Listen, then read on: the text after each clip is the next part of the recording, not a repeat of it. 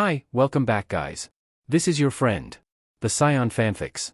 Back with amazing fanfiction. This is the series of What if Deku had karmic punishment quirk? Now before starting, please give this video a like and subscribe to the channel if you want more videos like this. Now let's get into the fanfic. Izuku hissed a string of curses while injecting himself with another needle. He didn't feel pain, he just felt himself floating on a thin line of relief and nothing. It was kind of pathetic sitting in an alley beneath the neon lights of some shitty drugstore. But Izuku didn't care at all, he just wanted some rest.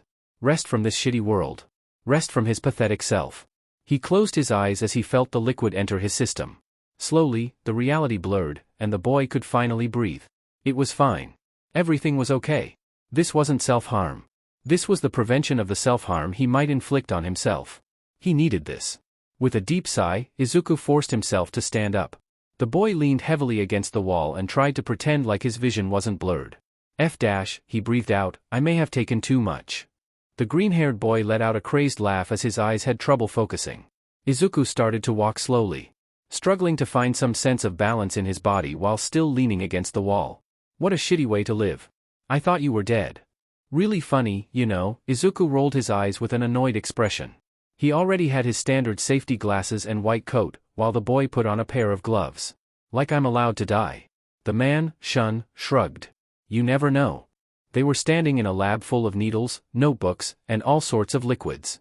The whole lab had a really simple design. Nothing too fancy. White walls that sucked the life from your soul. Izuku wanted nothing more than to flee from this place and burn it to the ground. Not only was this depressing, but also boring. His partner, Shun, was usually very quiet and only made some comments. Mainly about how miserable Izuku looked. He was right, but the boy could only glare. His hair was a mess. His pale skin, mainly from the lack of sun and vitamins, made him look sick. Not only that, but the dark circles under his eyes made him look like he hadn't slept for ages. There is a corpse that you need to cut today. Wait another day, and it won't be in a good state anymore, shimmied Shun in his ear. Izuku skimmed through some reports and glanced at the door. If only he could leave. The boy could only leave after doing 9 hours of work in the lab. Shun only needed to work 6. I'm going to do something stupid. Izuku already knew that there were guards outside the door, but that didn't stop him. Izuku dropped the reports at the table and opened the door with his pass that hung around his neck. Shun glanced curiously. Like he expected, 2 guards stood by the door. Izuku put his trembling hands in his pockets and took a step outside the room into the hallway. That's 1 step. The boy took another, but felt a heavy hand on his shoulder. You still have 8 hours and 32 minutes to go.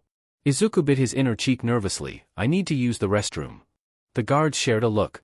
Yes, the bathroom is that way. One of them pointed to the other side of the hallway with a dead end. Izuku laughed nervously and brushed the firm hand off his shoulder. Gentlemen, I didn't want to say this out loud. But Shun had already used it and, let's say it smells. The 2 guards looked unimpressed. Izuku knew that he was F'd. With his last bit of strength, the boy made a run. The 2 guards didn't give him a second before they started to run too. Izuku ran through the hallway with a speed he didn't know he possessed and opened the door with his card. When the door opened, Izuku jumped through it. He kicked the card swiper, and it made a loud beep sound. The guards tried to open the entry, but couldn't. Izuku stared wide-eyed at the sight before him. He took a sluggish, steady breath and started to walk through another hallway. They were in an underground base. Sector 32, to be precise. Good thing Izuku memorized this whole sector. He carefully traveled through his sector to base. It was only a matter of time before he would be thrown into the lab again. He probably would get some extra hours as a punishment. Oh, well. There was another door. Izuku opened it without problem and poked his head through it. There were many people, some faces were covered with masks. They mostly wore black, a huge contrast to what Izuku was wearing. The boy kept his head low as he walked through the mass of people. Base 2 wasn't anything fancy. Their underground sectors and bases were built like an ant nest. Tunnels that sometimes made no sense and had confusing turns. There were 5 bases in total, but only 3 bases were mainly used. Izuku didn't know exactly how many sectors there were, but he knew Sector 32 by heart. Izuku made sure to keep walking and make no eye contact. He got so high yesterday that he blacked out 3 times. Izuku still felt foggy. The boy used his energy not to tumble. Then, he bumped into someone. The boy looked up and met yellow eyes. Something about them made Izuku's hair stand up. They weren't exactly natural. But so was this place. This whole place shouldn't exist, but it does. Izuku looked at the man up and down with curious eyes. He had never seen the man before. Many people in this business come and go, so it's only natural. He was blond with a charming smile. The man had gorgeous, large wings. They were red, a sharp color. He was dressed in black and had combat boots on. I apologize. The man smiled, a weird thing to do in this place, unless you are stabbing someone. Please, it's my fault. I wasn't looking where I was going. Izuku shrugged and turned to walk away, but the man grabbed his wrist softly. Sorry, I'm just new here and kinda lost. You seem to know your way around here. The boy frowned at that. He was clearly new, because nobody did things here like this. You don't simply say that you're new. That's a dead giveaway. That man clearly didn't know his way around. So Izuku can lure him into a trap and then kill him off guard. When Izuku didn't respond, the stranger just continued. Smiling. My name is Viperfang. You look like a person who would give me a helping hand. Did he really? Izuku found himself looking more like a walking corpse. Name's Izuku. Viperfang frowned in confusion. That doesn't really sound like a code name. I thought we weren't allowed to use our real names here. The boy only shrugged as he glanced around, searching for guards who would drag his butt back to the lab. Rules don't really apply to me that much. What? The wing seemed a bit lost. Why? Izuku threw a hardened look at him. Because he was stuck here. He couldn't leave, hadn't the privilege to. In reality, the green hair didn't know how long he had been stuck here. His first days in Base 2 were horrible and turned into weeks quickly. Weeks became months, and months blurred into years. Izuku moved from one base to another. The same goes for sectors. The boy spent here in the shitty underground nearly his whole life. Why should he need a code name? He wasn't leaving this place anytime soon. What he had were 3 hours of freedom. Every Sunday, Izuku could wish to go wherever he wanted for 3 precious hours. On one condition. He would be pumped with drags. It was no secret that Izuku was an addict. It was more of a power thing. They pumped him with drags so that the boy would come back to them without any issues. And Izuku wasn't strong enough to protest. Viperfang saw that he wouldn't answer the question and shifted on his feet uncomfortably. You're in Base 3 right now. There are 2 other bases, Base 1 and Base U. Probably need to be mainly in Base 2 if there are any meetings. There are too many sectors to explain, so don't get lost. The orientation here is tricky, explained Izuku in a monotone voice. The man nodded, taking the information greedily. So there are 3 bases in total? No. There are 2 other bases, but you need to have private access. Don't go there. The man's eyes widen. How big is this place exactly? Izuku shrugged with a tired look on his face. Don't know, don't care. The man nodded slowly and opened his mouth to ask another useless question, but Izuku felt himself being pushed to the ground. A guard held his wrist tightly while another guard was talking on his comm. Yeah, he was here in Base 3. Viperfang looked like he might jump on the guards, but held himself in. Instead, he asked in an impatient voice what exactly was happening, but the guards ignored him. Izuku gritted his teeth, debating if he needed to bite someone. He was violently hauled up to his feet and led to the lab again. The boy's head spun too much to see the stranger's face again. The guards threw Izuku violently into the lab. He fell on the ground and took a sharp breath. Pull a stunt like that again, and I will personally slaughter you, spat the guard angrily. We needed to fix the doors because of you. After that, the guard closed the door and left Izuku on the ground. Was your 15-minute trip worth it? The boy glanced at Shun, who was mixing potions with a concentrated face. Izuku only groaned in response. He expected to be caught again so fast, but it was still annoying. The boy tried to escape multiple times, but where would he go? He didn't have any money on him. Izuku barely understood what was happening in the outside world. He spends every week, and only if he behaves, well, 3 hours in the outside world. Izuku would be drugged and thrown in a random alley with another needle. It was a sick tactic to keep him at bay. But it worked. He wasn't strong enough to restrain himself from drugging himself. Most of the time, he just lay there drugged out of his mind. Izuku tried so many times to say no to the drag, but it felt just too good. He would sit there and look at the blue sky. Breathe the fresh or not so fresh air. Feel the wind in his wind, and that was enough for his sanity. Izuku, start working. The boy was still lying on the ground, letting his warm body feel the cold concrete. It felt nice. The things he would do just to lie on the grass and watch the sky. Grass. Izuku knew what it was and how it looked. But how did grass exactly? When the boy read novels, they described it as something soft. Was it so comfortable that many people would lie on it? Izuku, I swear, you already lost your lunch privileges. Don't lose your dinner. You're already skinny. Food. Right. He already lost his dinner with his stunt. Maybe if he worked really hard, would be useful, they would grant him dinner. Shun was right. He needed to get up. But his body wasn't working with him. Izuku felt all the energy drain from him. He was suffocating in this lab. I heard you like to make the guard's job harder than it already is. Yes, because standing in one place and making it look like you're focused is so hard, bit Izuku with a snark. Don't be such a brat. Izuku bit his tongue before he blurted something unfiltered. He wanted to be in bed. Not in this room, where it smelled of cigars and cheap alcohol. The man before him was lying lazily on the couch with a cigar. Do you want one? Before the green-haired boy could answer the question, the man stood up and gave him one anyway. Izuku bit his inner cheek nervously, a habit that he had. Thank you. The man lit it up. Izuku took a drag, then another, and then again another. Slowly, the boy felt like his mind started to relax. He knew this was another way to control him, a sick game. You can fight. It wasn't a question. The man already knew the answer, so why question it at all? Izuku just nodded while taking in the whole sensation of the cigar. The boy would train every day until his body was black and blue. You could barely call that training. His teachers had a field day just using him like a personal punching bag. But he survived and learned how to dodge. Izuku shivered. He wasn't that stupid crying boy anymore. No, he had a respectable name now. A mad scientist. But he was still a prisoner. Maybe he had more privileges, but at this point, what even mattered in this life? What do you know of the League of Villains? Izuku stilled. Was this a trick question? The man knew that the boy had no way to look at the news outside this underground base. But, he heard some rumors. Information was priceless after all. Nothing. It sounds like some shitty video game. Do you even know what a video game is? The man sounded amused. Like, Izuku blurted something funny. I've read about it. The man hummed and took a drag. The room was filled with smoke. Izuku took a drag too. I want you to work with them. At that, Izuku nearly collapsed. Do you want to get rid of me? The man only smirked, not at all. Izuku was dressed in blue, baggy jeans with a black, oversized hoodie. He had sunglasses on, which should help with the bright sun. The boy winced when they were navigating around the crowded market. Everything was too loud. His senses weren't made for such crowds. Children are screaming and playing with each other. Mothers smile while gently scolding their children. Vendors scream loudly, reclaiming their products with booming voices. Everyone was going somewhere, bumping into each other while navigating around here. Izuku felt like he was suffocating all over again. There was too much color. Izuku found somewhat comfort in his white, lifeless halls. It made him focus on his work. It made it easier to clean blood from the walls, because you could see well where it was messy. His eyes hurt.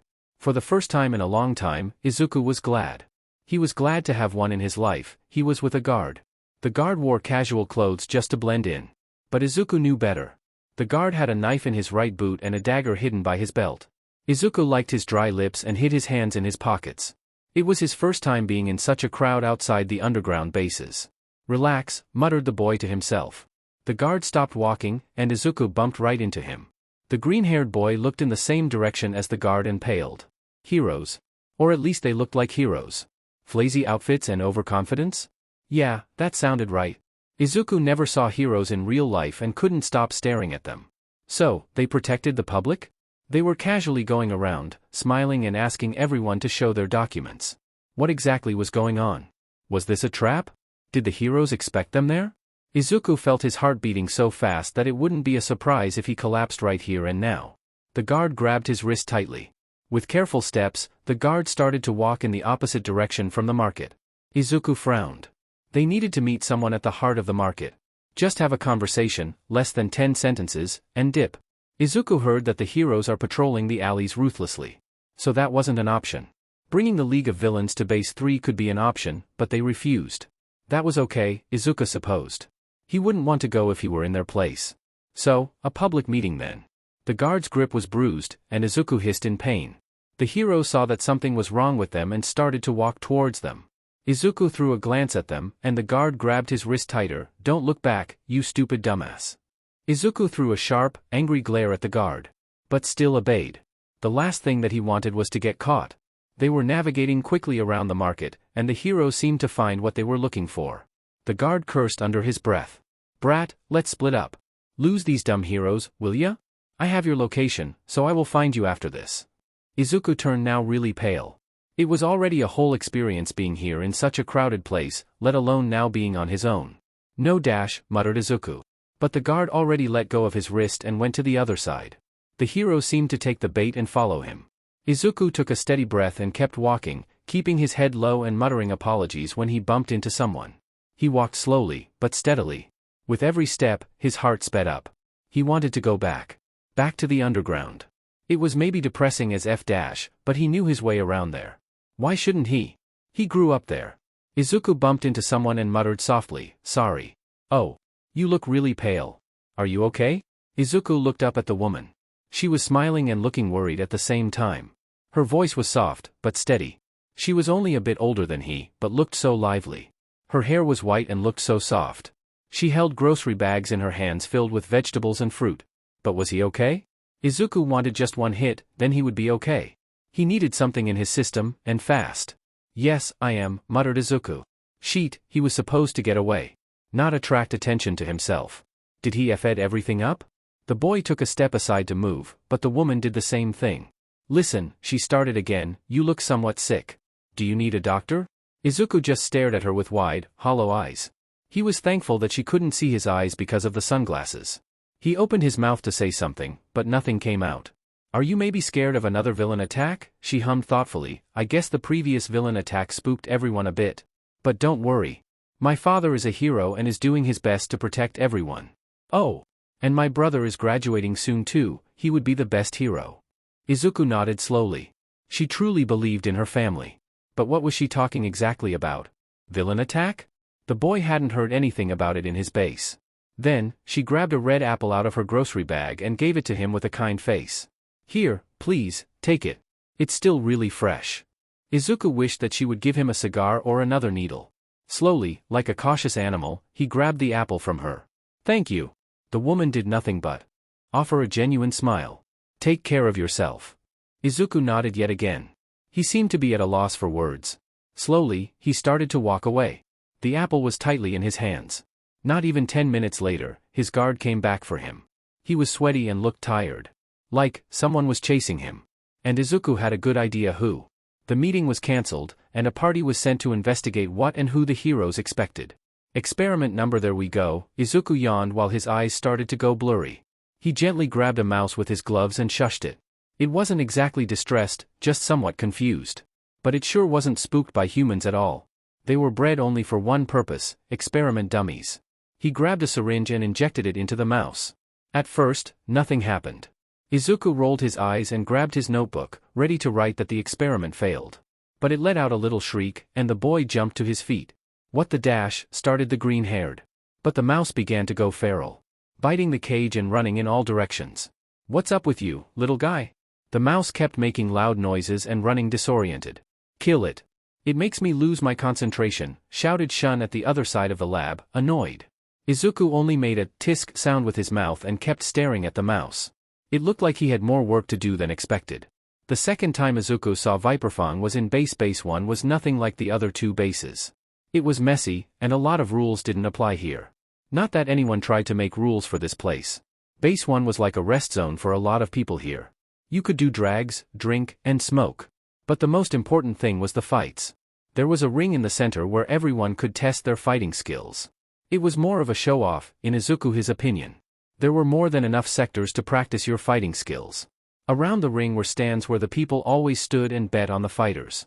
In other words, it stank. You could smell the alcohol, sweat, and blood. Not that it bothered Izuku so much, as long as he could get high or wasted. Base 1 was simply for brawls, while Base 3 was for brains. Viperfang saw Izuku first and waved at the boy. Izuku simply threw him a confused stare before making his way to him. The wing seemed to be uncomfortable in base. He was standing not so far off the ring, and the boy pushed some people aside to stand beside him. "Yo," the man greeted him with a smile. His eyes were focused on everything at the same time. It looked like he was paranoid. Why? Was this the first time that he visited Base 1? Izuku had a free day, Sunday. The week passed all too fast, and the only thing he knew was that he was allowed to get high. Normally, he had his outside privileges. But his boss found it too dangerous. He was worried that the heroes had seen his face. Viperfang's wings were tightly wrapped around himself. It looked like the man had trouble being in such cramped places. "Hey!" The man stared at him with worry. Izuku couldn't really tell. Not that he cared that much. "What are you doing here?" the man asked in a light manner. But something in his eyes screamed like there was something wrong. "Getting high." Viperfang stared at him with wide eyes. Like he couldn't believe him. Like he was debating whether this was a joke or not. What? Izuku didn't care what that man thought of him. The boy looked at the ring and saw a man fighting with a woman. Her fighting style wasn't about strength, but about speed. She was like a fairy. Dancing and moving fast on her feet. Never staying in one place too long. She is getting slower, Izuku hummed in his head. The woman was using too much energy in dodging and wasn't attacking. The man at the other side had brute strength and was attacking. They both danced in a steady rhythm, making sure not to get hit and end this fight as fast as possible. They were doing hand-to-hand combat, making no use of their quirks. Just as the woman ducked and left the man exposed, ready to hit. The man seemed to predict that. He was ready to grab her fist and twist her whole arm. But in one blink, the woman teleported to the other side and punched the guy in his jaw. He fell over, losing his balance, and she delivered a final kick. People all over started to cheer and laugh. Izuku raised his eyebrow. This was nothing special here. Every Sunday, he would be in base 1, and it was always the same. People would want some ego boost and get in that ring, losing their teeth in the process. But who was Izuku to judge? The boy started to walk towards the bar at the end of the base. Viperfang started following him quickly. Izuku, wait! But the boy didn't care. Why was that man so keen on following him? Izuku could slip into the crowd easily because of his skinny form. Viperfang, on the other hand, wasn't so lucky. The man bumped into everyone and muttered curses under his breath. Izuku heard his name being called again and stopped, annoyed. He turned around and met the winged man. What do you FING want? Viperfang stilled. Not expecting such a harsh tone. He seemed to be at a loss for words. The last time I saw you, you were being dragged out by these guards. Why? I thought you did something. Well dash. Why do you care so much? The winged one paused at that. He opened his mouth to respond, but was cut off by an alarm. Izuku winced because of how loud it was. Viperfang's mouth fell to the ground and paled. Then there was chaos. People screamed and ran like an uncoordinated bunch of chickens. The guards screamed commands, and some villains started to put their masks on, grinning like they had been waiting for this moment. The dealers and smugglers paled and started to run in all directions. Izuku covered his ears from how loud everything and everyone was. But he knew exactly what to do. He needed to return to sector with a burst of energy. Izuku ran. He didn't care who he bumped or who was screaming at him. Izuku needed to at least save his notebooks with all his research in them. All his hard work would go to waste. Or worse, somebody could steal it. His boss would give him the beating of his life. The boy was in Sector 29, just a little bit, and he was in his own sector. He was running through the white hallway. Izuku then felt someone grab the back of his hoodie and pull it back. The boy let out a silent scream in surprise while he fell on the ground. Izuku tried to get up, not even a second later. But he was pinned to the ground. Green eyes met yellow. Viperfang looked pained, but also decided. He held the boy by his shoulders. Izuku felt panic taking over him, but he forced himself to stay calm. The green-haired boy grabbed the man's hand and twisted it with a practiced ease. Then, he got up and ran. Not even 10 steps further, and he felt a blow to his head. Fucker, slurred Izuku out slowly, before his whole vision went black. Izuku woke up gasping for air. He felt like a bucket of cold water had been thrown at him. The boy wasted no time in sitting up. He winced at how much his head hurt. FING hell, man. He was sitting on a really soft bed. Izuku was in a spacious room with more beds all lined up. His head was bandaged tightly. The boy rubbed his head softly. He hadn't had his hoodie and jeans on, but linen pants and a white shirt. What happened? Where was he? Izuku's eyes were fixed on the windows in the room. There were no windows in the underground. The boy stood up and muttered a string of curses. His eyes were fixed on the windows, and only on the windows. He could see the blue sky and some flats. The sky today was bluer than normal. Breathing was hard, and focusing was even harder. This was the first time in his life that he was outside without any guards and not drugged. Izuku took a few steps towards the window. He was in awe of the view. Afraid that if he looked away, the sky might disappear. It was a silly thought. Was he dreaming? Izuku pinched himself and felt pain. So he wasn't dreaming after all. Was this a trick? A test to prove his loyalty? Izuku took a deep breath to steady himself. This air felt fresh. Nothing like the humid, suffocating underground air. The boy needed to move. Run. Do at least something. Then, the boy heard the door handle move and it was Viperfang. This time, he wasn't wearing his plain, black clothes. But he was dressed nicely with a jacket and yellow glasses that served as some kind of mask. Izuku tensed up. Memories came flooding back. They were in base 1 when all of this happened. Viperfang knocked him out cold. Why? Would he torture Izuku to give him information? What was happening? Izuku wanted to kill himself. He unintelligently helped the enemy. Sold some important information to him. How could he be so dumb and stupid? Izuku wanted to do nothing more than curl in a ball, take a hit of a fresh cigar, and cry. Of course, he couldn't do that. F off. Take another step and I will F you up. Viperfang only raised his arms slowly and gave the boy a smile. I'm not here to hurt you, Izuku. I want to help you. Don't use my FING name. Izuku scanned the room and realized there was no other escape than the window. The very window he was so close to. The problem was that if he jumped from it, he might die. He learned parkour as a child, but Izuku wasn't so sure that it would save him here. Okay, nodded Viperfang, I understand. My apologies. Izuku debated jumping on him and taking the man by surprise. My name is Hawks. Izuku blinked really slowly at that. That wasn't the reaction that the man expected, as he only gave him a tired smile. I don't know what happened to you, but you're safe. Just know that. No, you listen to me. I don't care what your name is. Answer my question first, where am I? Before Hawks could even answer, the door opened again. A police officer came inside. Izuku felt like he might faint. He didn't like this one bit. Not only did he miss his usual Sunday dose, but he was also captured and surrounded by these weird people. The boy might go insane. Hello, good to see you awake. My name is Tajuro. I'm here to help you out. The police's voice was calm, but steady. I'm going to ask some questions, sit. Izuku scanned Tajuro and Hawks intensely. The boy was torn between screaming and throwing things, or just crying. He was never trained for these kinds of things. He was never even supposed to leave the underground in the first place. Izuku took a seat on his bed slowly. Hawks lit up like a puppy and sat at another bed. The police officer sat next to the winged one. So, first things first, started the officer, what's your name? Izuku threw a glare at Hawks, he already knows my name and told you too. So, why should I introduce myself? Well, we only know your first name. What's your family name? Izuku gave them a long, hollow look. I don't know. Hawks seemed at a loss for words. What? The officer seemed to write something on the paper, you simply don't know? No. Well, how old are you? Izuku glanced at the blue sky and wondered how much he was allowed, to reveal. They seemed to be pretty kind and harmless. But would they stay like this if Izuku refused to answer the questions? I'm 18. That shocked both of them. Hawks seemed to choke and only stare at him in horror. Only Tajuro could hide his surprise, but he kept staring at Izuku like he had grown a third head. Are you sure? Izuku didn't understand why they were all so shocked. Of course, he was sure. He turned 18 not so long ago. Not that he really celebrated. But he was gifted a pack of strawberries and an eat-up from Shun. It was a sweet thing to do. Yes. Kid. I will be honest, I thought you were 15 or something. You don't look 18 at all. Izuku knew that he was somewhat shorter than all the other 18-year-olds. Consuming drags and cigars did nothing. Good for him. He grew up with extremely limited sunlight. The food underground wasn't the best, it lacked the vitamins he needed when he was just a little kid. What were you doing there with all these villains? Izuku stilled. The way this officer says, you, and, these villains.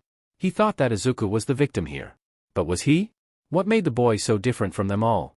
I'm not telling you shit. Listen, I get it that you're scared. But you're safe here. I promise you that. Izuku nearly laughed at that. Was he? The green-haired boy was never safe, wherever he went. When Izuku didn't respond, the officer scribbled something down quickly. What's your quirk? I'm not telling you that. Do you have any family left? My father. What about your mother? Izuku gently shook his head. Where is your father? Do you know that? Izuku bit his tongue, hard. He knew exactly where his father was. Down in base the boy hadn't seen his father for 2 weeks, to be precise.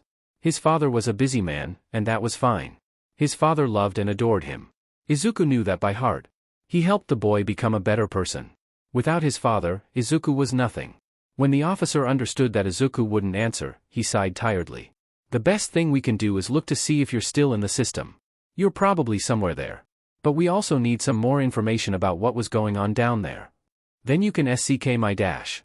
Hawk snorted at that and cut Izuku off before he could finish his sentence. I need to talk with you alone. Tajuro threw a questioning look at that, but Hawks waved him off. Relax, everything is fine. You should go and get some coffee, my friend, smiled the man before pushing Tajuro out of the door with ease. After he closed it, Hawks threw a sharp look at Izuku. The green-haired boy stiffened at that, but held his head high. What do you want from me? Hawk's smile dropped, and he leaned against the door. Relax. In reality, Izuku was terrified. He would rather cut some poor body open than sit here and answer these stupid questions. Did he share something that he shouldn't? Everything would be fine. It wasn't like he was in any system, right? His father would have taken care of everything. Something about Hawk's eyes felt uncanny. His stare made Izuku uncomfortable, and the silence that was being dragged made the boy want to scream.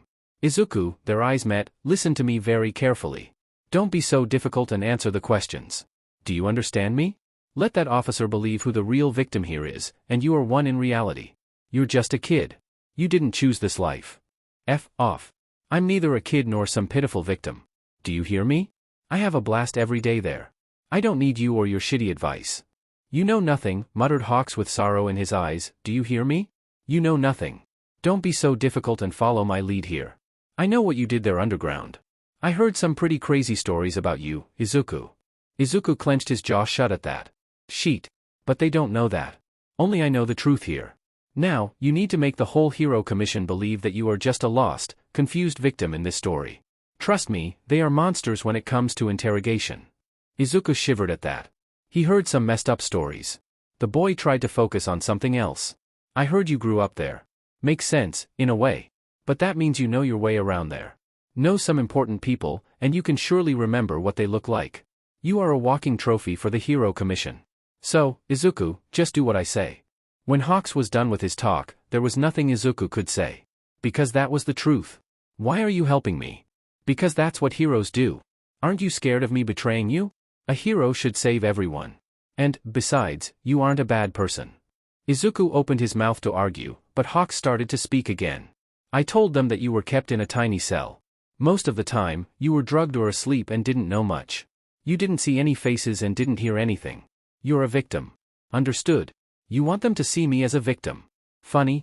I knew the screams that nobody ever wanted anyone to hear, the blood that no one would ever clean up.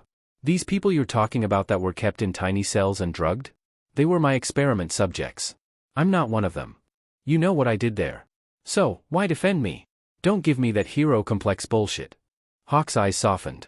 They would lock you up for the rest of your life. So what? I deserve it. No one ever gave you a choice to begin with. Tajuro and his team were running tests on him.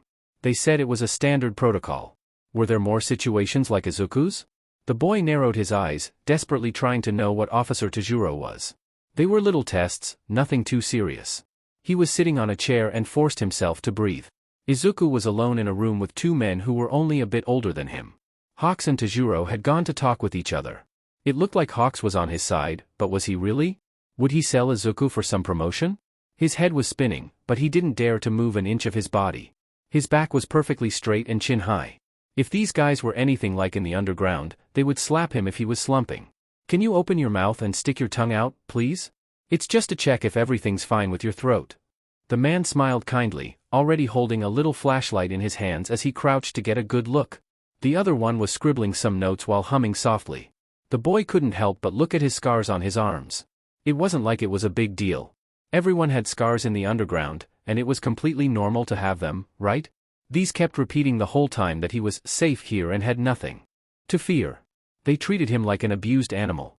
Izuku opened his mouth while looking up at the white, bright light. Everything was fine.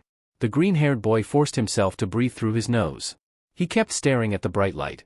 Izuku closed his eyes and pretended he was back, doing his weekly checkups with the doctors there. It was a standard protocol before they could give his weekly dose. And done. Izuku allowed himself to open his eyes and glance at the window.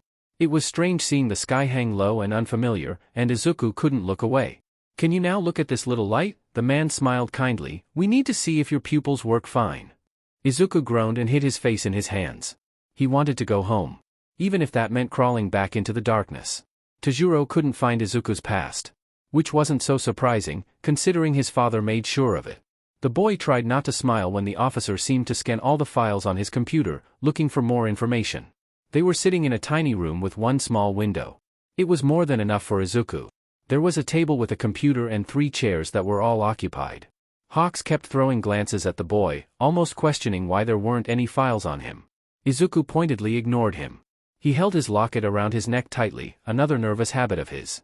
The green-haired boy couldn't remember where he got that from or when. It was just something that always stayed with him. despite his father's protests to throw it away. Izuku learned how to hide it so that his father won't see it. But he wasn't here. So it was fine. It was an old thing.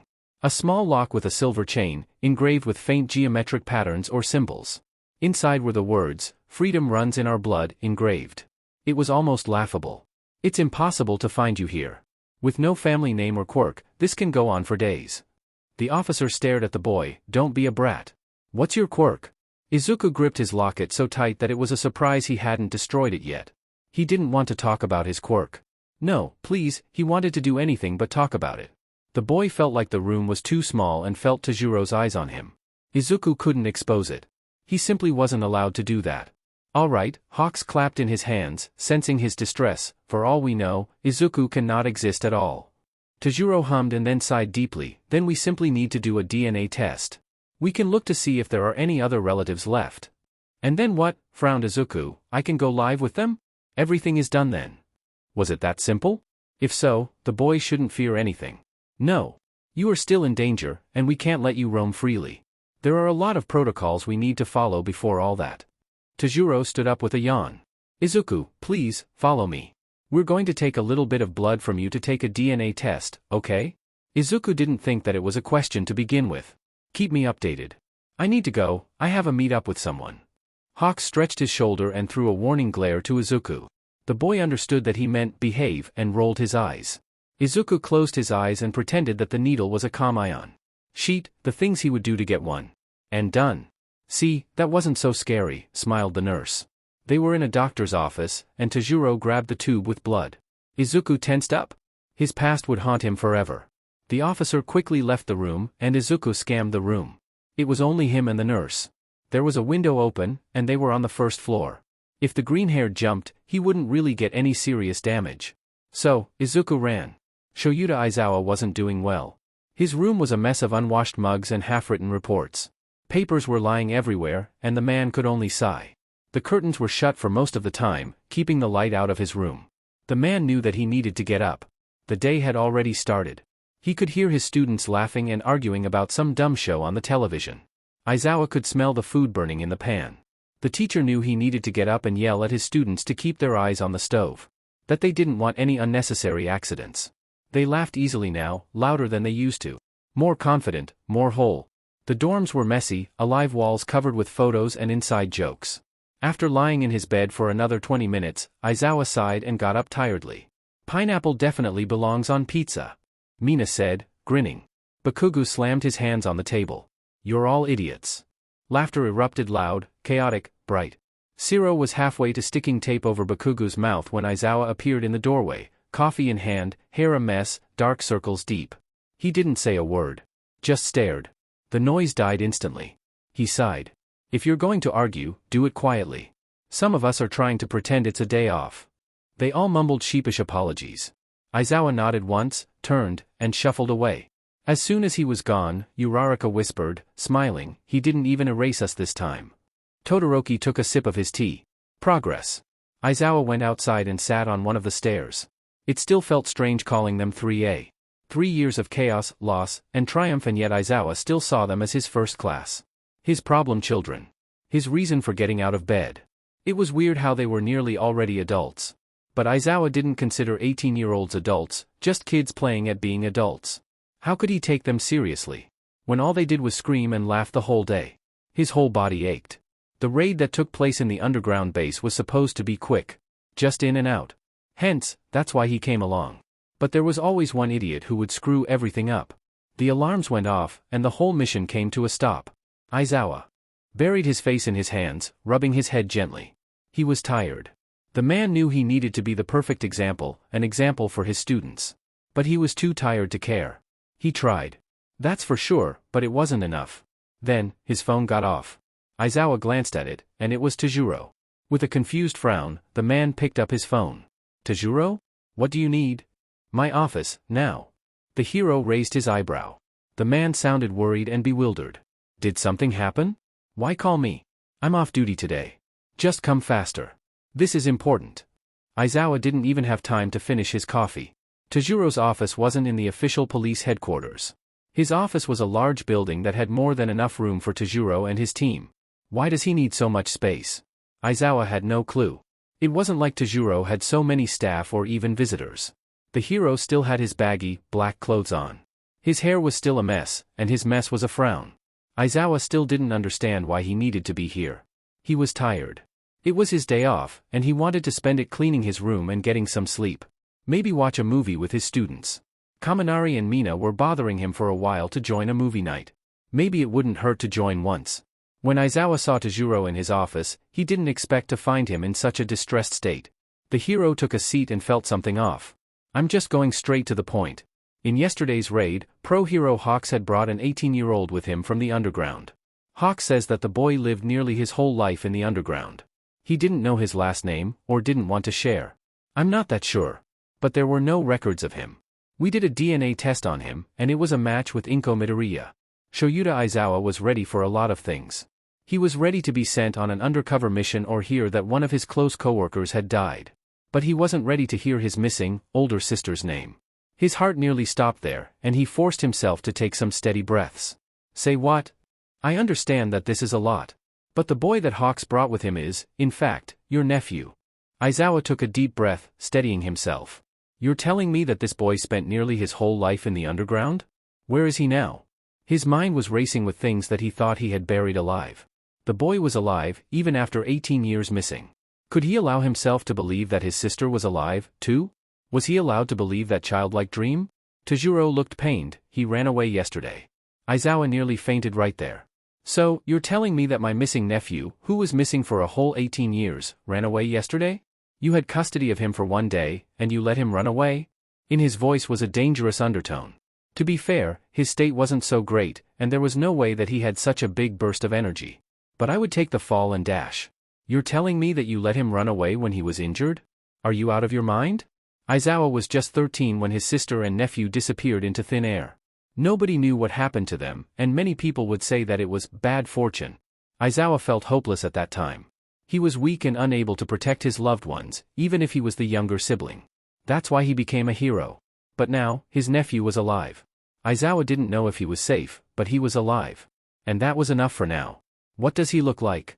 Definitely not like you, laughed Hawks as he opened the door of the office with a donut in his hand, but he is definitely a spitfire. Aizawa narrowed his eyes. You think this is funny? The winged hero stopped and tilted his head in a bird-like way. I think we should hurry up. Izuku ran. He didn't see where he was running. The boy didn't stop after bumping into an old lady. He didn't slow down for the cars that honked angrily at him. Izuku couldn't afford to slow down. He couldn't be caught again. He needed to be faster. The streets started to blur. His vision blurred, and his lungs were on fire. Izuku gasped for air as he fell on his knees and clutched his chest tightly. Sweat was dripping from his forehead, and he didn't receive enough air in his lungs. Izuku felt tears form in his eyes. Was this really a good moment to cry? He couldn't afford to become a sobbing mess. He needed to get away. And fast. The boy tried to wipe the tears away in his eyes while taking large gasps for air. The full light of the sun shone right in his face. Izuku squinted his eyes at that and realized that he was on a busy street. Sheet. That was the moment he noticed how many people stared at him, and some even asked questions to him. Are you alright? He needs an ambulance, and fast. What's happening? Is everything okay with him? He looks kinda pale and dash. Everything was not alright. There was too much noise. Izuku wanted so badly to cover his ears with his hands, but instead used them to help himself to stand up. He was causing too much attention to himself. The boy needs to get going, and fast. Then, he felt a strong grip on his shoulder. Izuku could barely react before he was shoved to move forward. He needs some air. Everything is fine. The boy took some steps in a daze. Still processing what was actually happening. Then it clicked. Izuku nearly jumped as he looked at who was still gripping his shoulder. It was a woman. The same one from the market. Now, up close, Izuku could see that her hair wasn't purely white but had some red parts in it too. She noticed him coming back to his senses and let him go, shooting him a kind smile. I'm sorry for grabbing you like that. We just needed to get away from the crowd. I get how you feel about that. I get anxiety like that sometimes around paparazzi, too. Paparazzi? Who was she? Izuku nodded slowly. Are you alright? You don't look very well. That's where it hit him. Izuku was a complete idiot. He was still wearing his slippers from that clinic, and his head was bandaged. No wonder people shot him glances. Izuku shouldn't panic like that. He wasn't trained so that he could be a crybaby. I'm fine. Just as Izuku was ready to slip into the crowd, she grabbed his shoulder gently. The boy got a strong sense of déjà vu. She shot him a pleading look. It's not normal to walk on the streets with a head injury. Don't care. Didn't ask, snared Izuku as he looked around the streets. Fearing seeing police or heroes. He felt somewhat guilty for brushing her off like that, even if she had helped him earlier. Izuku appreciated her help, but he needed to focus on other things now. Oh my, that temper reminds me of one of my brothers. She wasn't angry or annoyed. That was new. Most people would scream back at Izuku or throw a fist at him. What's your name? Mine is Fuyumi Todoroki. Izuku turned to look at her so fast that he heard his neck crack. Todoroki? No way. What had he done to deserve this cruel twist? No, he couldn't answer that question. A lot of things. Izuku couldn't believe his luck. This was the daughter of Pro Hero number 2? When Fuyumi noticed how quiet he was, she only smiled. Izuku bit his lip and looked away. He couldn't reveal who he was. The boy already revealed too much. How stupid could he be? Isaac Walter. She blinked at that. That's an interesting name. Izuku gritted his teeth at that.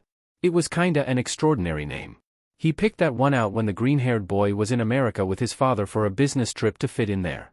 Do you need a place to stay? Izuku shook his head violently. He didn't want anything to do with her family. It wasn't anything personal, really, but the boy wanted to keep his distance. I'm fine, thank you. He couldn't stay here longer and play pretend civilian. Izuku needed to move. He needed to find his way down to the underground and let everyone know that he was okay. Right? Because that's what he wanted.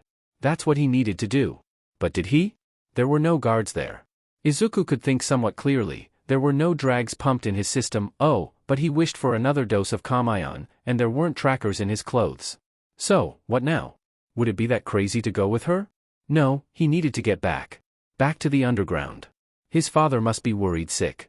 Izuku felt like a bad son. Had he disappointed him yet again? You don't need to stay for long. Just let me check if your head is fine. All right? You don't have to be scared. You know Dash. Her soft voice was fading into the background as Izuku noticed police officers on the streets. To make things worse, there were heroes with them. They seemed to ask questions to strangers, and Izuku felt cold sweat on his back. Dash. Were they looking for him? He needed a way out. I will go with you. Thank you so much for the offering. Let's go, now, muttered Izuku with a buzzing energy, and Fuyumi frowned in confusion. But she started to walk, and Izuku joined her by the side. They walked for a short period of time. Fuyumi was telling a story about how she and her brothers grilled an egg on her brother's stomach. Izuku was more on the quieter side, but sometimes muttered some questions. Did you eat that egg? What? No. That's so gross. It was funny, though. They walked into a forest, and when Izuku asked why there weren't any other people here, she laughed and told him that it was her property. That shocked the boy to the core. He never really saw a forest, let alone met someone who owned one. Izuku was in awe at how pretty something could be. They came to a stop, and the boy's eyes widened. Before them was an enormous house that was based on the Japanese old style. Really fancy. It probably costs a lot and even more to keep it neat and well taken care of. Wait. Was Endeavor home too? That would cause some problems. Sheet. Fuyumi saw how hard Izuku stared and laughed it off. Don't worry. It's a big house, but it's always empty. She was smiling, but her eyes looked sad. The boy could understand that. He felt somewhat lonely in most sectors, too. Fuyumi then started to walk inside. Make yourself feel at home. Izuku didn't know what he was expecting. But it sure wasn't this. He was given a new pair of clothes, and she pointed out where the bath was. It was nice. In the underground, the douches were kind of gross and cold. You had a time limit, and the high water pressure made your whole body ache. Sometimes when Izuku was with his father on trips, he would take a bath. It was the best feeling ever. Soaking your bones in hot water. Izuku didn't ask where she got these clothes from. But he appreciated it. They were a bit too big for him, but that was fine. Next, she insisted on looking at the head and bandaging it. But Izuku waved her off. He was still freaking out about this whole outside thing. Plus, the boy didn't trust her. People coming so close to him made him uncomfortable. He still felt kind of dizzy, but didn't let it show. Then, before he knew it, they were sitting on the ground sharing a meal. Fuyumi explained that she liked cooking. It was a great hobby. It's been a while since I shared a meal with someone. Father isn't home often, and when he is, then he's in his office the whole day. You mentioned that you had brothers earlier. Yes. They both live in their school dorms.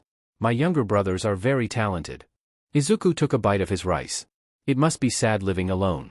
Why don't they visit on the weekends? Well, that's a long story. But they don't have really good memories of this place. Now she looked sad. Izuku didn't mean to hit such a nerve, but he did.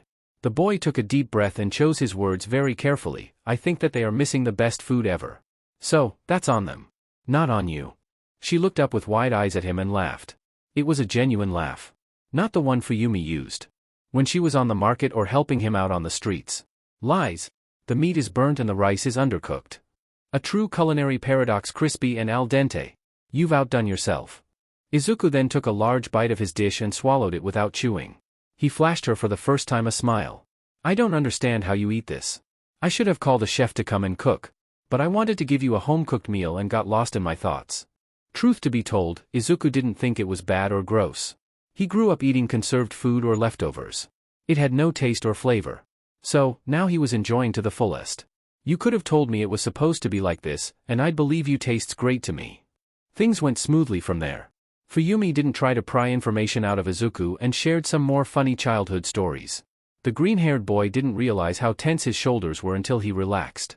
His mind was still filled with paranoia. A small voice in his head was screaming for a needle, a hit, or some pill. But he blocked that voice quickly and tried to focus on the conversation. After the meal, it became quickly dark. Fuyumi led Izuku to a guest room where she left him to rest. The boy let out a deep sigh and fell onto his mattress on the ground. Izuku didn't know what to make of Fuyumi. She was kind, and she would get killed because of it one day. Nobody was this kind without a reason. When he asked why she was helping him, the woman replied with a faint, "You remind me of someone." He laid there wide awake. Thoughts plagued his mind, and that voice in his head didn't shut up. What was going to happen now? There was a window. Izuku tiredly got up from his sheets and pushed the mattress against the window. Then, he laid again on his bed and watched the stars shine brighter than he ever imagined. The boy let the tears fall just for a moment before the world demanded his strength again. The ceiling above him wasn't metal. That was the first thing that didn't make sense. Izuku blinked slowly as he took an uneven, deep breath. He glanced around the room in confusion. The boy sat up and rubbed his eyes. Then he winced as he rubbed his head and... Right. He was in the Todoroki house. He wasn't in the underground. Izuku wasn't going to run tests on rats and mice. He wasn't in that damp, cold experiment room sharing a lab with Shun. Shun. Was everything all right with him? Izuku hoped so. The boy took a steady breath and gripped his sheets tightly to steady himself. He was free. He wasn't in there anymore. Or should the boy just go back? Izuku bit his inner cheek nervously. He probably should go back. That was the right thing to do. His father was already looking for him and missing him. Izuku bit his cheek so hard that it drew blood. He could taste the metal, and Izuku nearly puked. Memories of how he was beaten by his trainers and instructors flooded back. The academy years were the worst. Izuku felt himself shiver and scoffed. He needed to man up. The boy couldn't cry the whole time just because of some bad memories. Walter, are you awake? Breakfast is ready. Izuku jumped a bit, completely forgetting Fuyumi. The boy rolled his shoulders and got up tiredly. Coming, his voice was hoarse from crying the previous night, and he winced at that. Izuku opened the door grumpily and saw some fresh clothes on the ground. A laugh bubbled from his throat as he picked them slowly. Fuyumi had no reason to help him, but she still did. She was weird, decided Izuku. He put the clothes on in one swift movement. They were too big again. The boy walked through the halls and shivered at the thought of seeing Endeavor. Fuyumi explained that he was never home and was okay with helping him. But Izuku had a feeling he wouldn't appreciate a random stranger chilling in his home, brought by his daughter. As he entered the kitchen, the boy saw Fuyumi making pancakes. Well, trying to. Izuku could smell the burnt feeling and grimaced. He had never eaten pancakes before, but he already knew that the smell wasn't normal.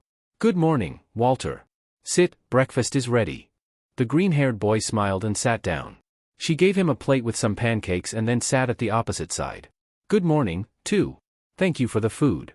They started to eat and fell into comfortable silence. That is, until Fuyumi started to ask questions. Walter, you look better now that you got some good sleep. I love to help you out. But I need to know what is happening too. Izuku nearly choked on his food. Sheet. Why was she asking these things now, of all the times? You can tell me anything. I won't judge you, alright? I get you're in a rough position now. Trust me, I understand. But I need some context too. So, do you have a safe place to stay? Started Izuku with wide eyes. What was he supposed to say? The boy didn't know if he even wanted to go back to the underground. Back to never seeing the stars, when he just discovered them. Back to his 3 hours of freedom every Sunday. Izuku didn't know if he could take it. I don't think so. That's it. She was going to kick him out. Izuku already suspected it, but he wasn't ready now. The boy hadn't figured out how this whole outside world worked exactly. He needed some more time. Her face turned serious. Fuyumi seemed to be deep in thought as she took a bite of her pancake. I see. I'm sorry to hear that. I understand what you feel, even if it doesn't seem to be so. So, you don't really have a good connection with your parents? Izuku stilled at that. Right now, he wanted to think of anything else than his father. He gripped his fork so hard that his knuckles became white. What would his father think of him now? Would Izuku be pinned as a traitor? Izuku answered the question very carefully. I don't have a mother. And, I don't see my father that often. Fuyumi stared at him with wide eyes. She had a certain look in her eyes that the boy couldn't recognize. I'm sorry I brought it up. It's all right. They ate in silence until Fuyumi got up. I need to go to work. I will be home around noon. Is that all right? That was when Izuku realized that she was leaving him here. At her house, alone. The boy opened his mouth to respond, but he didn't know exactly what to say. So he just nodded. She started to walk towards the hallway until she turned to him and beamed. You know, we are somewhat alike. People like us should stick together. Let's see what we can do for you when I'm back. There is some food left in the fridge, and you can take a walk in the garden. Izuku felt a pang of guilt. She cared so much for him, and he didn't even tell her the whole truth. The boy stared at his food with an empty look on his face. Did she really think that they were kinda alike? He was so deep in thought that he didn't notice the front door shutting with a soft click. So, he was alone now. Izuku hated this part of himself with a fierce passion. But he couldn't help it. He was desperately searching the bathroom cabinets. At first, it was more with curiosity, but it quickly escalated to a disgusted need. He opened nearly all the cabinets, and when the boy opened the final one, Izuku nearly cried. Inside was exactly what he had been looking for. Pills. Many of them. The green-haired boy didn't bother with looking at what they were for. He just grabbed 3 pills greedily from a purple bottle and swallowed them without water. When he didn't feel a thing, Izuku debated whether to grab another one. But then the pills melt bitter on his tongue. A minute later, the warmth starts slow, creeping, almost kind. His hands stop shaking. The noise in his head softens to a hum. Izuku hummed contentedly. Time seemed to blur, and he finally felt himself relax to the fullest. Life was easier like this. Izuku could live like this his whole life. Then he glanced at the mirror. His skin was still too pale as his eye bags were heavily showing, almost bruising his skin. He looked more like a ghost than a human. Shudo Aizawa didn't know his nephew that well. How could he? Izuku, that name felt foreign on his tongue, disappeared when he was just an infant. But the pain felt still to this day raw. He remembered how his older sister always told him to protect little Izuku. To be a good uncle. Now, 18 years later, and he can fulfill her last wish.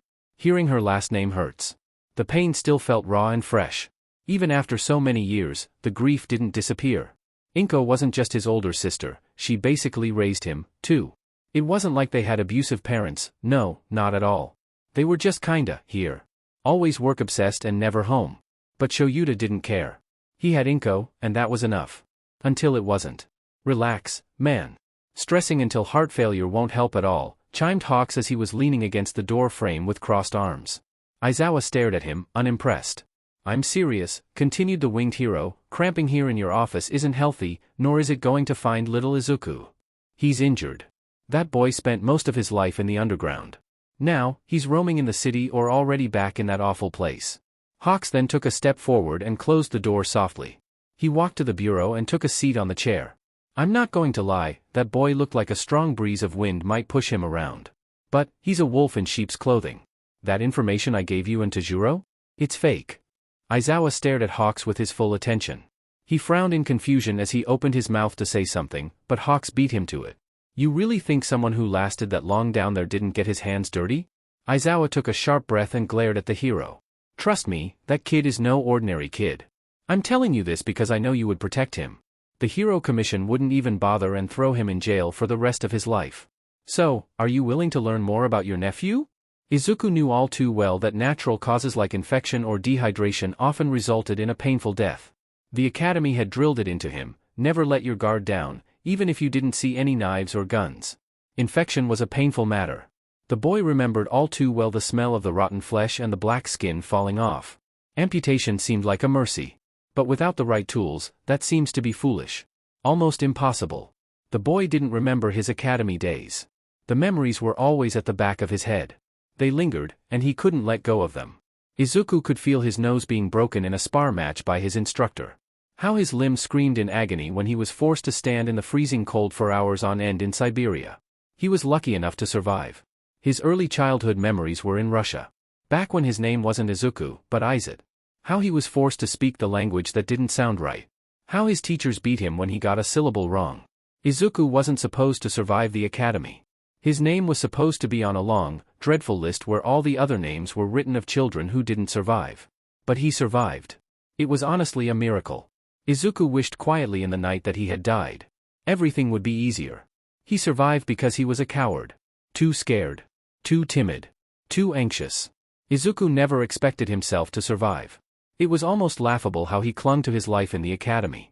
His combat skills were questionable, as his instructors always got frustrated with him.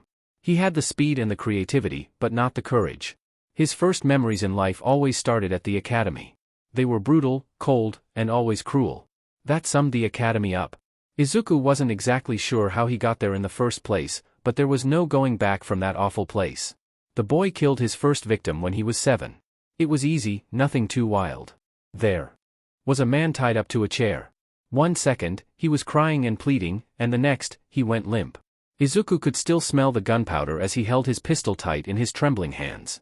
His teacher didn't look pleased or displeased. She looked bored, at most. But she nodded, and Izuku figured out that he could live another day. That day, 2 other boys disappeared from his class. A week later, Izuku learned that they refused to kill and cried. What a shame. Showing emotions was for fools, and this was no place to fool around. Izuku knew that. His teacher gave him a slap to his face, hard enough that he became dizzy, for his trembling hands. His class started with 23 people. Only 3 could graduate. It wasn't like Izuku was the smartest, strongest, or hardest to kill. He was lucky. Lucky enough not to draw too much attention to himself. Not stand out too much so that you become a target. The most cocky kids got killed faster. Izuku could remember the smell of blood.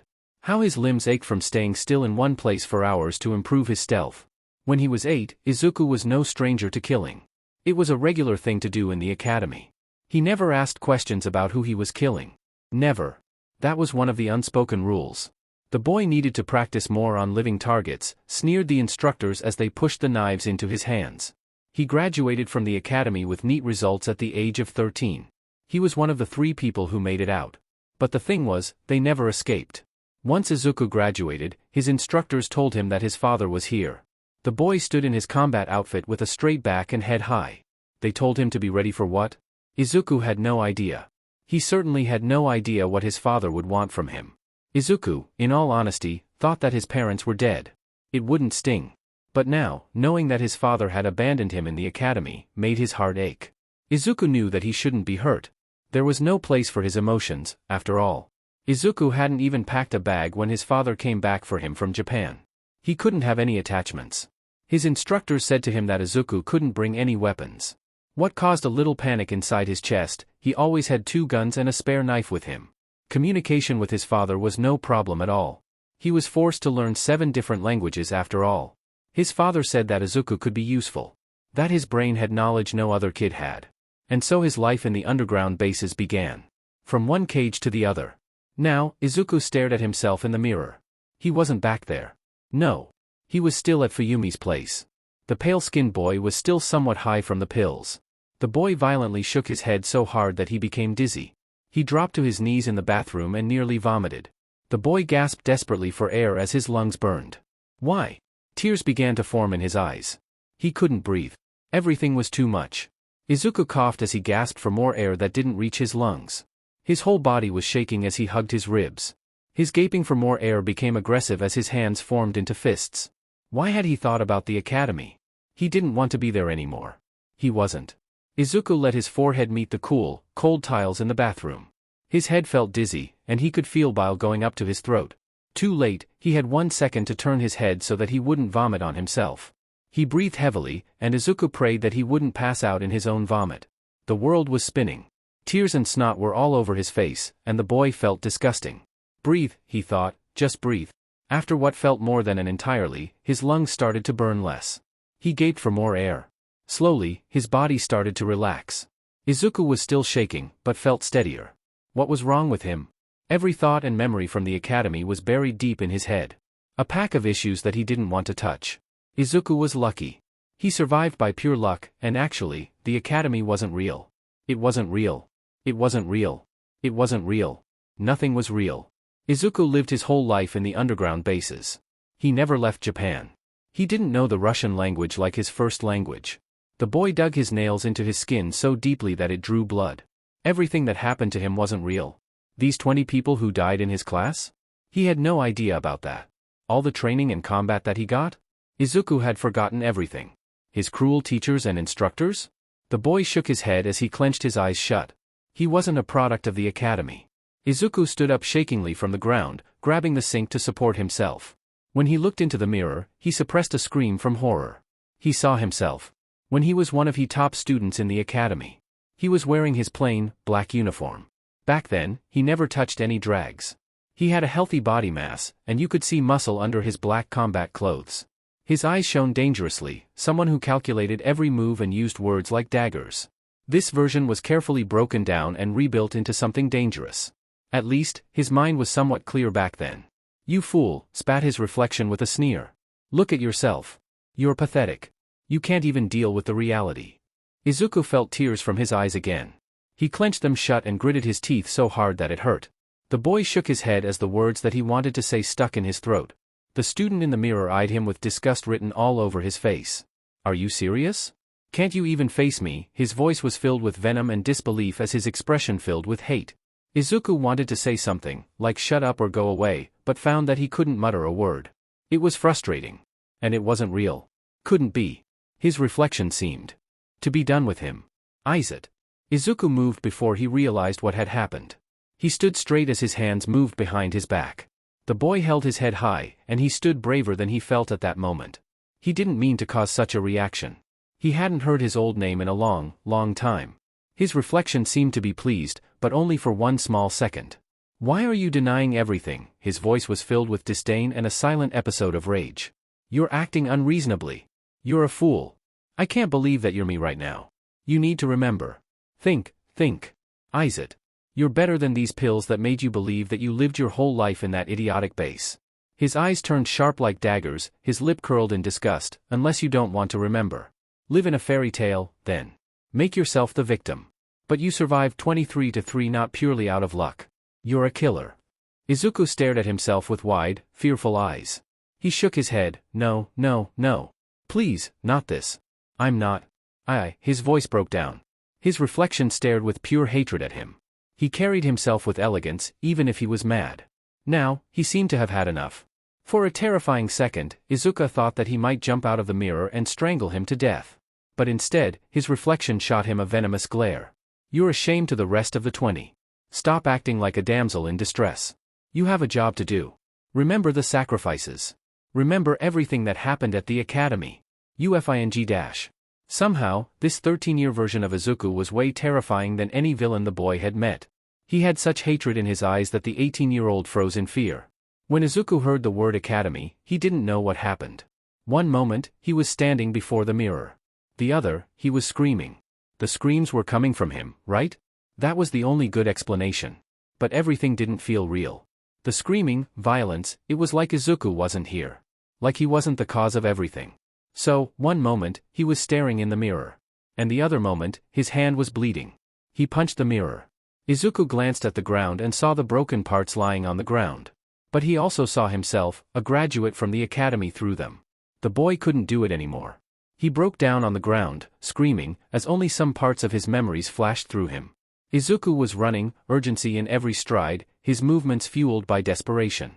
He was breathing heavy as his lungs burned, telling him to stop, but he kept running. His vision was blurred as he felt the blood still dripping from his knuckles. The boy was sprinting, not looking where he was going. Izuku knew one thing clearly: he needed to get away. Because this wasn't real. Nothing was at the end. Izuku then collapsed into the wall. He sat against it, trying to catch his breath. His whole body was trembling, and the boy felt miserable. Why? Why was this happening to him? The pale-skinned boy grew up in Japan. His first language was Japanese, and father never left him. So, why did everything feel like a lie? Izuku closed his eyes as he remembered his reflection in the mirror. His 13-year-old self. The boy shivered and struggled to hold back a sob. He didn't want to go back. Izuku would rather die than go back. The boy took a steady breath and looked up to the sky. His whole body was trembling, but Izuku didn't care enough to do something about it. The boy knew that his entire life had been a lie. Izuku could repeat that it wasn't real. That he never fought someone and won. That the academy wasn't real at all. But the boy knew that he would be lying to himself. The reality was cracking. He could go back to the underground, Izuku supposed. His father would be pleased, and he would get his regular shot of needles and pills. Those bad memories would disappear. The academy would still linger in his mind, but Izuku wouldn't figure anything more about it. That sounded good. Izuku would be fed the sweet lie from the spoon while the rotten truth would be swept away. The boy leaned heavily against the wall as he looked around in the alley. He could find his way back. Izuku bit his cheek nervously as he weighed his options. That could do. The freckled boy could sweep the ugly truth behind a rug and live his life. What stopped him? He lived for 5 whole years like that. Izuku didn't know why they were trying to keep him quiet. Dumb. Repressed. But they were doing a great job at it. With shaking legs, the boy stood up. What other choice did he have? Izuku had no real family aside from his father. He needed the pills to function and live.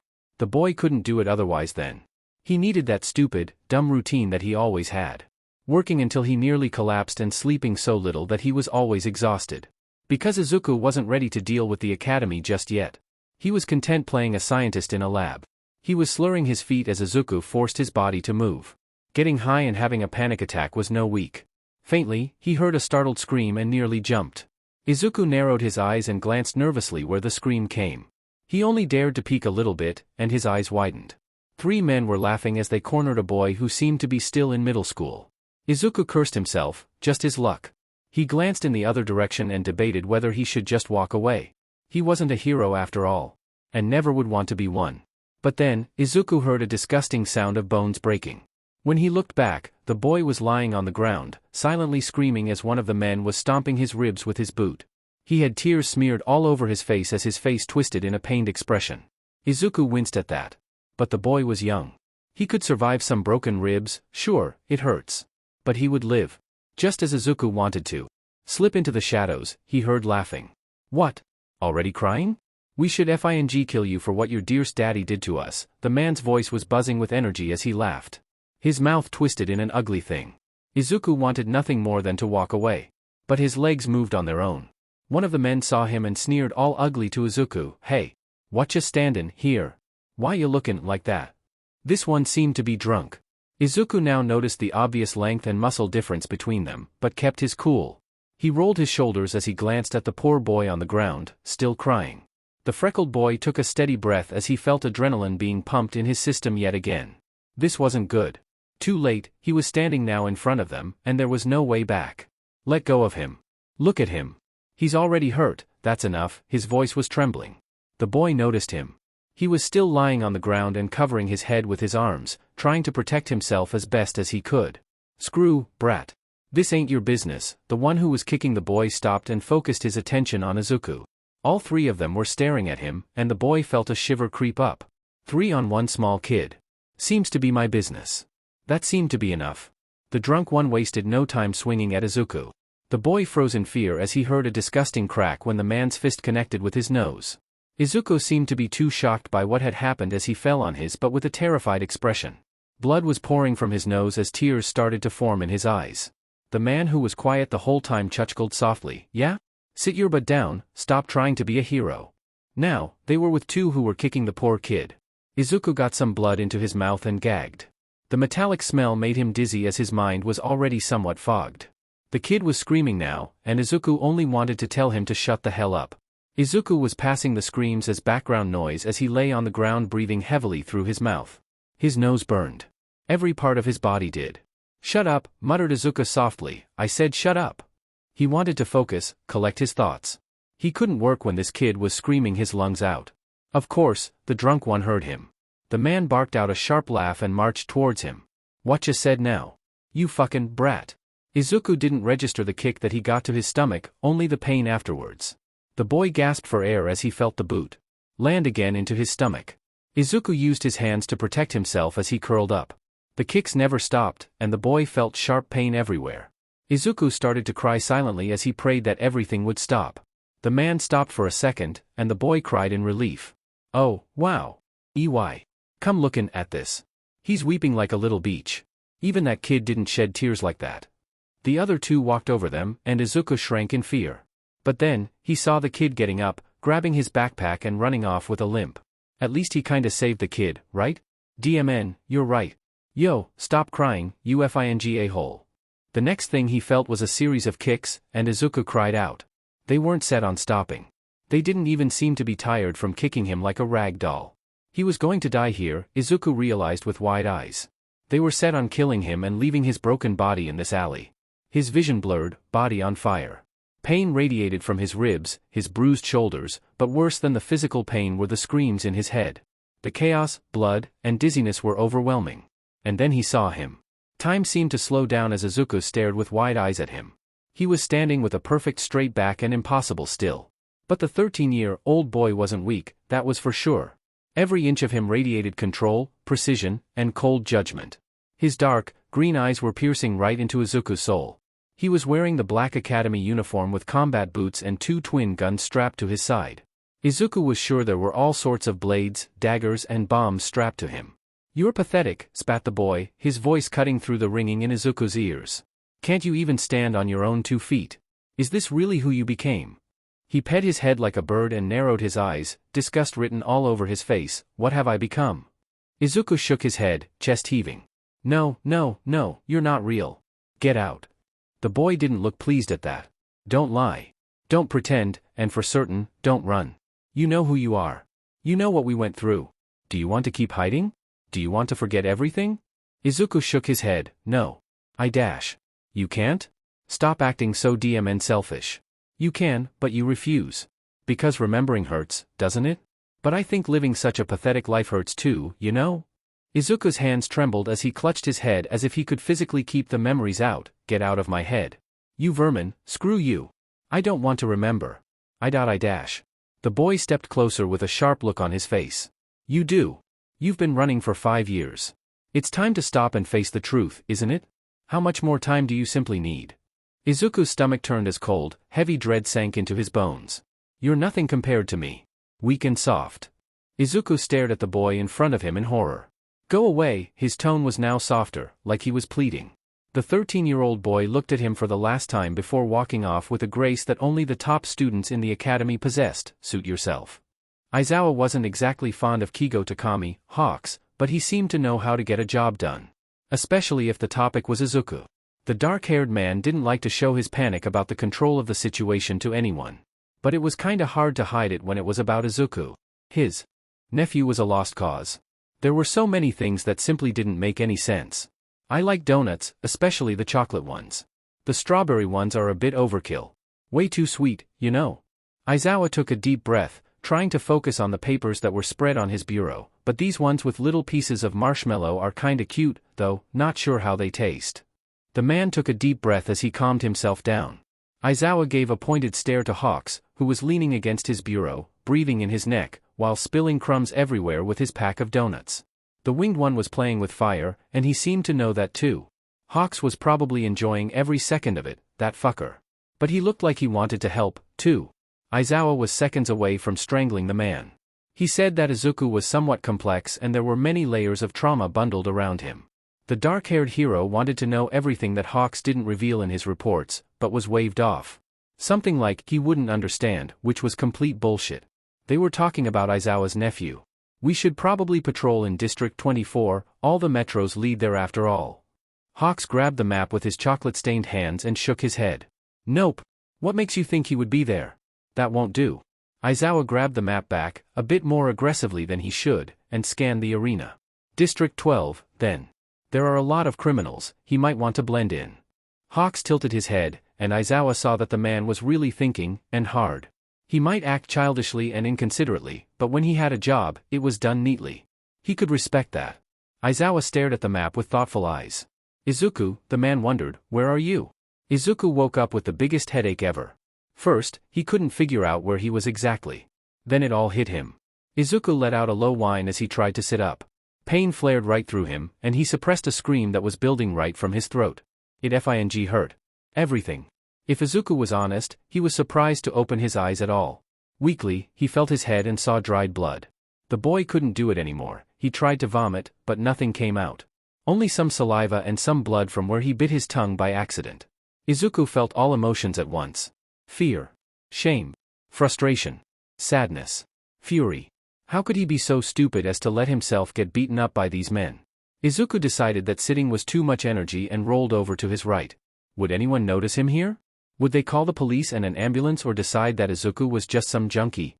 Time seemed to go slowly. Every time he took a deep breath, his ribs would scream at him. His head was spinning around, and the daylight made his headache not any easier. Izuku could feel bruises forming all over his body. In short, Izuku was in agony. That much was clear. He was stupid.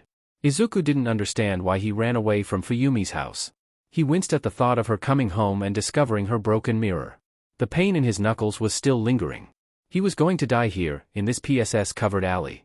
Izuku wished he could go back to his base in the underground. The boy wished to believe that he spent his whole life there, maybe, with some memory suppressants and what pills he would think so again. Maybe it was better like that. It was better than dying in such a stupid manner. At least he was useful there. Izuku didn't notice how he completely lost his consciousness until he slipped into a dreamless sleep. Izuku woke up in a strange daze. Which was strange, that he even woke up. He thought that it was the end of that dirty alley. It seemed like fate had better options for him. Water, gasped Izuku weakly as he opened his eyes at the same time. The light hurt his eyes, and he closed them shut. He felt like he had walked into some desert. His mouth was unbearably dry that it even hurt. Fastly, someone grabbed his head, tilting it up as his dry lips met a cup of water. He drank it greedily as he nearly choked. This was the best thing he had ever tasted. Careful, whispered softly a female voice. Izuku decided to spare her a glance and nearly cried from relief. Fuyumi. She looked like she didn't sleep, which made the boy feel guilty. Was she worried for him? Maybe because he was so tired and his whole body was screaming as his limbs ached, he didn't notice the danger. Because that was a good excuse, everything did hurt. Izuku let out a soft of pain as he tried to sit up, but gentle arms pushed him right back into bed. He was lying on a lot of soft pillows with heavy, thick blankets on him. The boy had no problem with going back to sleep, but noticed someone standing by the door with crossed arms. Endeavor. That's it. Izuku is done for. His life was pathetic, so maybe it was for the best if his life ended here. The boy prayed that Fuyumi wouldn't have trouble carrying his burned corpse out of her house. The pro-hero didn't look pleased. He had a frown on his face, and Izuku wondered if he knew other expressions that only that one. But Fuyumi paid him no mind at all. How are you feeling? Izuku opened his mouth, but no sound came. She gave him a piteous look. You don't have to answer that. I'm happy that you're alive. Yes, and Izuku had so many questions. How did she find him? Was she mad that he gave her so much trouble? Why did she care about him so much? It didn't make any sense. There were other questions too, more important. Is your father going to skin me alive? Why isn't he saying anything? Can I leave? Fuyumi seemed to sense his distress and gave him a gentle smile. You need to rest. But he didn't want to rest. Izuku wanted answers. But he could agree that he was tired. His limbs ached in agony as he tried to roll to the side to get a better look at the room.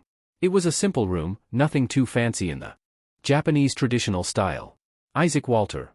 Izuku was so startled at the commanding and rough voice that he nearly jumped. He stared at Endeavor and nodded. Right.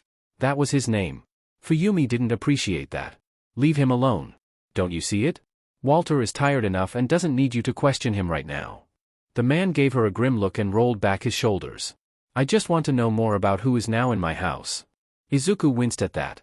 He didn't like where this conversation was going. But the boy couldn't blame the man in his judgment. So, I listened to my daughter pleading about finding you. I did find you in an alley, beaten up and nearly dead. But now, I want you out of my house. Izuku stared at him with wide eyes and nodded. The man didn't even need to try to look imitated, he already was. Get out of bed and screw. Izuku threw the blanket away and sat up, his whole body protested. Fuyumi wasn't pleased by that and slammed the boy again to the bed. Only now, Izuku saw badges all over his body. They were done neatly and with care. Nothing like Izuku did in the underground. He is injured and doesn't have anywhere to go. But he is also an 18-year-old adult man around my daughter. I don't appreciate that. He is more trouble than worth it. Izuku was surprised, and even that was an understatement. The boy knew he looked scrawny, skinny, and malnourished. It was harder to guess his age, but Endeavor did it right with no trouble. That was some great skill. I said get out, screamed the man in front of him with a glare. Izuku wasted no time jumping up on his feet as he glanced. Now screw. But the reality was hitting him now. He didn't want to go back to the underground, not yet, at least. Izuku didn't have any connections that would cover for him. So, in short, he was F'd. Fuyumi had her arms on her hips as she stared at her father. But held her mouth shut this time. Izuku couldn't ask her to defend him in front of her family, that was too much. So, he needed to try on his own means. His first instinct was to blurt a lie. Endeavor, sir, I'm actually part of your anger management therapy group. The man stiffened. Then, his eyes narrowed, and Izuku felt the only reasonable thing to do was to run. The hell you FINGR dash. This is step exposure. I know these steps all too well. The hero seemed to have had enough.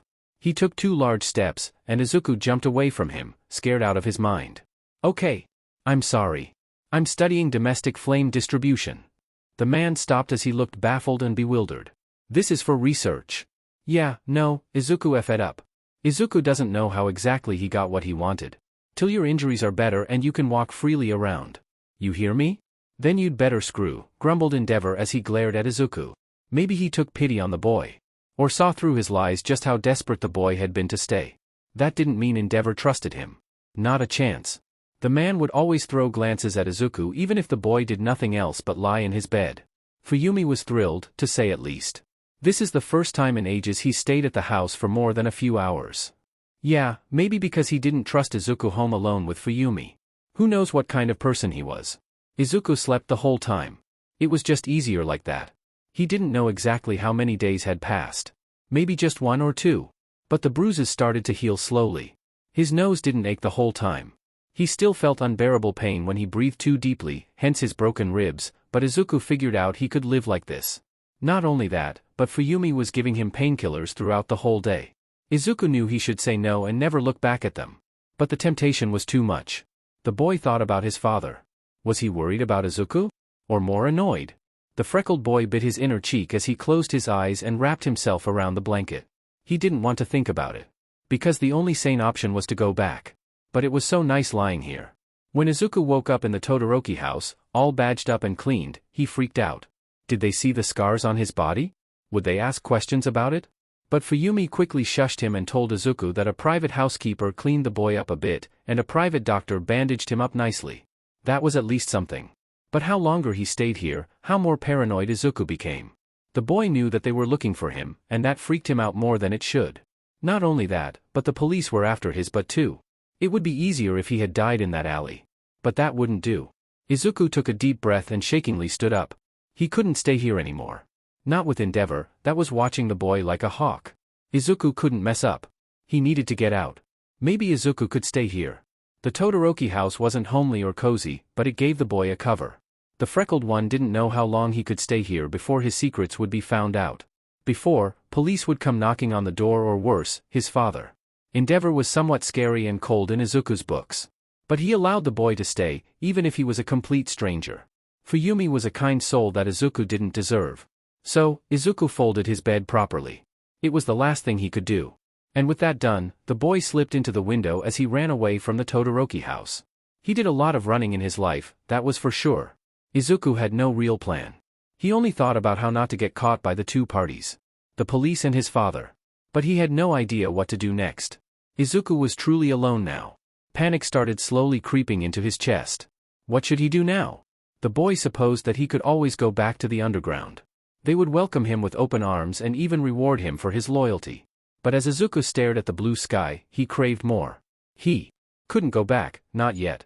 Izuku was in a white plain shirt and blue, loose jeans. The boy had red shoes that Fuyumi bought him with a smile. She said it was nothing when Izuku refused to the gift. He had no money with him, nor any papers that indicated his identity. Simply put, this was bad. Izuku walked slowly as he navigated through the busy streets of Japan. Kids walked with backpacks as they stared at their phones. Old ladies with grocery bags are humming under their breath as they make their way home. People walking with their dogs. Teenagers who were sitting on the ground in little corners as they laughed and made jokes. To put it short, it was a lot. Izuku straightened his back and forced himself to walk. He had no idea where to go or what to do. This was a terrible idea, and the boy wondered if he could go back to the Todoroki house. But it was too late. There were crowds of people everywhere, and it made Izuku wonder where they were going. Because everyone had a destination, right? Then, something green caught his eye. Izuku's body stiffened as his breath caught in his throat. He felt his hands shake as he gently shook his head in disbelief. No. Please, no. There he was, standing with the same neat posture and cold, arrogant expression on his face. He always wore the same black uniform, maybe because it was the only thing he was allowed to wear. His 13-year-old self stared right into Izuku's soul with his big, hollow eyes. Then, the little boy started to run. Izuku blinked in surprise as the little boy started to blend in with the crowd. Hey! Where are you going? The green-haired wasted no time chasing the boy.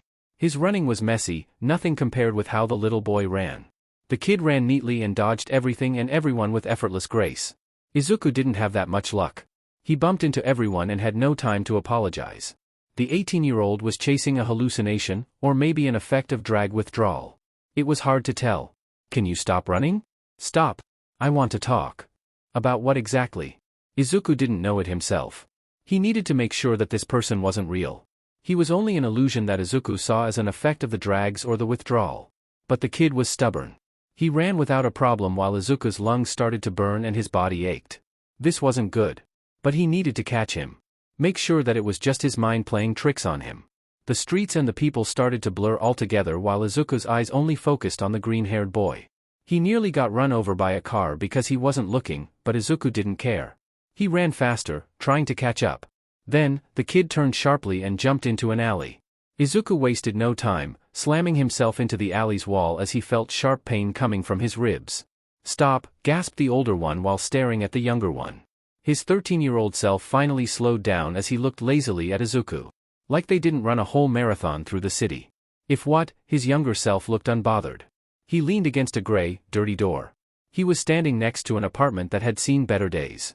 It looked like it might collapse right here and now. There were spiderwebs, and the paint was cracking and falling off. Izuku wouldn't be surprised if there was mold growing in that house. It looked abandoned. The older one frowned in confusion as the kid grabbed 2 pins from his pocket and started to pick the lock. Not even a second later, the door opened. The kid gave Izuku a daring glance as he entered the house. Hey, muttered Izuku in confusion as he walked closer and followed the kid inside with a bad feeling. Izuku didn't know what to expect when he stepped inside the apartment. But it was nothing special. Just an old, abandoned building. He started to climb up the stairs and found the cadet from the academy sitting on the table, swinging his feet lazily with a bored expression on his face. Izuku grit his teeth at him. Anger flared in his chest heaving with all that running and palms shaking.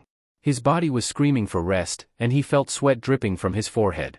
You're not real. Let's make that much clear. He didn't know what he expected from the 13-year-old.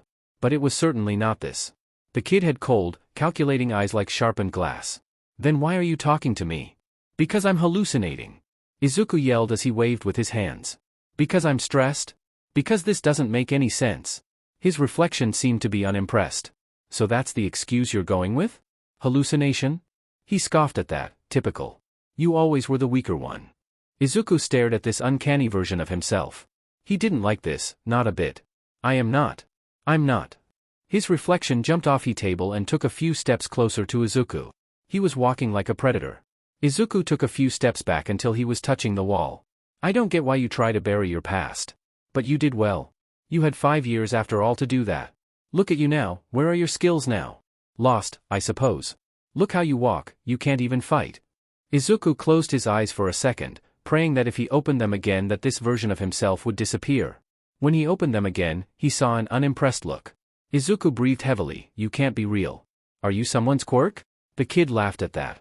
His laugh was ugly, twisted, and held no innocence. Izuku winced at that. The laugh sent a small shiver as he looked somewhat pale. The kid shook his head in disbelief. Come on, you're smarter than that. What are you? The kid tilted his head, confused.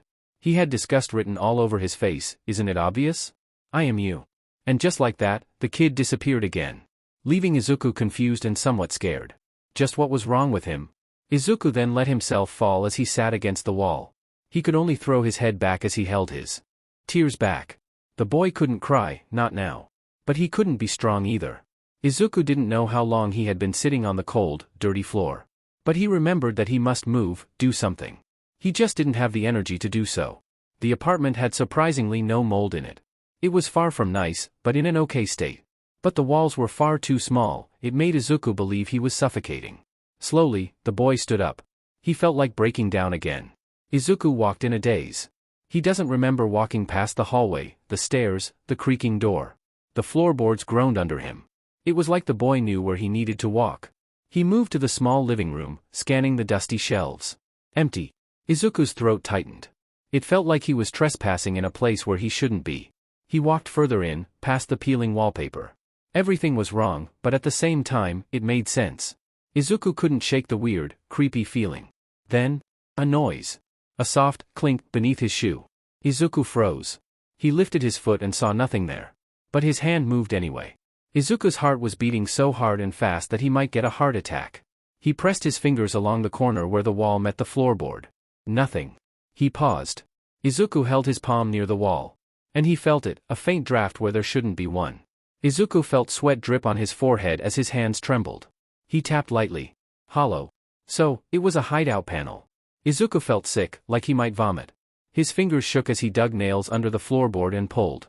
Underneath was a small metal slit. Almost invisible. It was made by a professional. Izuku's eyes widened as he jerked back, gasping. This couldn't be real. No. The boy jumped to his feet as he ran to the kitchen. He opened the shelves and found them empty. There was nothing here but dust. Izuku started to open all the drawers and shelves that he could find. Then he saw it, a salt shaker filled with nothing more than salt. Or that was the idea. Izuku grabbed it with aggression as he threw it on the ground. Glass shattered everywhere, but he didn't care. First, he kneeled and started to dig his fingers into the salt. Searching. Then, he found it. A key. It was so small that Izuku nearly missed it. But no, the key was very real. Then, he ran back to where the metal slit was. The key slid cleanly out, like it had been waiting for years. Maybe it did. Slowly, Izuku turned the key. A click answered, and a panel in the wall shifted open. Inside was a gun case, black and locked, stamped with the insignia of the academy. Izuku couldn't do it anymore. He covered his head with his arms. The boy was violently shaking and tried to breathe. But he couldn't do it. He couldn't breathe. What was happening? This couldn't be real. Izuku lived his whole life in Japan with his father in the underground. He was raised in the bases and worked as a scientist. His father saved him, gave him a better life. Izuku was just Izuku. He was just an addict and spent nearly his whole life in the underground. The boy had every Sunday 3 hours of freedom. He never spends his time far away from the base. So, what was happening? After what felt like an eternity, Izuku could somewhat breathe. But he kept repeating his mantra over and over again. Focus, thought the boy to himself, don't panic anymore. Izuku grabbed the cold, heavy box. Dust was in the air because of that. He shouldn't open it. The boy knew he shouldn't do it. But his hands were already opening it. Like they knew what they were doing. The lid opened, and Izuku froze. Inside the box was a pistol, well-maintained and black, a model only used by the academy students. On the pistol was a small logo, a bunny. It was his logo. Izuku held the gun so tight that his knuckles turned white. His hands moved before he could stop them. His fingers brushed cold metal, and a shiver tore down his spine. He lifted the gun. It fit into his hand. The weight, hold, and the metal felt all too familiar to Izuku.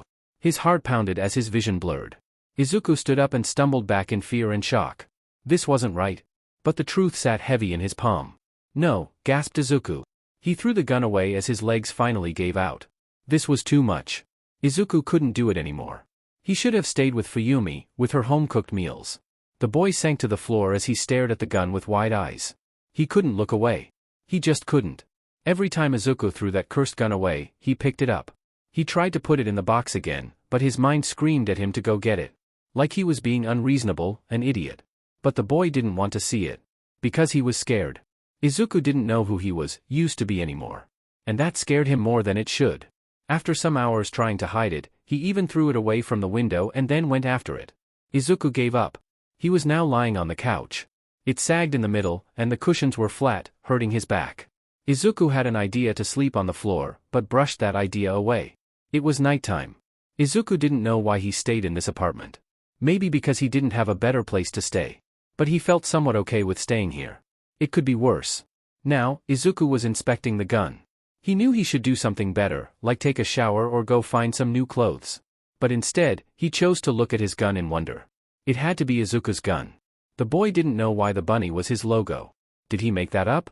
Izuku wished his 13-year-old reflection would come. Maybe he would explain some things. Because Izuku had no clue what was happening right now. Before Hawks, when he was still in the underground, Izuku remembered the academy.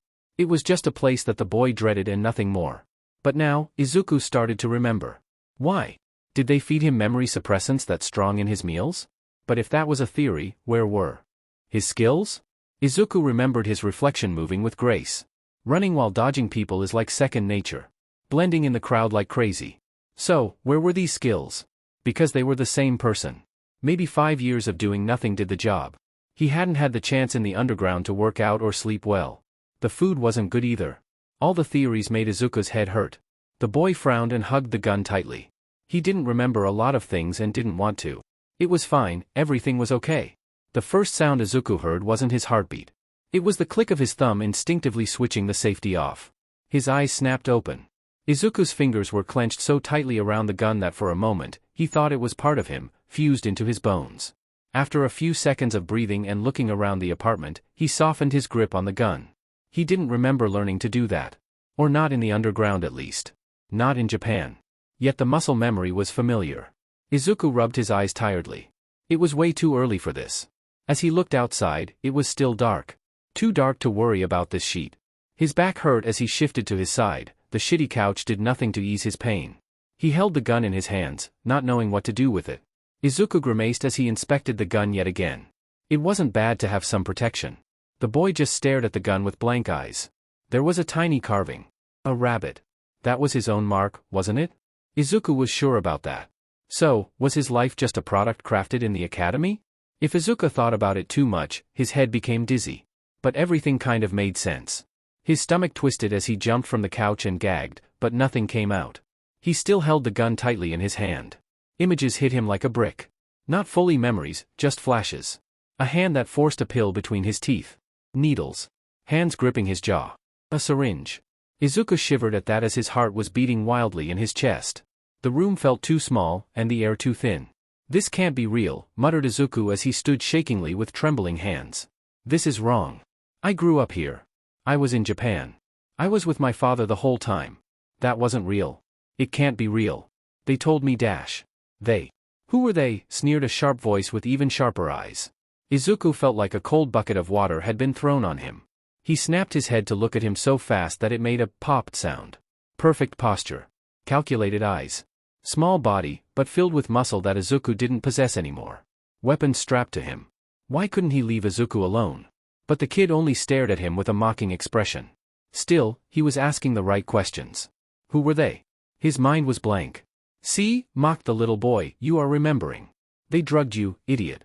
Because you were easier to control like that. Izuku looked at his arms, old scars that were fully healed. Scars that no 18-year-old scientist who grew up in the underground should have. He felt sick. But his reflection gave a wicked grin at him. You're realizing how awful that lie sounds, right? They kept drugging you every day. Not only was your mind forgetting things, but your body was rotting too. 5 years of drags will do that to you. You're lucky you can even form sentences. Remember? We lost a lot of weight and muscle because we couldn't digest food for months. We coughed up blood nearly every morning. Izuku stared at him with wide, haunted eyes. Suddenly, flashes went through his head as he fell on his knees and screamed. Hands holding him down as they strapped him to the bed. Cold straps on his legs, wrists, and chest. A piece of cloth in his mouth so he wouldn't bite. Pure white rage as he struggled for his freedom. A needle sinking into his skin and a voice saying, he adjusts too quickly, increase the dose. All the images were gone as quickly as they came. But Izuku was still on the ground, breathing heavily and gripping his chest and the gun. His younger self stared at him. Then, he walked to Izuku with a determined expression on his face. He grabbed Izuku's chin, firm but not unkind. You have to get up. If not for you, then for me. Their eyes met. I kept us alive. It's now your turn, Izuku. Izuku slapped his hand roughly away. Your name is Izuku, mine is Izuku. His reflection had an unreadable expression on his face. Very well, then. And just like that, he was gone. Izuku shivered at that. That boy was nothing more than a hallucination, right? But the touch felt very real, too real for Izuku's comfort. So, what was that boy? The green-haired boy thought about what he just saw. It were definitely memories. They felt too real and raw. Izuku bit his inner cheek and just stayed on the ground. He could end everything with a simple solution. The gun sat heavily in Izuku's palm. There were 3 bullets already loaded in the gun. One click, and all his pain will end. He could close his eyes and finally rest. Izuku could get some rest, too. No, Izuku grit his teeth. Izuku was right. He needed to get up. But why? He had no reason to live. Izuku got up and felt himself shake. The boy could kill himself on another day. He was still in yesterday's clothes and didn't have a chance to change. His stomach was hurting too. He needed some food, and fast. Izuku went to the bathroom and laid the gun on the sink. He looked awful. His green, wild curls were all over the place. The boy's hair was a mess. Izuku looked severely underweight and needed some real food, and fast. Next, he stank. The boy grimaced at the smell. He didn't have any spare clothes. In the kitchen, the third left panel. Izuku jumped at that as he looked around with wide eyes. But his eyes widened even more as he saw his 13-year-old in the mirror, looking unimpressed. Go get them. You smell. Izuku was between screaming at the kid for privacy and really going to look for the clothes. He chose the second option because that was the harsh truth. This time, you didn't need a key. But Izuku still felt a small rush of something when he picked up the panel in the kitchen. Bingo! Izuku grinned when he saw clothes that were neatly folded and even a pair of sneakers, lying there waiting to be discovered. The boy picked them up, not bothering to look at what kind of clothes they were, and went to the bathroom. The green-haired boy wasted no time undressing himself and jumping into the shower. Whoa! What Izuku didn't expect was that there was warm water. The boy felt all his tense muscles relax under the hot water and closed his eyes as he let the water pressure massage his shoulders and back. Then, he grabbed a soap bar and washed his scalp so thoroughly and intensely that his arms started to cramp. When he was done, Izuku found a towel in the bathroom that looked unused and started to dry himself up. The clothes fitted him perfectly. There was a black long-sleeved hoodie and a green, oversized hoodie. There were wide, GRU sweatpants that were too oversized. Socks and some new underwear were a nice surprise. Izuku stared at the sneakers with surprise written across his face. They were dark with some green accents on them. But that's not what surprised Izuku. They were light, way too light than any shoes he owned in the underground. But a small part of them, right where the air bubbles should be, was hollow. Instead, there was a blade hidden that, with the right click or pressure, could come loose from his shoe. Izuku was baffled. So, he could kick someone, and under the pressure of the kick, the blade might slip from his shoe right into his opponent's face. Noted. Izuku still put the sneakers on. The fresh, clean clothes looked good on him. Now under further inspection, the hoodie looked water and even fireproof.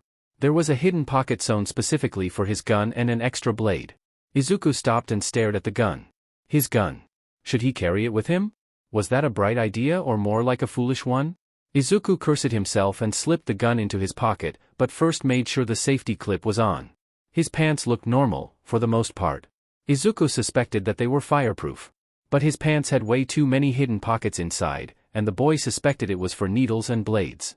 With his oversized clothes, Izuku could pass as a normal 18-year-old. The boy glanced at the mirror and brushed his hand through his hair.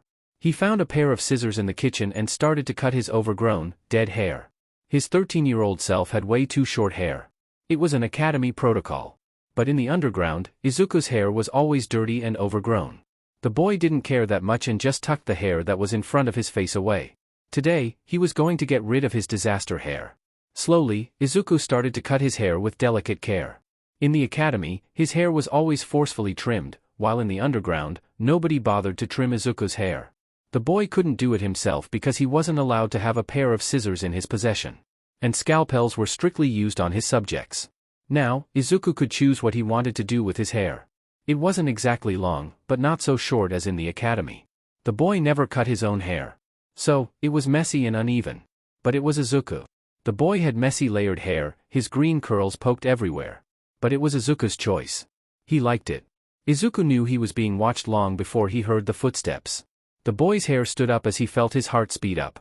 He was doing nothing more than his daily routine, checking if he had some food supplies somewhere hidden in the kitchen, as he sensed that someone had broken into the apartment. It was unnerving, to say at least. The boy bit his inner cheek as he nervously gripped his gun tightly. The safety clip was off. It didn't mean that Izuku wanted to kill someone. The boy had some mixed thoughts about the whole situation. Perhaps it was a homeless person seeking shelter? But, no, he knew that it were father's men or the police. Izuku kind of hoped it were the police officers. He felt himself tremble if he thought about his father. Learning that his whole life had been a lie since this morning was rough. The pain was real, raw, and it stung. The more the boy thought about it, the more real everything felt. Simply put, Izuku was deeply hurt. Because he was drugged and lied for 5 whole years. Right now, Izuku was hiding behind the wardrobe. Gun in hand. Observing and waiting. The boy was already nervous, but when he heard 2 familiar voices, his heart nearly exploded. Jinnu and Rokisu. Definitely his father's men, and they were on the dangerous side. Jinnu's quirk was dangerous if used rightly. Anything he touches with his fingertips starts to heat and sparks, a lot of sparks. After 2 or 3 seconds, anything he touched with his fingertips exploded.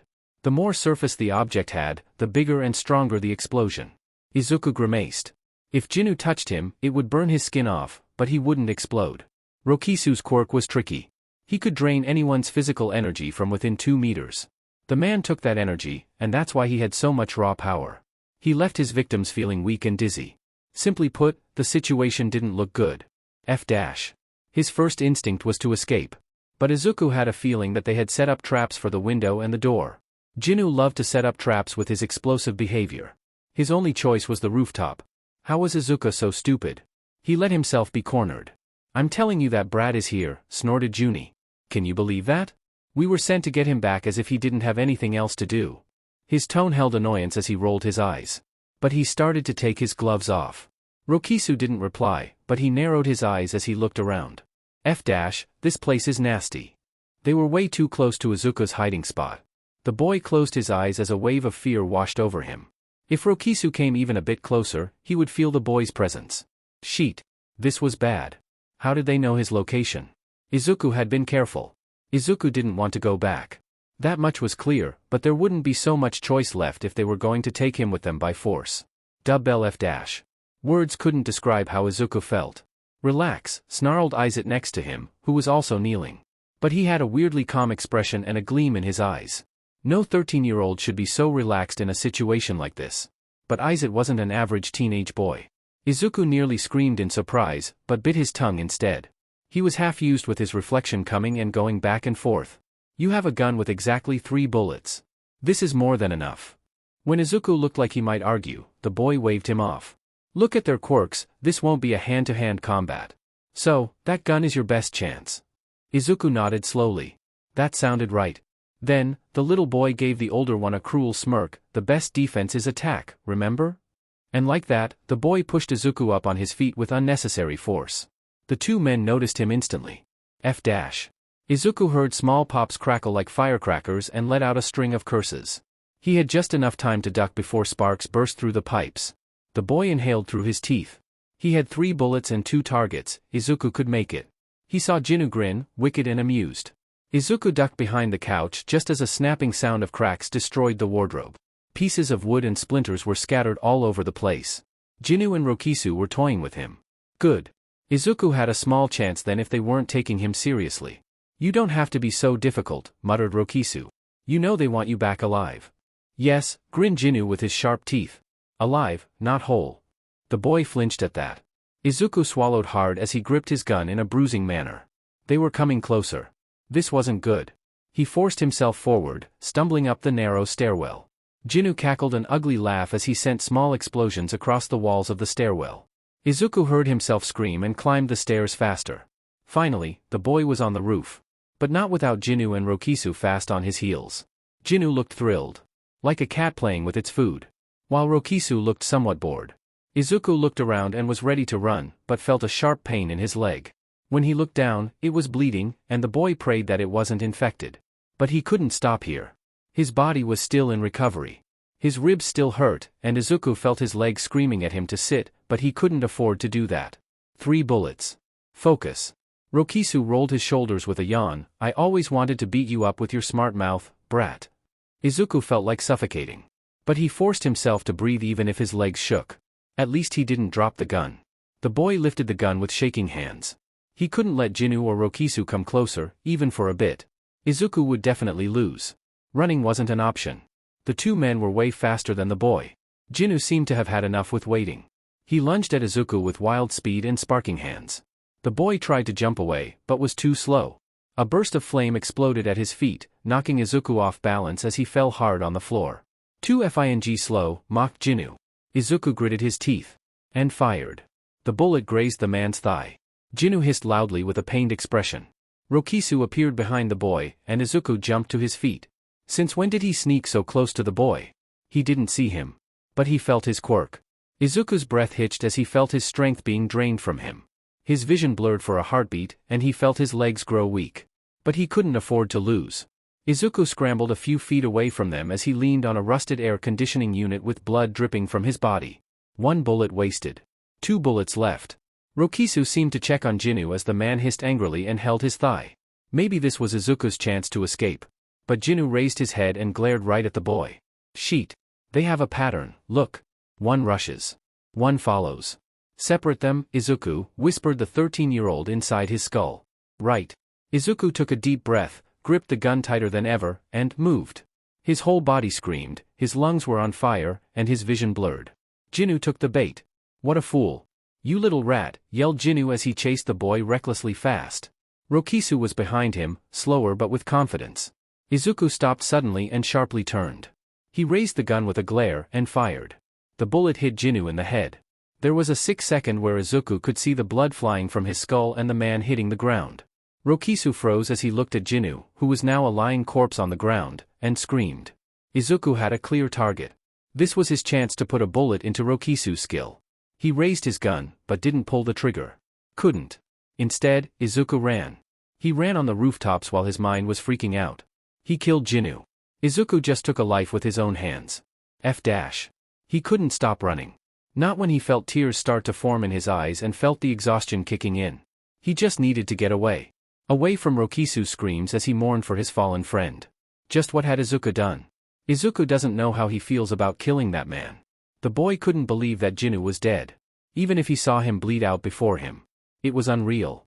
Izuku let out a shaky breath and looked up to the sky. It was already nighttime. He couldn't go back. Father had probably already sent more men to get him. But his spare clothes and shoes were still there. The boy bit his inner cheek as he nervously looked around. Like someone would jump out of the shadows. It was a possibility. Izuku wandered around with wide eyes. It was over for him. He lost his place. And now father won't rest until he is back. His body was screaming for rest, but the boy couldn't allow it. Izuku knew he needed to treat his injuries. It was just too dangerous at the moment. But adrenaline was wearing off, and the boy could feel burn wounds all over his body. His leg was the worst, but he could move. That was enough. He needed to run. Further away. The freckled one considered moving to America. Izuku could try to blend in there. The boy could try to dye his hair and... No way. Izuku's training kicked in, his body reacted faster than his mind did. He raised the gun with narrowed eyes, ready to pull the trigger. But the stranger moved faster than Izuku ever did. He slammed the freckled one into the wall. Izuku gasped as his arm was twisted behind his back, sharp pain lancing through his shoulder as he cried out. But the stranger wasn't done yet. He rammed his knee into the back of Izuku's thigh, pinning him against the wall roughly. Izuku glanced behind his back as he gripped his gun tighter in his hands with gritted teeth. But the stranger twisted his arm even harder, pain shot through Izuku's body as he held back a scream and dropped the gun in the process. Izuku felt the hot breath behind his ear. The stranger's voice was deep and full with uncontrolled anger. 5 years missing and this is how you greet me? The boy froze. Izuku took a deep, steady breath. Trying to calm himself down and not think about the pain. The stranger knew him. How? Izuku didn't even get a good look at him. But he was speaking to the boy like they had history. And it seemed to be bad history. Could he pick up the gun again? Maybe, if Izuku could distract him enough to lessen his grip. He had 1 bullet left, and that could do it. That seemed to be right. But just when Izuku was ready to swing his head back, giving the stranger a full swing, his grip tightened. Try pulling that gun on me again, and I swear, I'll blow your DMN arm off. That didn't seem to be an empty threat. Izuku nodded stiffly as he felt the stranger's hot breath on his neck. They stood there for a few seconds before the stranger let him go and took a few steps back. Not before kicking the gun again further into the alley. Izuku spun around with wide eyes. Before him stood a blonde, sharp-eyed, even sharper presence, and Izuku felt a bolt of fear. The boy knew he was staring at someone dangerous, important, someone he should have known. But the stranger stared at him like he was a miracle and a curse. What the F dash? How are you alive? Izuku opened his mouth to respond, but nothing came out. What was happening? The boy didn't know him. The blonde seemed to struggle with his own emotions. Like he didn't know which one to pick. Finally, after a moment of struggle, anger seemed to win. So, what? You decided to come back after 5 years, all bloodied and mute? Can't you talk? Talk, damn it. The stranger marched to Izuku and grabbed the collar of his hoodie, slamming him into the wall yet again. Izuku grabbed the stranger's wrists, trying to escape his grip. But after fighting the 2 other men and running all bloodied and bruised, he didn't have that much energy left. But the stranger wasn't having it either. He just grabbed his hoodie tighter and slammed him all over again into the wall. This time, it was so hard that it knocked all breath from Izuku's lungs. The boy felt blood drip from the back of his head and felt sick. Can't talk, huh? F-I-N-G idiot. You think you can march into my life just like that? After 5 whole years. I thought you died. Izuku winced at that. His voice was loud and echoed through the whole alley. Surely, the boy couldn't forget someone so DMN loud? Talk. Answer me. Where were you? The freckled one glanced at his gun on the ground. That was his first mistake. Because the blonde noticed it too and bared his teeth at the boy. You were sent to kill me, huh? Are you out of your DMN mind? Izuku was done. He was bleeding out in multiple places and felt burn wounds all around his body. His ribs didn't even have enough time to heal, and his head was spinning around. Izuku might die here. His second mistake was staying quiet. Because the blonde only got madder as his face twisted into an ugly glare. F-I-N-G talk. Or I swear, I will kill you right now. I don't have time for you. Izuku felt heat coming from his hands, steady and dangerously. Now, as the boy looked at the stranger and they were standing so close, Izuku might have thought that they were about to kiss. What an odd thing to think. Started Izuku, I don't know anything. Okay? I don't remember anything. I'm sorry. I'm not here to kill you, alright? So, please, let go of me. His voice came out shakingly and unsure. The blonde considered his words carefully, and his grip became more open. The freckled one relaxed just for a bit. It looked like it was too much of a process, maybe it was. Izuku saw various emotions pass through the blonde's head. But he chose anger yet again. Don't F with me. You got it? Don't play pretend and all innocent like you always do. It won't work on me, the blonde snapped. His grip tightened painfully, and Izuku cried out. Now, the green-haired was on his tiptoes, his whole body was trembling. But Izuku wasn't playing too. He just survived father's men, and he wouldn't let himself be beaten by this blonde. The boy picked up all his bravery and spat on the stranger's face with a smug expression. The blonde seemed to be in such shock that he let Izuku go. Big mistake. Izuku kicked himself from the wall and was ready to punch the blonde in his face. The stranger wasn't fazed at all. If what, he looked somewhat unimpressed and disappointed. He caught Izuku's fist with ease. The blonde just didn't expect that the freckled one would throw his whole body at him. They both fell as they rolled in the dirty alley with angry snarls at each other.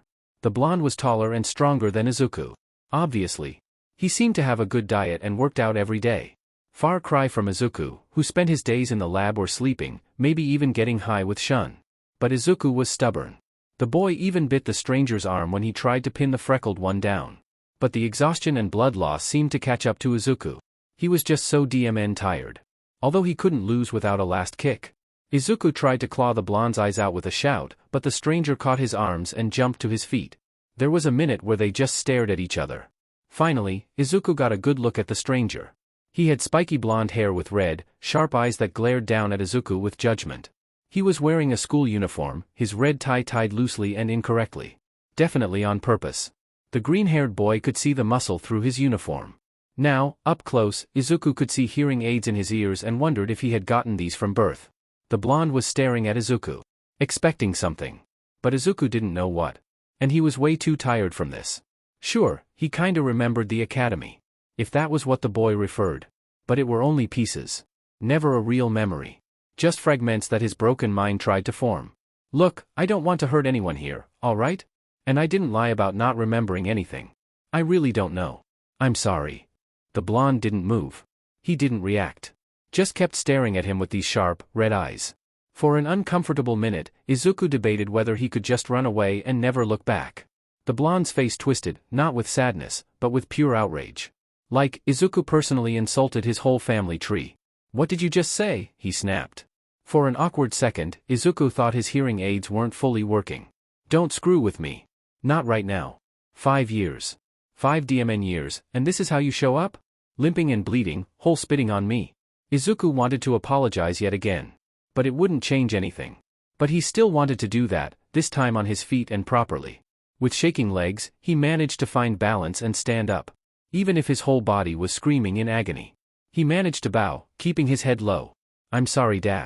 Just like that, Izuku felt himself being shoved to the ground, yet all over again. He hummed a pained groan. I don't want to hear it. No, you don't get that. You don't get to walk around his face and tell me you don't remember me. I thought you were dead. And now you're standing here looking at me like I'm some stranger harassing you on the street. Izuku swallowed hard as he felt his vision getting blurry. I'm trying. I swear. The blonde silenced him with a sharp glare. Try harder, then. He stared at Izuku with his chest rising and falling, anger burning so hot that the freckled one could feel the heat radiating off of him. Was this his quirk? Just say something that proves you're still in here. That they didn't wipe all of you. I have to know. Anything. A name. A code. One thing. His voice was slowly getting desperate. Kazuki. Izuku didn't know where that name came from. The name felt familiar on his tongue. His heart ached when he spoke the name. He spoke the name with a delicate care as if he was saying a prayer. The blonde went still. His hands were shaking, and he looked at Izuku with an unreadable expression. He nodded and whispered with a trembling voice, It's Katsuki now. Katsuki Bakugou. They stared at each other for another moment before Katsuki walked up to him and gave him a hand. Izuku eagerly took it. He was way too tired for all this. The blonde helped him to stand up. It looked like Katsuki wanted to say something else, but Izuku paid him no mind and went straight to his gun. Still lying on the filthy ground. Whatever history they had, it could wait. Izuku wanted nothing more than to clean himself up and take a nap. Just when Izuku grabbed his gun from the ground and was ready to flee from the whole scene, he suddenly saw it. He let out a silent scream as he stumbled backward with panic clogging his mind. Katsuki was just in time to hold Izuku's arm before the boy fell to the ground in horror. But the blonde saw it too. He didn't release Izuku's arm, but held it tighter instead. A human shape behind the dumpsters. No blood. No smell of gore. Just a body that was cut clean. Too clean. Bakugou pushed Izuku behind him as he was already scanning the situation.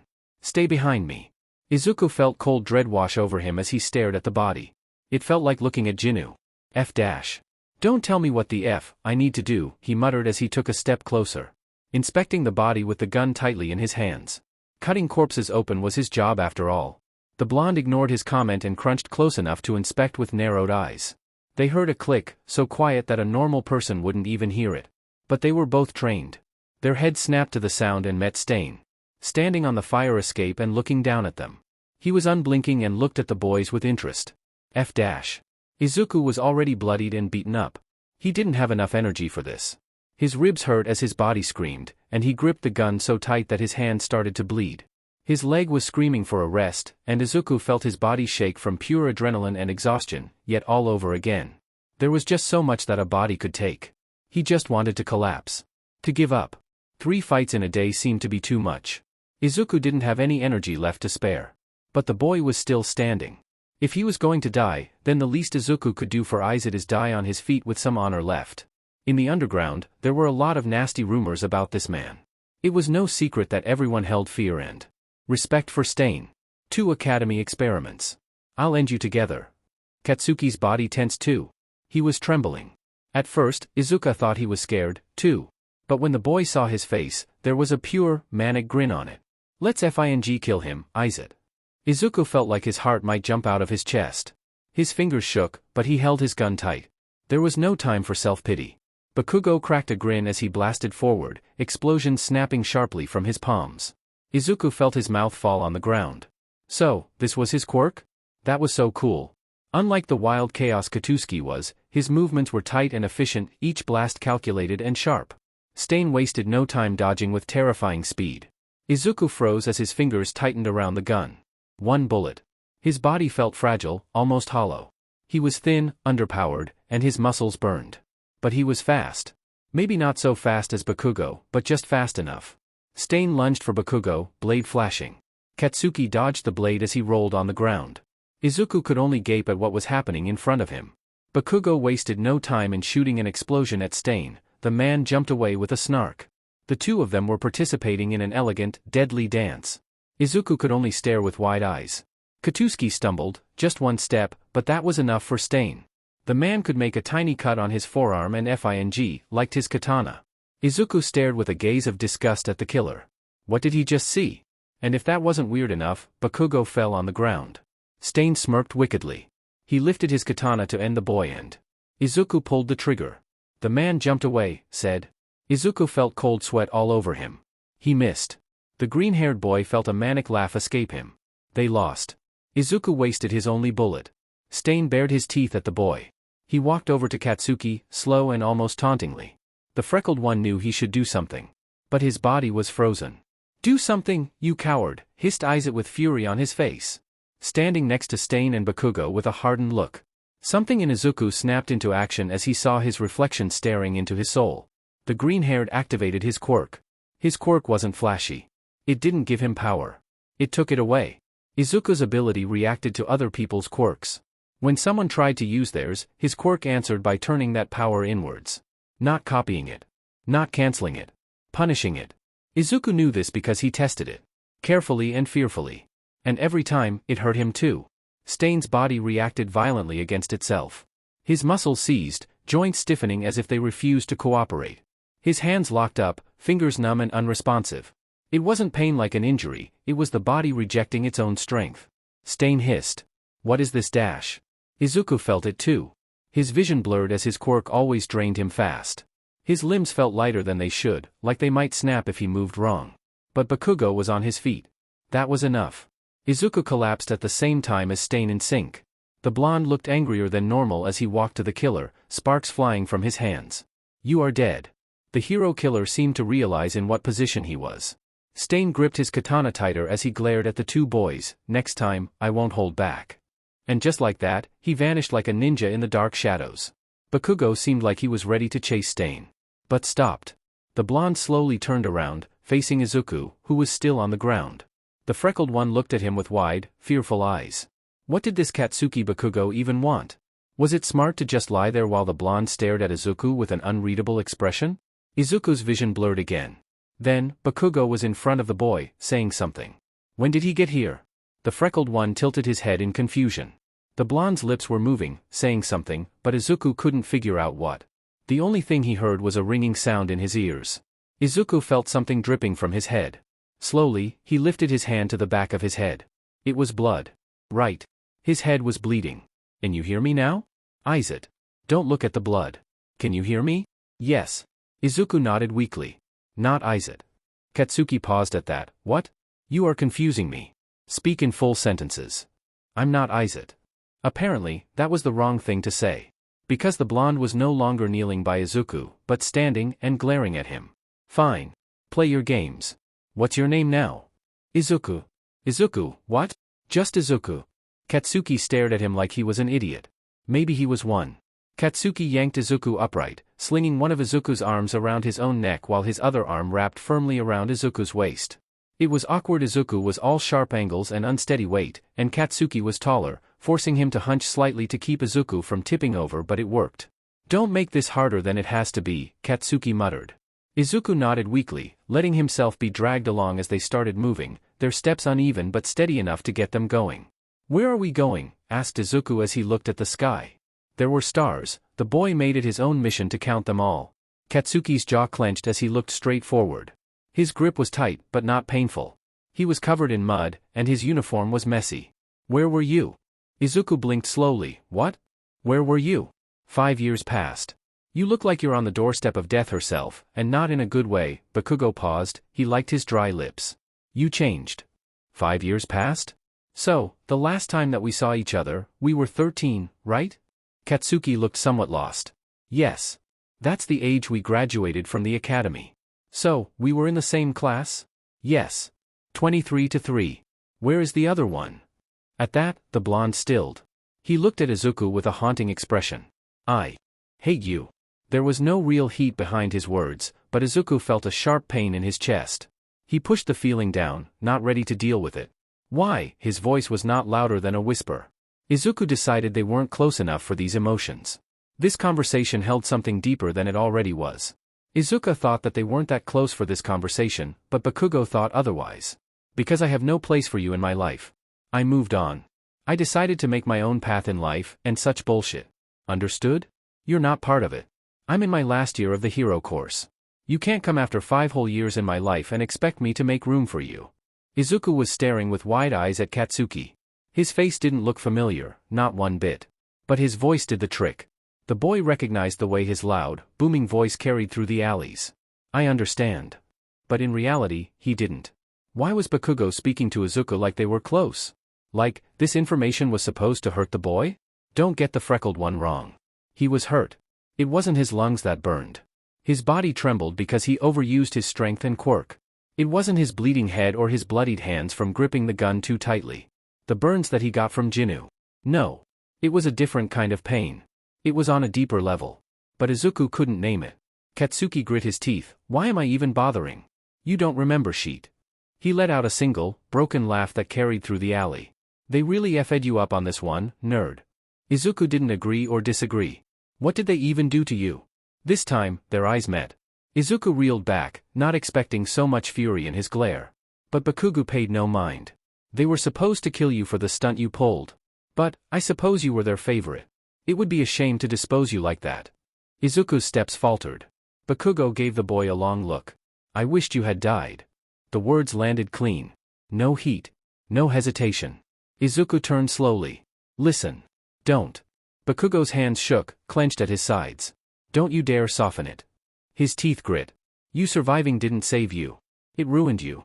Silence presses in. Izuku bit his inner cheek. Just what sort of bond did we have in the academy? Rivals, grumbled the blonde, you were my rival. Bakugou's place was not what Izuku expected. He expected to find clothes on the ground and food scattered all over his place. What he didn't expect was that everything was extremely neat and tidy. The green-haired looked around with an intense interest. It was already past midnight when they arrived at his place. They walked slowly because of Izuku, but also to not get caught.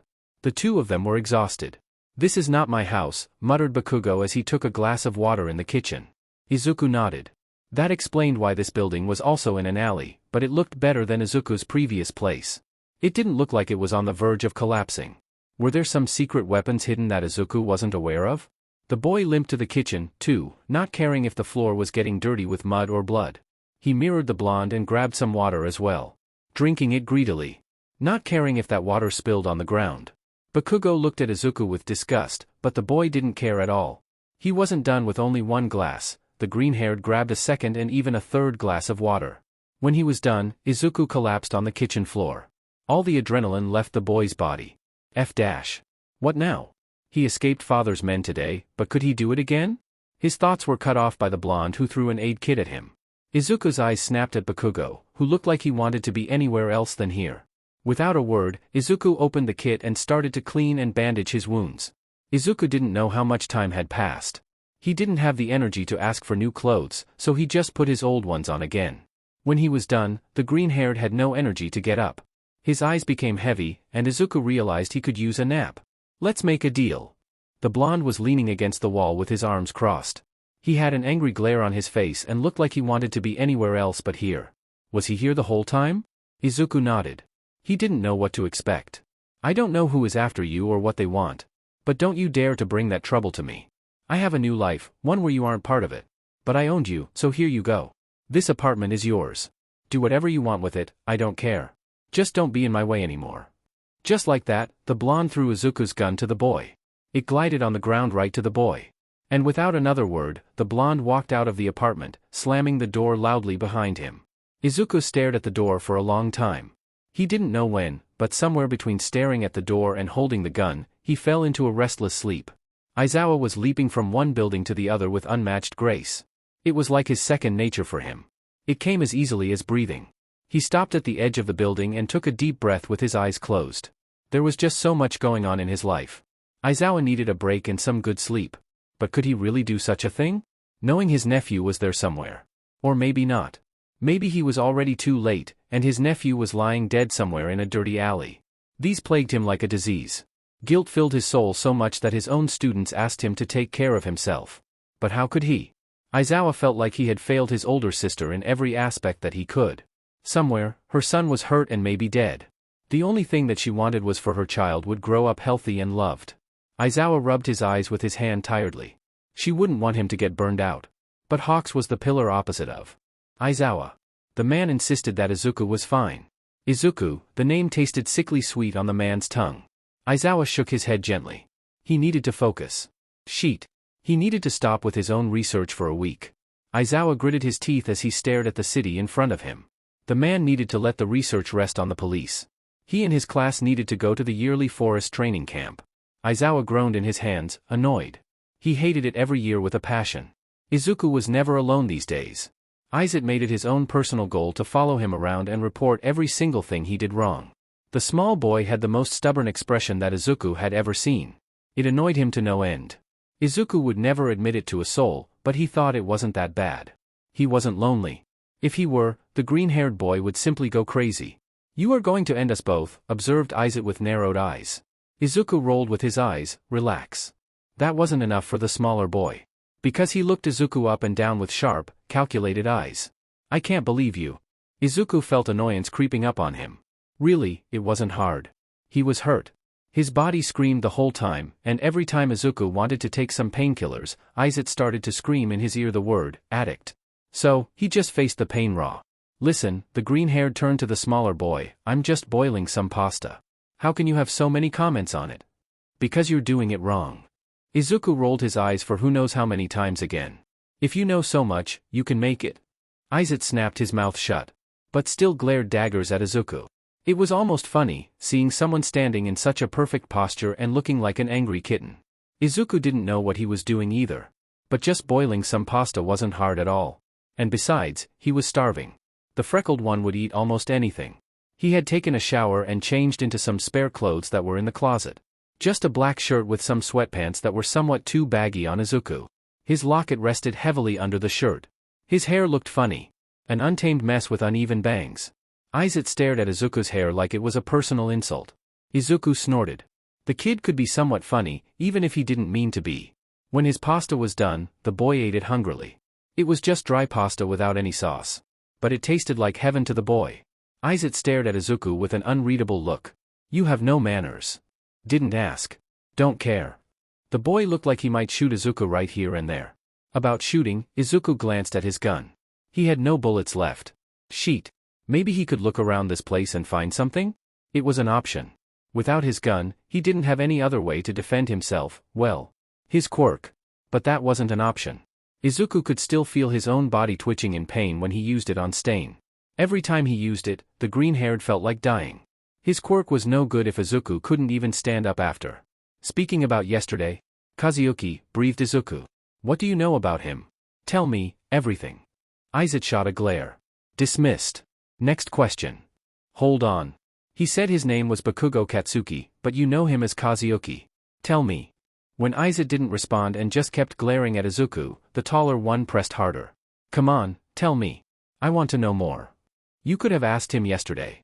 "Ah, of course. I needed to do that when I was bleeding out and barely conscious." "Shut it," snapped Izuku with a dangerous glint in his eyes. Izuku glanced at his gun. "He was in our class. Kazuyuki not only graduated from the academy, but he also escaped. He said that we were rivals back in the academy, if I remember correctly. Was that true?" Izuku only stared at Izuku with a tight expression on his face. "He thought that we were dead.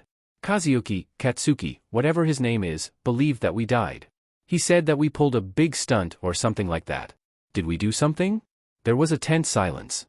Just when Izuku thought that Izuku wouldn't answer, the boy started to talk. "We did what we needed to survive. That's the most important thing." "But," Izuku smirked with mischief, "I didn't expect him to react like that when he saw us. Can't believe he's roaming the streets of Japan like this. He didn't seem to be happy when he saw us." Izuku tilted his head, "Meh. He's just being all petty." The boy didn't give a further explanation. Izuku frowned at that while propping pasta in his mouth. When he was done, Izuku stared at the gun. "Izuku, tell me, do you think there are some hidden weapons that we could use in this apartment?" Izuku couldn't sleep. He tried, but couldn't. Every time he closed his eyes, he saw Bakugou walking out the door and slamming it. Izuku didn't know how to feel about that. At that time, he didn't care that much. The blonde didn't want to do anything with Izuku, so what? But strangely, it stung. More than it was allowed in Izuku's books. They weren't friends, at least the green hair didn't catch that vibe. Although Bakugou spoke to Izuku in a more casual and informal manner. Like friends. Rivals. That's what the blonde said. Yet, Izuku couldn't believe that. He saw how Bakugou was moving. Every move was calculated with accuracy. Nothing like the green-haired moved, clumsy and messy. Could Izuku ever be on the same level as the blonde? Questions filled his head, and Izuku couldn't do it anymore. He stood up in one fast move. He was already dressed in his shoes and clothes. The freckled one grimaced at that, he just didn't feel like undressing. Stretching his arms, Izuku turned around like he sensed something. It was already deep night. It was dark, and the only light source was the moon shining out of the window. There, in the corner, stood Izuku lazily. It looked like he just appeared. Izuku raised his eyebrow. Well, hello to you too. If I may ask, why are you standing there in the dark like some creep? Izuku, as always, looked unimpressed. That small bstrd ignored the question and strolled through the room like he owned the whole place. Nice of you to finally get up. Izuku gritted his teeth and looked utterly annoyed. I wasn't even sleeping. You were thinking of it. No, he was thinking about Bakugou. But he couldn't say that to Izuku. I'm still in recovery. My whole body aches and is stiff. I think I have the right to lie in bed. Thank you very much. Izuku looked Izuku up and down. The nerve. You're forgetting that father wouldn't stop looking for us. We need to be prepared. Izuku groaned and hid his face in his hands. What a brat that Izuku was. But he was right. Every shadow and sound set the freckled one off. But he needed to rest. Izuku couldn't function if his body was failing him. That much was clear. When Izuku blinked, Izuku was standing right before him, grinning like a madman. Izuku jumped away, not expecting to see the boy so close. We should go out and breathe some air. Izuku frowned at that. You said it yourself. Father is still looking for us, remember? The best thing we can do is hide. And father wasn't the only one who was looking for them. Hawks were still in the game. But Izuku thought that the man had some better things to do. Still, that man was unnerving. Something was saying to him that he should stay away from Hawks. And now Stain had joined the game. Izuku shuddered, remembering the crazy, wild look in the man's eyes. Yes, Izuku nodded once. But I also said the best defense is to attack. So, we should be ready to strike. Izuku didn't like the whole plan at all. But Izuku looked like he could and would strangle him if he didn't agree. Fine. But if something happens, I'm blaming you. The smaller boy rolled his eyes and nodded. Izuku was appearing way more and longer than he had in the beginning. It was both comforting and terrifying. Izuku hoped he wouldn't regret listening to this gremlin. Izuku felt the cold, fresh wind tugging at his green hoodie as he ran on the rooftops of the city. His mind was screaming while his body was thriving. Every leap and jump that he made was messy and sloppy. But Izuku felt free. The shadow swallowed him whole while the boy ran and jumped from one rooftop to another. His lungs burned in a both familiar and painful way. But Izuku couldn't stop. Faster, faster, chanted a giddy voice inside of him. Izuku was running ahead of him, nothing like Izuku. His moves were graceful and calculated. He jumped and ran without wasting any energy on other things. Both of them were blending in the shadows, and Izuku felt a grin spreading across his face. It's been 5 years. 5 whole years since he was allowed to run like that. Izuku didn't know freedom, but as he ran and leaped, he thought this was the closest form of freedom that he would ever get. Izuku seemed to thrive, too. With every minute, the boy ran faster as he leaped from one building to another. For 1 second, it looked like the smaller boy could fly. The next building dropped away in front of Izuku. For half a second, instinct hesitated. 5 years ago, he wouldn't have thought he would have leapt. Izuku jumped. The gap swallowed him, city lights blurring beneath his sneakers, and then his hand slammed onto the opposite ledge. The impact rattled up his arms, sharp and unforgiving. He grunted, fingers slipping on dust before tightening, muscles screaming as he hauled himself up. Yeah. Definitely rusty. His whole body was screaming. But Izuku didn't care, because his mind was also screaming for more. This was even better than his weekly dosage back in the underground. He ran so quickly that Izuku thought he could trip beneath his own feet. Yet, he didn't dare to slow down. Maybe he didn't remember his time being Izuku. Or Bakugou, who looked so hurt beneath that anger. But his mind and body seemed to remember this. The locket around his neck felt, for once, lighter. But Izuku knew 5 years ago he was sharper and way faster. Just looking at Izuku was enough to prove the point. Right now, Izuku wasn't the boy who couldn't remember. He felt free. Of course, not all good things could last. Because Izuku's body felt it first before he could think about what he felt. His foot slipped, and he was too slow to catch himself.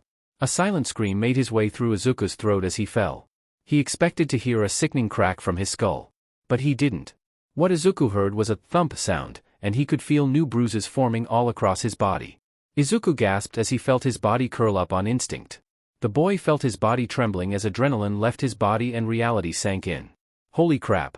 Izuku could have died just a second ago. What was he thinking? He wasn't built for this sheet and... Are you going to get up?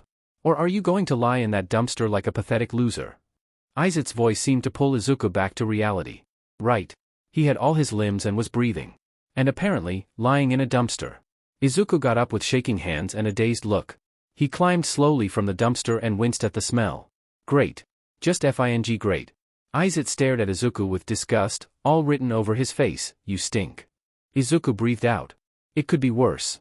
The whole situation was laughable, and he could live with that. It was all right. He could wash his clothes, again, and then scrub himself clean. Just when Izuku opened his mouth to make another comment about how pathetic Izuku was, he was interrupted by a high-pitched scream. Both of their heads turned towards the sound. Izuku's eyes widened. Could that be his father? Maybe it was a trap. He heard traffickers used that tactic to kidnap people. Izuku turned towards Izuku to ask what to do, but the boy disappeared. Izuku made a noise of disbelief and turned around, looking for Izuku. But the 13-year-old was already gone. That DMN-BSTRD. There was another scream, this time somewhat weaker. Izuku had enough. He walked towards the sound with more confidence than he felt at that moment. Seriously, where were these heroes when you needed them? This was ridiculous. But he couldn't walk away. Screw him and his kind heart. When he turned into another, smaller alley, he saw a woman who was maybe in her 30s standing next to a guy who seemed to be mad at her. I'm asking one again, where is your boyfriend? He owes me. The woman was pressed against the wall, looking between mad and scared. I already told you. I don't know. He packed his bag yesterday and left without a word. Izuku got a sense of déjà vu. Still, he put the hood over his green curls and somewhat over his face. Slowly, but calculated, the boy marched towards the taller man.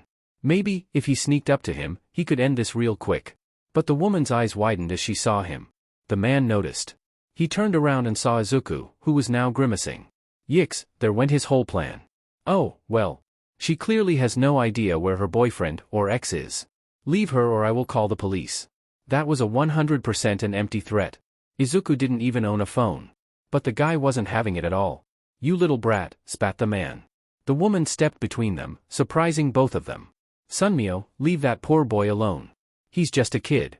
She stood her ground, making Izuku shift a bit.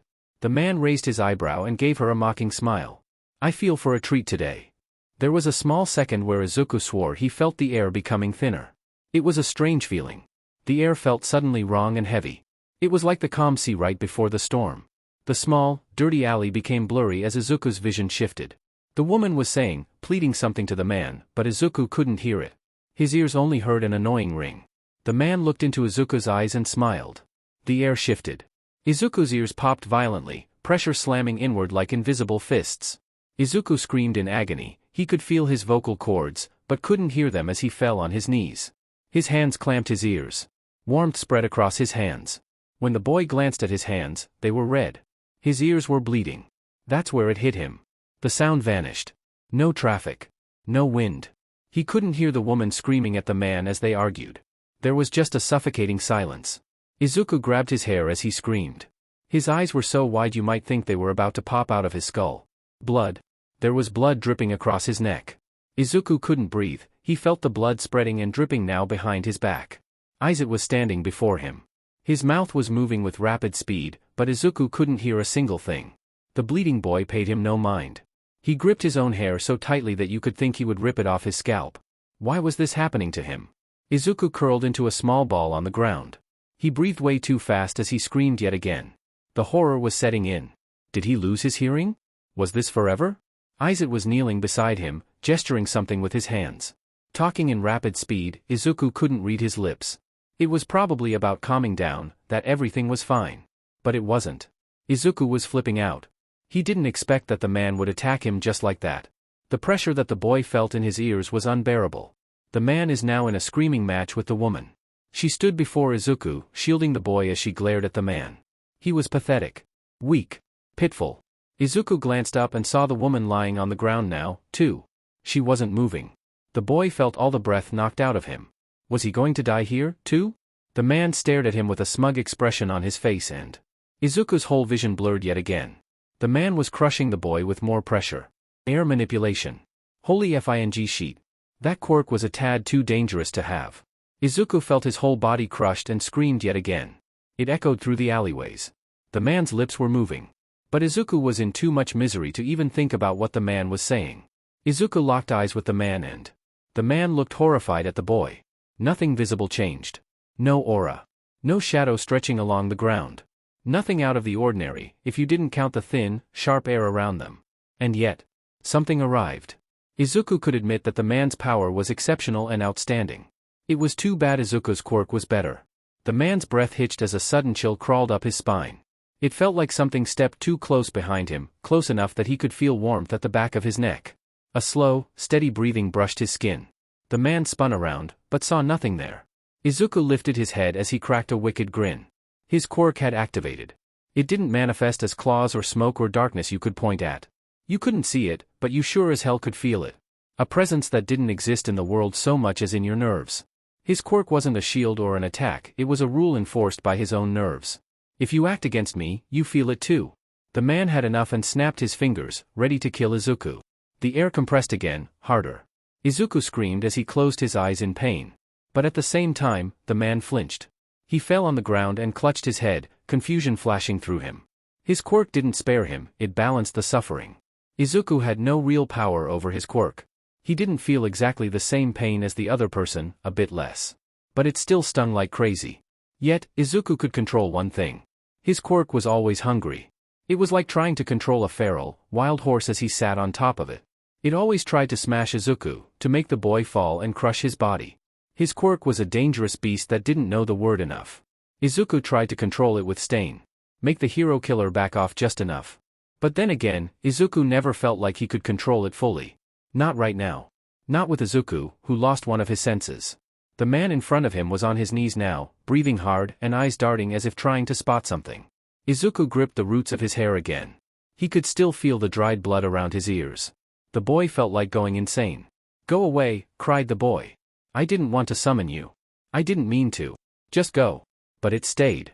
Izuku could feel his quirk grow impatient. Hissing at the boy as Izuku tried to block his quirk off, make it vanish. But it didn't work. "Take whatever you want to take, just leave me alone," hissed Izuku between gritted teeth. The words weren't loud.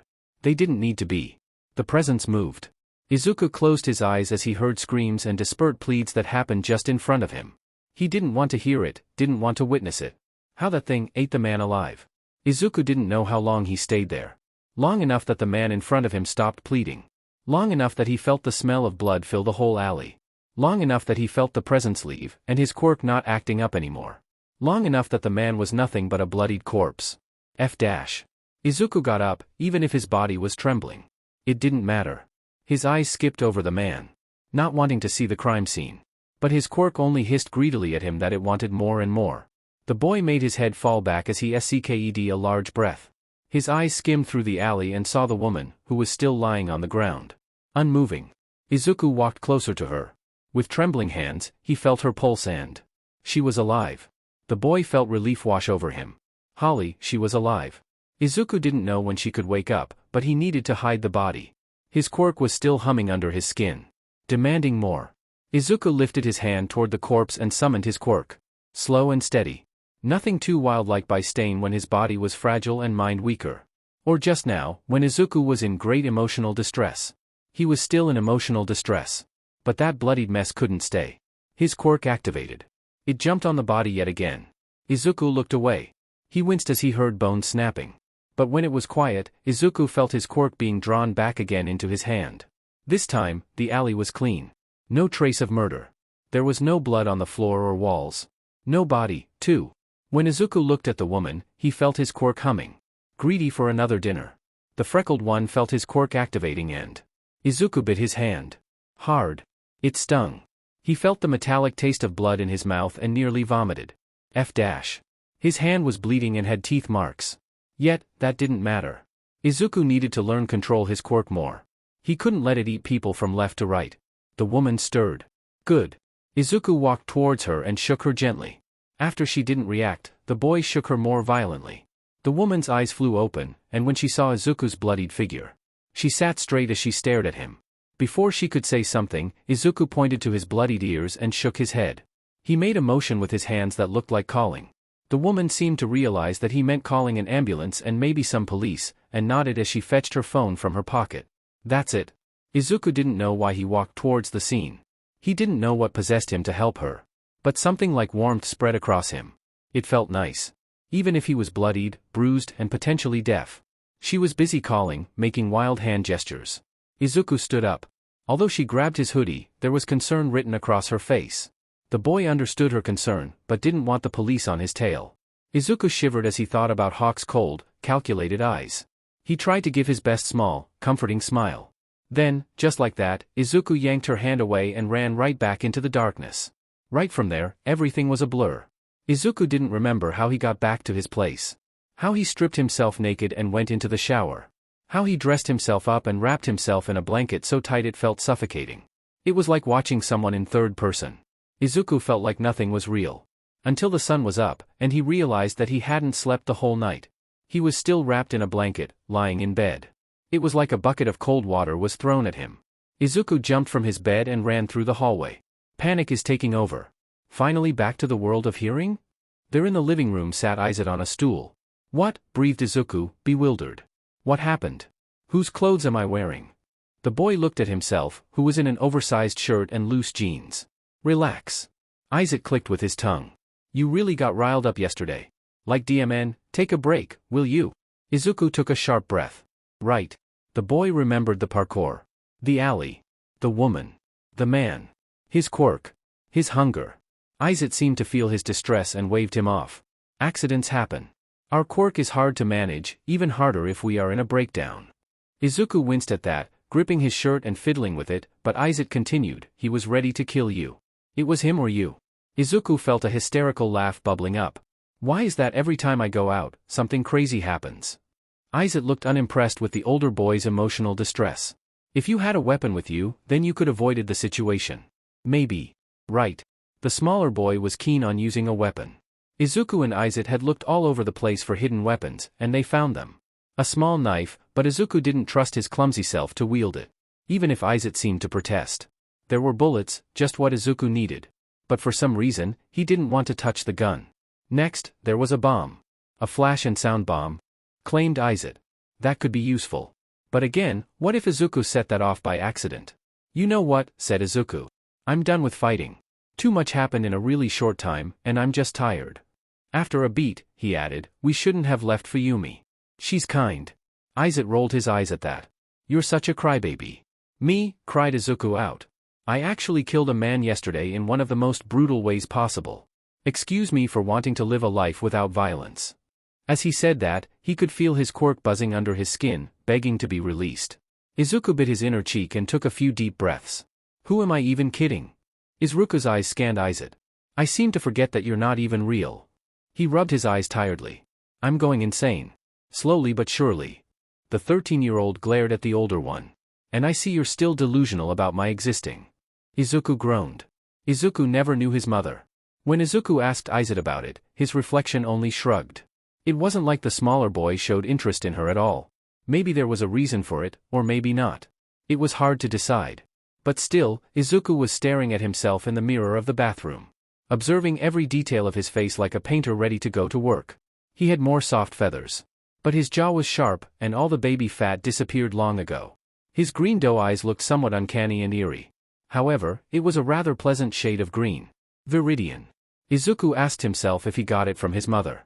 Because his father looked nothing like the green-haired boy. They were so different that Izuku often wondered if they were related. So, Izuku looked more like his mother?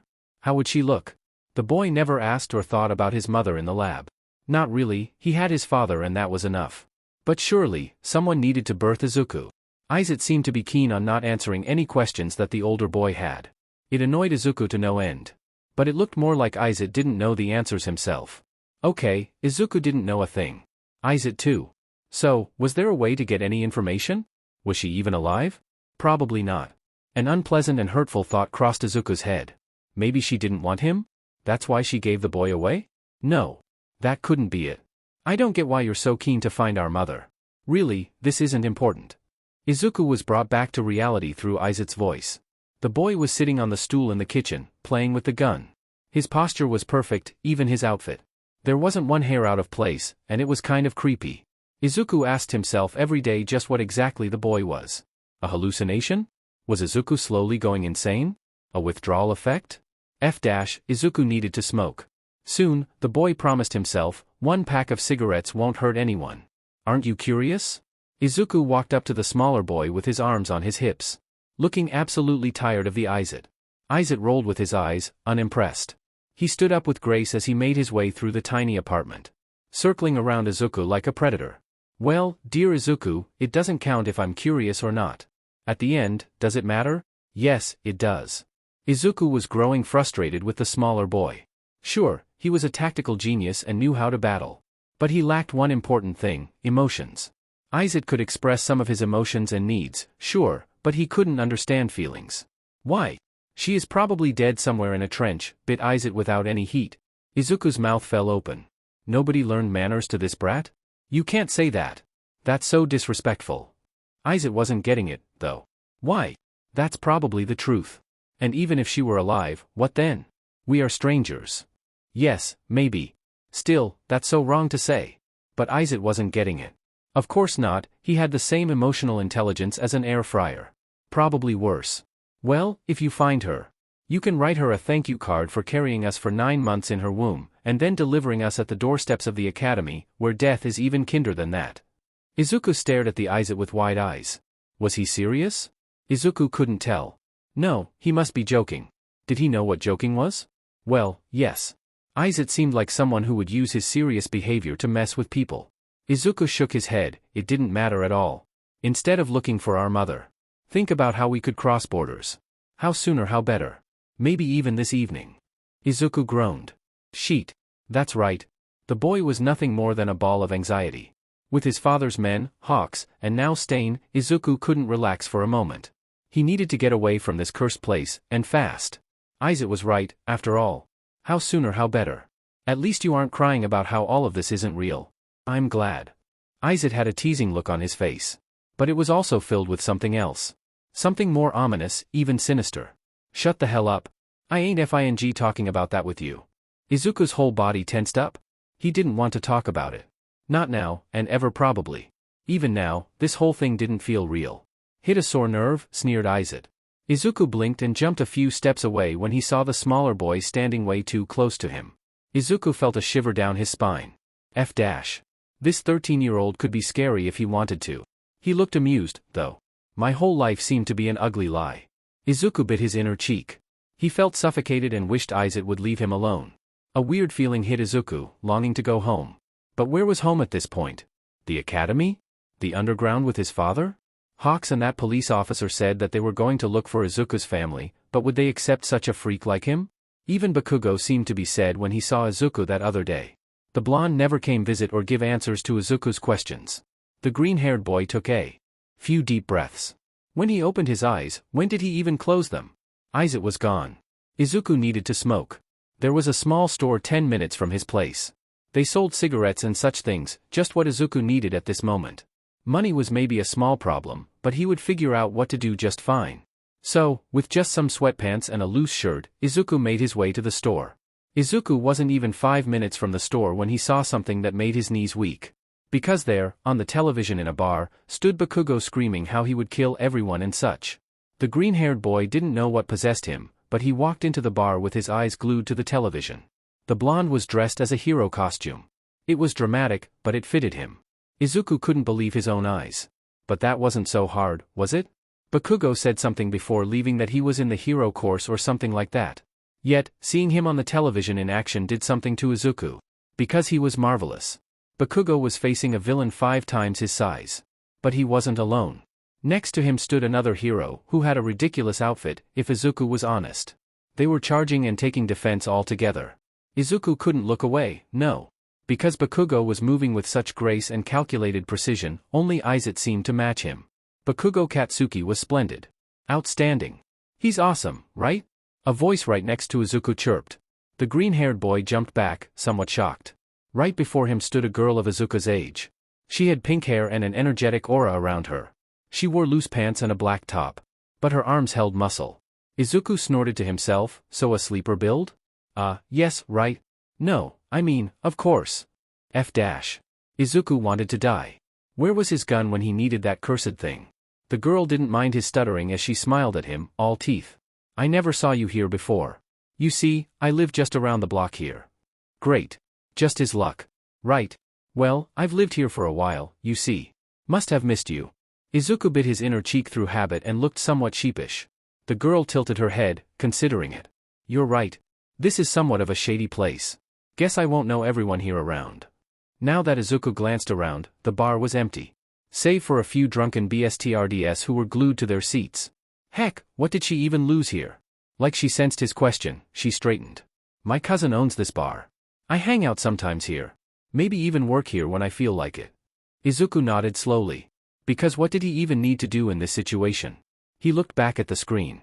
The fight was already over, and Bakugou seemed to be yelling at the paparazzi for distance as the police cuffed the villain. The girl noticed that, because of course she did. You're a fan of him? I'm even surprised he has fans with that attitude. Guess he would debut soon. Izuku wanted to point out he wasn't a fan, but held his mouth shut. Yes? The girl didn't even blink at the boy's lack of social skills. She held a hand out with a grin. May Hatsum. Izuku stared at her hand with wide eyes. He took her hand somewhat weakly, but was surprised at how strong her hold was. Just Izuku. She raised an eyebrow at that, but didn't comment. The boy wished he could just disappear and never do this again. But it was also nice, having a conversation with someone who hadn't had the emotional capacity of a microwave. He glanced at the television, and there was Reclam.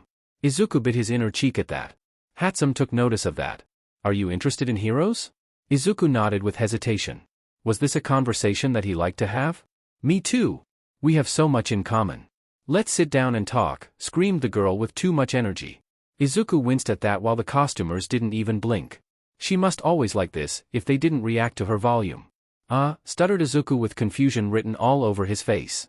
Before he could form a sentence without tripping on his own words, she grabbed his arm and dragged him to the nearest table. Izuku sat with a tense posture. He didn't even have a cover story.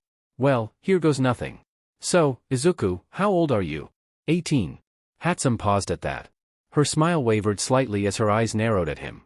Really? That means we are the same age. Strangely, I thought you were a few years younger than me. Did someone tell you that you look younger than you are? Izuku's brain stopped working for a second. He stared at the girl for a few painful beats before processing the words. Yeah, I was told that a few times. Yeah, the pink-haired girl hummed thoughtfully. I can imagine that. There was a few beats of silence. Izuku took a deep breath. Did he need to say something? What could he say? What did guys talk to girls about? There was a short pause in the boy's head as he realized he sat in a bar with a girl, alone. A hot blush spread across his face. Was this a DMN date? He wasn't ready for that. He never really talked to girls. What should he do? Izuku should have bought a gift for her. So unthoughtful. Wait, did he even want to date her? She was nice, but where do you go to school? Her golden eyes were looking through Izuku to the point that the boy was uncomfortable. I'm homeschooled. It's cool, you know? Where do you go? Her gaze became even more suspicious at that. It seemed to be impossible, but her golden eyes became even sharper. Hatsum leaned closer to Izuku as she played with her hair in boredom. U.A, Department of Support. Izuku's eyes widened. U.A, he had somehow heard that name. But where? Hatsum saw his interest and nodded with a grin. Yes, the same school where Dynamite goes to. Who? Confusion was written all across Izuku's face. Just what was going on? Hatsum rolled her eyes. Hello? Dynamite, the one you looked at with giant stars in your eyes. Right. At the television. Izuku needed to get his sheet together. So, his hero name was Dynamite? It fitted him. It was dramatic and screamed his style. Izuku liked how it sounded in his ears. Right. Well, this was somewhat awkward. Tell me about yourself, Izuku, said Hatsum as her gaze never left the boy. My name is Izuku. Whoa, he could commit right here and now. I'm homeschooled. The boy wanted to smash his head against the table and just pass out. Were dates this exhausting? He was making a fool out of himself. I have a very annoying cat. Izuku nodded at that. He couldn't exactly tell just what eyes it was. Plus, that boy seemed to have some resemblance of an angry cat. But I wouldn't know where I would be without him. Dead in a ditch, probably. Hatsum clicked with her tongue, unhappy. Izuku shrank at that. Was she mad at him for having a boring life? He needed to do better. She stood up, looking in his eyes with a determination that Izuku didn't know a person could possess. Izuku, you don't have to hide anything from me. I was in the same position as you, believe me, I know how it feels to stand in your shoes. I can help you. Just tell me, who is abusing you? The boy choked on his own saliva after hearing that. His face went red as he gasped for breath. This wasn't a date? Izuku didn't think that she was interested in him, but he didn't expect that. The boy glanced at his arms and felt stupid. Of course, she would think he was being abused. His arms were heavily bandaged. Not only that, but he was underweight. Izuku hadn't some good sleep for a while, resulting in him looking like a corpse. This wasn't good. No, this was terrible. Izuku stood clumsily up as he waved his hands, flustered. No. You got it all wrong. I'm not being dash. Cut the bullshit. You can tell me the truth, Izuku. We can go to my school. All the teachers are heroes. They would help. A dash? You look extremely underweight. Izuku, you have bandaged arms and bags under your eyes. This isn't normal. You look at everything like it might eat you alive, and your whole body is tense. On top of that, you're homeschooled. Don't tell me this person put you in homeschool so they could abuse you without any suspicion. Izuku's mouth fell open. He was ready to defend himself, but it was hard. How could he answer all of this? The boy should have stayed at his apartment and gone to the store at night. No, better, he should have already forged documents to fly to America. This wasn't good. I'm glad that you're concerned about me. He wasn't. Izuku didn't understand that. Why was she all in his business? She had the whole situation wrong. But there is nothing wrong. She grabbed his arm with fire in her eyes. We are going to Udata right now. You say this now, but what if they kill you? Shit like this always happens. Izuku winced. Why was she so DMN loud? Wait. Did she just said Udate? No way. Izuku freed himself from her grip. Academy training kicked in.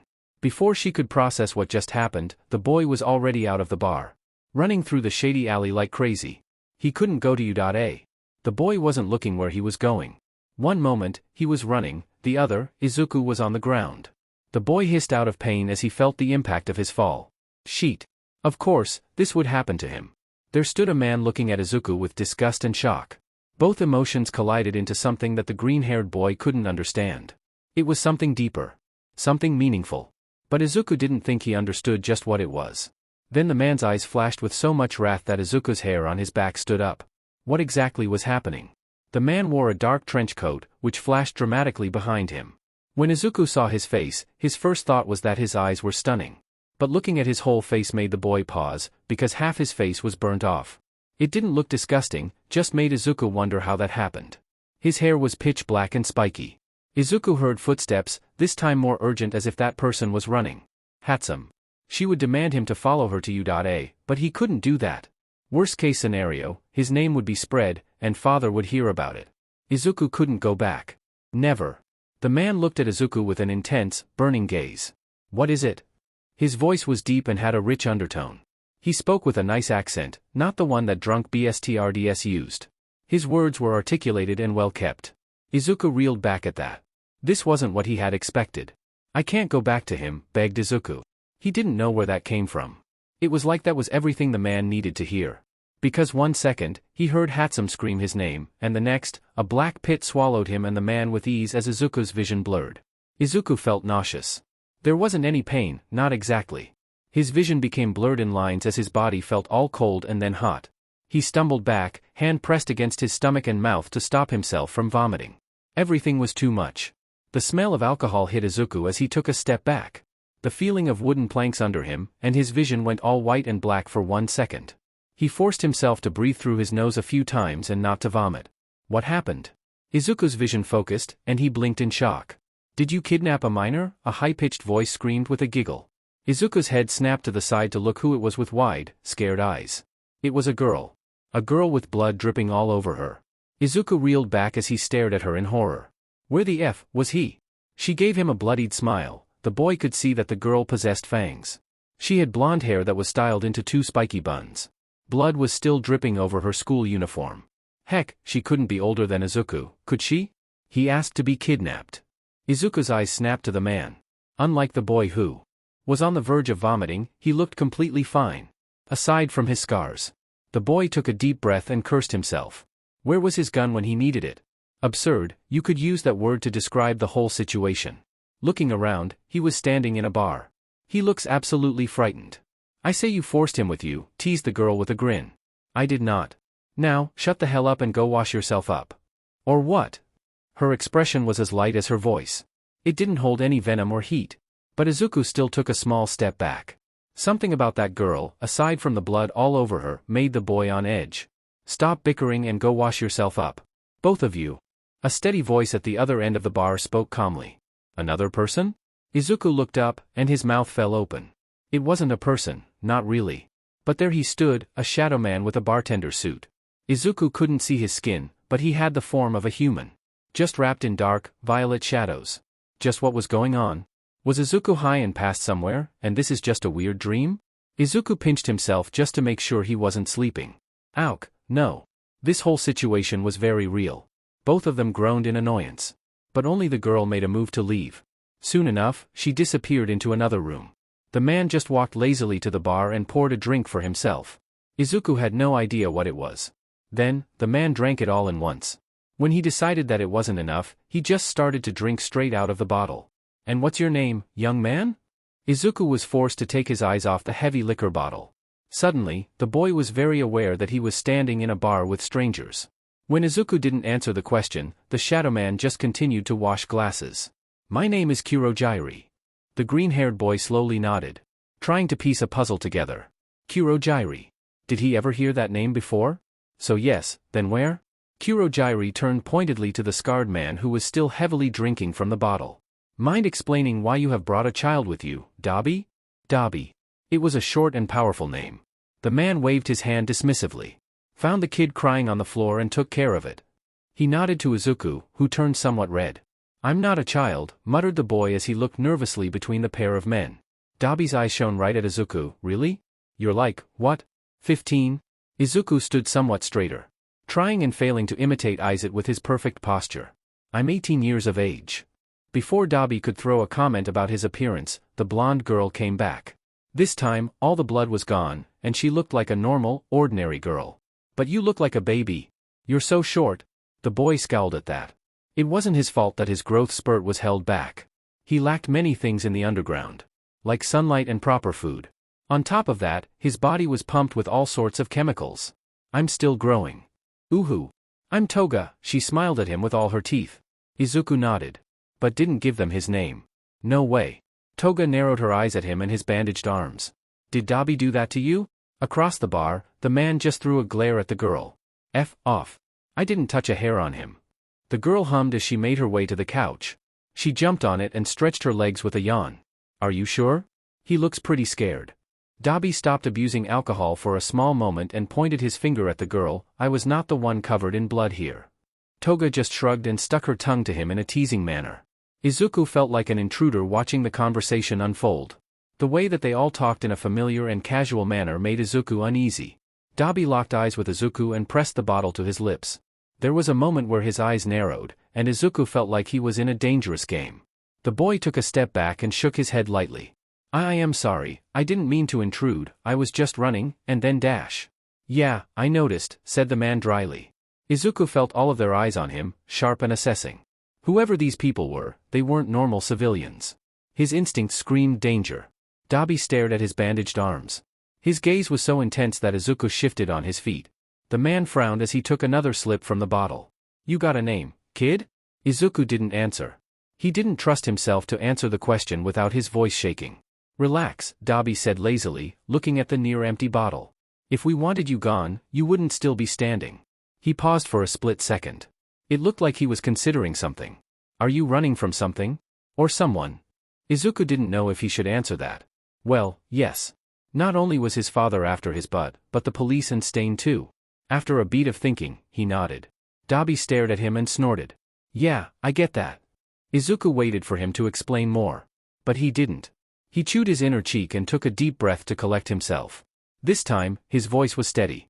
Well, this whole thing was nice, don't get me wrong. But I have to go, you know? People to see, places to be. I'm kind of busy, so. Bye. He ended his sentence a bit awkwardly. The boy started to walk towards the closest door at the other side of the bar. This was the exit, right? Toga opened her mouth to complain, already leaving? So soon? Izuku ignored her and already had his hand on the doorknob. Before he could open it, the door swung open on its own. Or not really. A man opened the door and stared dumbfounded at Izuku. The boy blinked in return with a strained smile. The man wasn't that much older than Izuku himself. He had blue hair, and he looked like he was in need of some good sleep, just like Izuku. Before the man could open his mouth to say something else, Izuku slipped past him. Heck. The boy was breathing hard as he leaned against the wall of a random alley. This whole thing was messy. Who even were these people? It really was Izuku's luck, wasn't it? He forced his body to relax as he looked up to the sky. Izuku had awful luck. That was funny, kid. Izuku looked up and saw Dabi. The man was leaning against the wall too, but in a carefree, unconcerned manner. He had a smug look on his face. Like something was funny. But Izuku wasn't getting the joke, and annoyance crept up in his chest. Why couldn't everyone leave him alone? PSS off. The man held his hands up in mock surrender. Don't act so tough now. One moment you were nearly crying on the ground, and now you're cursing me out. Izuku stared at the man, tilting his head slightly. Just what kind of game was he playing? You said it yourself. Someone is after your butt. Look, what I'm trying to say is, I don't do this often. Actually, never. I don't bring random kids with me. I bring corpses in. What are you trying to say? You need money to survive. I can give you that. Screw. I know guys like you don't do this shit because you're all so kind-hearted. What is it that you want from me? Dabi smiled, all teeth. Izuku tensed up as he stared at the man with wide eyes. I know what you did. A shiver ran through the boy's spine. What the hell? Dabi took a few steps towards Izuku with a grin. Exactly. You were the one who killed Sunmyo. Izuku became as white as a sheet of paper. He sucked a deep breath in and just stared at the man in front of him. How? There wasn't anyone else in the alley. The freckled one made sure that there wasn't a trace left of murder. So, how? His heart started to speed up.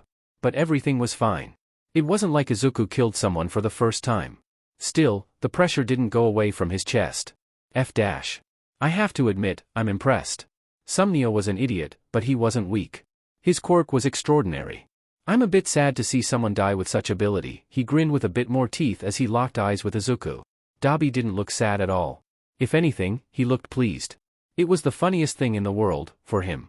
I'm really curious now, what is your quirk? Izuku kept his mouth shut. Dabi rolled his eyes and made a tisk sound. Fine, keep your secrets. Just no dash. How? Were you there dash? No. But I have my ways. The boy nodded. Good. He asked what Izuku's quirk was. So Dabi didn't know? At least that little piece of information brought comfort to the boy. You can work there. Nothing too crazy, but the pay is crazy good. Think about it. I decline. Have it your way, mused Dabi before he disappeared into another alley. Izuku stood there for a second. Hell. Just his luck. Izuku stayed a whole day locked in the apartment. It wasn't like he did something useful. No, he just stayed in his bed. The boy knew he needed to get up and take a shower, look online at the plane tickets, or do something. But he couldn't. Izuku just lay there wrapped in a blanket and stared at the ceiling. You're so lazy, Izuku's voice reported to him. He sat at the bed too, but looked aside from the window. Izuku rolled to his side, away from the boy. He didn't want to hear it. The older one knew he needed to get up. It was always about getting back up, wasn't it? Izuku groaned and buried his face back in the blanket. He needed to sleep. Izuku said that it was okay to sleep, that he would wake Izuku up if anything happened. But he couldn't. Every time the green-haired closed his eyes, he saw flashes of his academy years. Slowly, he could remember a lot more. But chose not to. Izuku swept all the bad memories away under a rug. Because he didn't want to face them. Izuku felt weak. He probably was, wasn't he? Just looking at Bakugou was proof of it. The boy moved with a plan. He calculated his moves, and they were so accurate that it was scary. How could they ever be rivals? Izuku wasn't on that level. The boy chewed his lip nervously. There were just too many things that didn't make any sense. About mother, started Izuku, yet again. He turned to look at Izuku sitting next to him in their bed. The way Izuku spoke to the boy was soft, like approaching a wild, wounded animal. What about her? His tone held no pity. It was sharp and carried through the whole room. You said that it doesn't matter if you're curious or not. But I think it's normal to be curious about something like that. We are talking about our mother, after all. Unlike you, Izuku, I don't have time to dwell on my emotions. His voice was even sharper and held some venom against the older boy. Izuku's eyes glared into the older boy's soul. Izuku didn't blink at that. He was used to it. Used how the younger boy went into attack mode when he was only defending himself. I can't miss her. Not really. How can I miss someone whom I never met, in the first place? But the more I think about it, I think I miss what could have been our life. Imagine coming home from a long day at school to a home-cooked meal. You're being nonsensical. Immature. Ludicrous.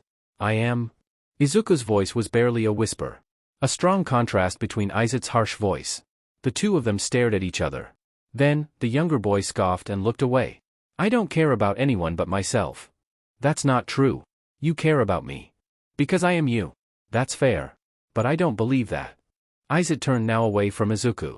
He looked out of the window, and the older boy swore he could hear a mumble, I cared about someone, but that was a long time ago.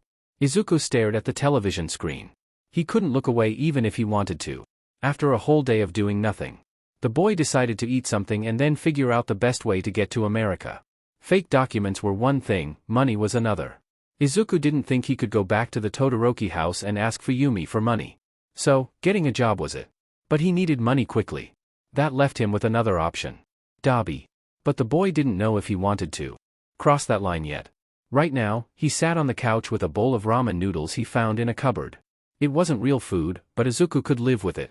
His eyes were glued to the television because there stood Bakugou. The one Izuku met in that shitty alley. The boy found a channel that showed the Udata Sport Festival, something that recapped all the pleasing and exciting moments from the years prior. At first, Izuku just watched it because he was bored. But now, he sat on the edge watching how the blonde moved with a perfect amount of speed and accuracy. It was amazing, everything that Bakugou Katsuki did was excellent. Izuku knew what he saw in that alley the other day with Stain wasn't his imagination. It was real, and so was Bakugou. His moves and quirk were very real. The boy had a form of starvation in his expression. He wanted more. Izuku forgot even about his food as he watched the boy scream and laugh like a maniac. His voice was booming and carried through every room and space he was in. But it wasn't his normal, talking voice. Not the one he used when he talked to Izuku. The green-haired boy wanted to hear it again. More. More. More. There was a boy with red hair and a grin who stood next to Bakugou. He clapped on the blonde his shouter and said something that made the blonde snort. Izuku paused at that as his eyes turned sharp and unpredictable. Would Bakugou react the same way with Izuku? Would the blonde allow Izuku to stand as close as that other boy next to him, maybe even closer? Izuku didn't know if he wanted to be Bakugou's rival again or be him. Crazy ideas started to form in his head. The blonde said that he didn't want to see Izuku ever again, but did he mean that? Surely, he felt the same about Izuku. There was no way that Bakugou didn't care about him. No, they were rivals. Izuku needed to show him that he was worth it. That he could stand on his own, that he wasn't useless. Because he wasn't, right? They didn't see each other for 5 years, surely, Bakugou Katsuki was curious about him, too? No, Izuku was more than just curious. There was deep down in his chest a feeling that he couldn't grasp. It was irritation mixed with worship and rage. He felt the madness the strongest. It was like Izuku forgot to breathe because every time he looked at the blonde, it swallowed him whole. It burned him, his head became fuzzy and his eyes wild. Izuku thought for a minute about it. Why?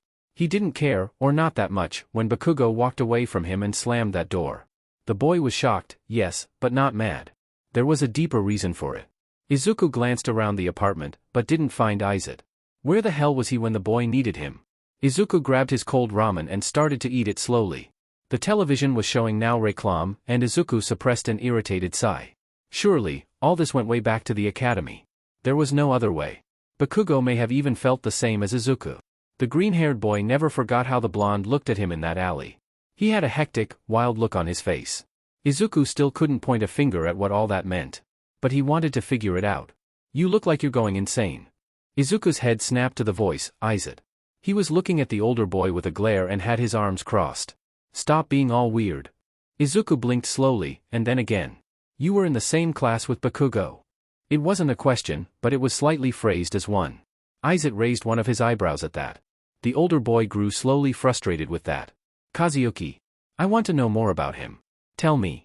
There is no need for me to tell you anything more. Izuku's eyes widened as he stood up. Why? What happened at the academy? Izuku turned around, not meeting the older boy's face.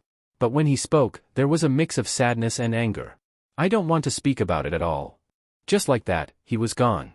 Izuku was flying. Or it felt like it. He was sprinting through the rooftops. The boy felt his own heart beating like crazy. Every jump and roll was sloppy. His footwork needed work, and his stamina wasn't that great either. But Izuku didn't care. Shadow swallowed him whole while the wind screamed his name. Every second, he became faster. His body was screaming for a break, but his mind was relishing every moment. Izuku stopped at the top of the rooftop, just barely from the end. The boy looked at the whole city and screamed, yeah. Izuku let his arms spread wide, as if they were wings. Who? His voice was swallowed up by the wind, which made breathing difficult. But Izuku didn't care. He was smiling, an honest smile. This was freedom, decided the boy.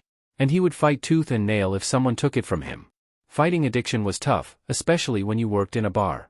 Izuku was in need of money and decided to contact Dabi. He knew it wasn't his best idea. But it was better than to steal like Izuku wanted. Izuku suppressed a groan. It was hard to explain why it was wrong to want to steal from a bank, let alone do it. Of course, working under Dabi wasn't legal either. Izuku was sure of that. But it was better than committing mass crimes. So, here he was now. Working in a DMN bar. Not that there were any customers. Izuku tugged at his red tie, feeling somewhat uncomfortable in a full suit. Did everyone need to wear this? Because this was a sheet situation. Izuku could tell. The boy was cleaning glasses as his eyes scanned the room. Right now, it was just him and Dabi. When Izuku asked about the others, he told him they were busy. The boy snorted at that, busy committing crimes? Why are you doing all this? Izuku's voice broke the silence, it echoed through the whole room. His voice was impatient, but steady. Drinking coke? Well dash. No. Letting me work here. What's the real reason here? Cut Izuku Dabi off. The man's voice was slow and held a tone of boredom. But his words were articulated and intelligible. Izuku wanted to know where he learned to talk in such a way. And what he was doing here. Someone with that sort of speech shouldn't be drinking in the middle of the day. Kid. I already said why, because I'm curious about you. Izuku nodded slowly. But his eyes never left Dabi. Right. They stayed in silence again. Dabi was just sitting by the bar, minding his own business. Izuku cleaned the bar and threw glances at the older man here and there. Their silence was broken by Toga, who walked into the bar cackling with blood on her. On one hand, Izuku was dying to know what she was up to. On the other hand, he didn't want to know. Her eyes landed on him. Her smile grew larger while her eyes grew wide in surprise. Hello. Didn't expect you here. Izuku, for his part, just gave her a shy smile. She beamed at him and sat next to Dabi. Not paying him any attention at all. So, I thought you, she pointed at the whole bar, was just one-time thing. Clearly not. Breathed Izuku. He looked at Dabi for help, but the man just shrugged. Yeah. Toga nodded at that. Like that was a well-answered response. So, what's your name? You already know mine. Izuku nodded. He was prepared for that question. The boy thought about it and decided to go with a simple name. Haruki. Toga stared at him with an intense gaze and shrugged. You don't look like your name. Tell that to my mother, shrugged Izuku, and Dabi barked out a laugh. Izuku felt himself slowly relax. Even if he was surrounded by villains, it didn't look too bad. They definitely were villains, right? What's your quirk? Izuku's eyes snapped to Toga. She looked at him with curious eyes. What's my quirk? She nodded at that. Oof, Izuku took a deep breath. Here goes nothing. I don't have one. I'm quirkless. Toga had a stunned expression on her. Dabi's full attention was focused on Izuku, he was deep in thought. Well, the boy breathed out, he better not think all too hard about Izuku's quirk. At the end, it was better for them to think that he was a weak quirkless boy who could do nothing. Whoa, breathed Toga out. I never met a quirkless person before. How does it feel? Izuku grimaced, at the end, we all are the same, aren't we? Sure, it was somewhat of a cliché answer, but that would do. With that, Izuku turned around and just cleaned the bar further. Not daring to look at the two people behind him. Not even 5 minutes later, a few purple portals came into Izuku's sight. His eyes widened in surprise as people walked through them. They were dressed weirdly. Not in Dabi, somewhat emo, weird, or Toga in a school uniform, weird, even though Izuku was sure she didn't go to school. All their heads turned to Izuku, and the boy felt the need to grab his gun. So, you're the kid Dabi wanted to work here. You don't look like an interesting person at all. I'm Shigaraki. His eyes stared down at Izuku. His tone held boredom and laziness. Still, the boy felt danger all around the man. Haruki. That was all that Izuku was offering to the sharks. The man looked him up and down. Just when Izuku wanted to shift on his feet, he looked away. Forest training camp, said Shigaraki. I want everyone to be on their best behavior. He smiled, but it was all too wrong. Izuku tensed up at that. Just what was he talking about? But the boy knew he couldn't ask about it. Dabi warned him to keep his mouth shut and be quiet, otherwise the man would burn him to ashes. And Izuku knew he meant that to his heart. A few people sheered at that with cruel smiles and sharp eyes. People that Izuku never saw before. A man with a gray costume. A green-haired lizard mutant. A masked man with a purple coat. Izuku rolled his shoulders, trying to ease his tense form. But it wasn't working at all. That's going to be so much fun, giggled Toga while clapping in her hands. Wonder if he would think so too. He? Asked Dabi. He already switched his coke to a strong shot of alcohol. Izuku blinked at that. He didn't even notice that. Blonde. Explodey. Angry. Strong. You know who I'm talking about, sang Toga with a smile. Izuku's heart dropped. He nearly dropped a bottle of expensive wine. Bakugou Katsuki. Sheet. They were talking about him. Weren't they? Izuku gripped the bottle a bit tighter to stop his hands from shaking. He grit his teeth and narrowed his eyes. Just what did he get himself into? Oh yeah, screamed the man in a gray mask. He was so fun to watch at the sports festival. Everyone nodded in agreement, and Izuku felt himself start sweat. Shigaraki started to talk again. His voice was confident and filled the whole room. Kurojiri, make a few portals to the UA training camp. Don't disappoint me. This is a chance to prove yourself. The man made a few portals, and Izuku felt like fainting. Sheet. What was he supposed to do? Bakugou said that he never wanted to see Izuku ever again. Was this an exception? Toga skipped through the portal with no care in the world. Then, the man with the gray mask, who was muttering to himself the whole time. It was already late and dark. Everyone should be asleep at this hour. Everyone who was in the bar, including some guys who sat in the back, and Izuku, couldn't get a good look at them, went through the portal. There were 4, and it seemed like everyone knew where to go. Dabi was standing in the middle of the portal. He stopped and stared at Izuku. Behave. With that, the man walked through. Izuku felt himself freeze. Because what the F did he need to do? Just when the portal seemed to close, Izuku moved. He jumped over the bar and sprinted right into the portal. Inside, he felt like he might vomit. Like, there wasn't enough air, and that's how he was going to die. It was messy. Just when Izuku started to see black spots, he felt himself being pushed away to the hard, unforgiving ground. Izuku fell right into his face. He groaned in pain when he felt blood come from his split lip. Did you hear anything? A faint voice questioned somewhere nearby. Izuku sat up straight and cursed. He tried to blink these black spots away, rubbing his eyes extra hard. When he opened them again, he was sitting on the grass in the forest. It was dark. The only source of light was the moon, and it didn't even shine that bright. What? No, I didn't hear sheet. These were voices that Izuku didn't recognize. But he knew that he needed to get the F away from this place. Izuku didn't bother to get up, he couldn't risk it. He rolled into a bush. Slowly, the boy started to walk in the opposite direction from the voices. Then, when he was sure they were out of earshot, Izuku ran. He wasn't familiar with the forest, not how he was familiar with the rooftops that he climbed every day. The forest was different. Izuku tripped from a tree branch and fell right on his butt. Just when the boy got up, he smacked his face into a tree he didn't see because of the darkness. Izuku got up again. This time way slower. He scammed the forest and cursed again. Where was he? Where did he need to go? No time for questions. Izuku started to run again. He needed to be faster. Izuku's head was spinning. He couldn't describe exactly what he was feeling, but it was there. It was something distasteful and unpleasant. A small voice in his head whispered fear, but Izuku brushed that voice off. It went way deeper than just fear. He didn't have enough time for that. Izuku was scanning the forest with his wide eyes. The more he looked and found nothing, the more anxious he became. His head started to spin even more. Izuku stopped in his tracks and took a deep breath. He couldn't panic, not like this. The boy closed his eyes and concentrated. What would Bakugou do? Where would he go? That blonde was smart, more than he looked. Izuku gave him credit for that. He was loud and looked somewhat reckless at first glance, yet he knew exactly what he was doing. It made Izuku shiver from excitement. Nobody was seeing it, were they? Nobody was realizing how special he was. Izuku scanned the trees, blinking furiously in the dark. He stared at the leaves and at the rocks. Looking. Hoping for one sign that might lead him to Bakugou. The boy saw it then. A tree that was badly burned. Izuku scrambled to investigate it. He nearly tripped in the process. The boy touched the tree, and it was still warm. Good. The freckled boy started to run in that direction. He felt his senses heighten.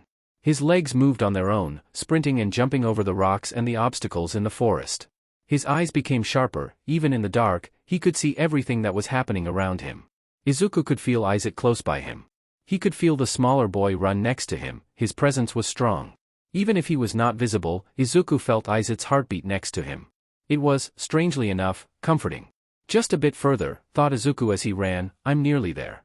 The boy felt Izuku stop and forced himself to stop running, too, causing him to fall and roll in the dirt. He felt all the air leave his lungs and coughed. Izuku blinked a few times hard. He gasped a few times for air with wide eyes. The boy looked around, trying to spot Izuku. But he was nowhere to be found. Though Izuku could feel his presence suddenly disappearing. "Fing hell," groaned Izuku in pain. Crack. Izuku's eyes snapped open. He felt his adrenaline rise as he looked around, his senses sharper than ever. The boy heard a stick crack, meaning that he wasn't alone. Of course not, but the freckled one didn't want to be found first. Izuku rolled from his back to his hands and feet, kneeling. He didn't dare to stand up. The boy didn't even dare to breathe harder than he already did. Izuku felt his instincts screaming, telling him to go away. The other part said that panic could kill you faster than anything else. That part sounded a lot like Izuku. The boy looked around, squinting his eyes. It was dark. Way too dark to see what was happening around. Good thing, Izuku could hide in the shadows. Bad thing, he couldn't see for shit. Just when the boy was ready to leave his cover, he felt it. It was like something shifted in the air. Izuku's hair on the head of his back stood up as he tensed. The freckled one felt horror wash over him as he saw what exactly was standing in front of him. Or more like who. Either way, Izuku was all too familiar with it. He was the one who made that sick fantasy into a reality, after all. Nomu. Izuku was breathing hard, way too hard. He covered his mouth with his hands as he stared at the thing in front of him. It stood in front of him, tall and unmoving. The Nomu was muscular, unnaturally freakishly tall, and its eyes looked in different directions. The Nomu had claws instead of hands. Not only that, but it had wings. The Nomu seemed to sense Izuku in another way, started to look around. The boy could swear he saw its eyes shine in the dark. The boy felt himself break in cold sweat as his hands started to shake. Because there was no way he was fighting this thing. Ever. Nomus weren't supposed to become a reality. Izuku was forced to study them and test different formulas on mice. Make these things perfect soldiers. Ensure that their DNA can withstand various conditions. But Izuku never thought that it would become a reality. Nomus weren't people, they were corpses with inhumane powers and senses. Izuku took one slow step back, trying to crawl back further in the dark. Crack. The boy turned his head quickly to the ground, seeing a stick that split in two beneath his feet. He felt his hand sweat and swallowed his saliva. Izuku looked back at the Nomu and... it wasn't there. It wasn't there. Izuku took a deep breath. Trying to calm himself down, this was not so bad. He needed to find Bakugou to warn him or someone in the Udata staff and... faster than Izuku could process, he was on the ground. The boy felt something warm and slick drip from his head. Izuku blinked, hard. He inhaled a shaky breath as his instincts screamed to run, hide, or do something other than just lie on the ground. The boy groaned as he forced himself up and ran, disoriented out of his mind. He just needed to get away. That was the whole plan. Just as Izuku tried to blink the dark spots out of his vision that formed instantly fast, he felt the Nomu grab him and go up to the fing sky. The boy let out a scream as he felt the wind against his face, skiing all the air from his lungs. The Nomu had grabbed Izuku by its claws that dug deep inside his skin. The boy screamed in pain as he felt himself nearly black out. Now that Izuku looked at the ground, that seemed so far away in the darkness, reality kicked in. He was in the air at the mercy of a Nomu that didn't have its own mind. Izuku gripped Nomu with his claws, which still deeply hurt him, and just hung there for his dear life. What now? His heart pounded like crazy. The Nomu still gripped Izuku by its claws, making the boy hiss from the pain. Izuku tried to breathe, but couldn't. He felt all the air leave his lungs because of the pressure. Now that they were so high up that Izuku just simply couldn't see the ground, Nomu dropped him. The boy's heart dropped. Izuku let out a haunted, raw scream as he fell to the ground. He swung with his arms and legs out of panic as he was falling to his death. Izuku closed his eyes. So, this was it? Before he could hit the ground, a strong arm gripped his body. Izuku opened his eyes and... Bakugou Katsuki. Kazuyoki. He had Izuku in one arm, and with the other, he made an explosion. Forcing them not to float, but it wasn't exactly falling either. Izuku didn't even have the time to process what was going on, as they both fell on the ground. Well, it was more Izuku. Bakugou rolled and then was back on his feet.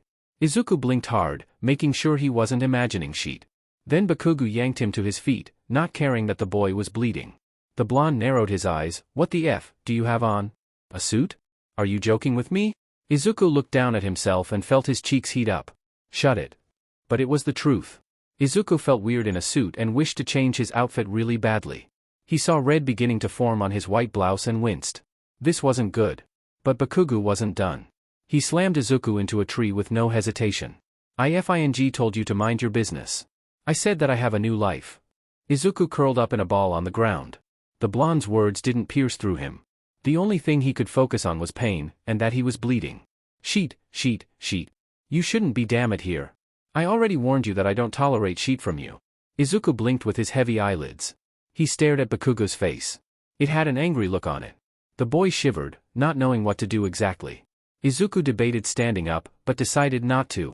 "And what was that? Was that suicide that I saw? You were trying to get yourself killed." Izuku had had enough. He stood up and threw a glare at Bakugou. "What was I even supposed to do? It isn't like my quirk is air manipulation." The blonde stared at him for a beat before shaking his head. "You were sharper. Both in spirit and body." Izuku grit his teeth at that as his hands curled into fists. "So, what? You come here just to tell me that? Like, I already don't know that? Because, newsflash, I do. You know the answers to the questions I have. Don't you know how awful it feels to not remember any sheet?" Bakugou tensed. The blonde looked like he was debating with himself in his head. There were two sides, and he didn't know what to choose. When he spoke again, there was an angry undertone, but his face was eerily calm. "I don't. Because I remember everything. Everything, yes. I remember every cut and bruise I got there. Every death that I caused or some shitty training.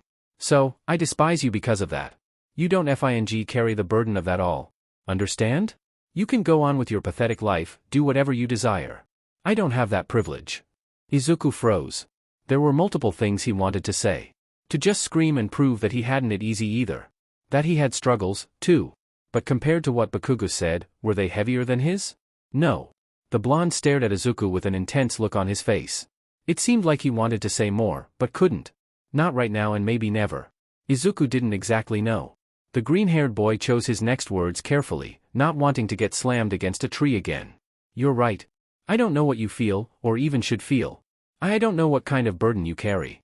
But you don't have to carry it on your own. We can share that. Because I did terrible things too." Izuku didn't know exactly what he was signing up for. But it needed to be done. The boy took a few steps closer to the blonde. "I'm not as innocent as you think I am. I'm an addict.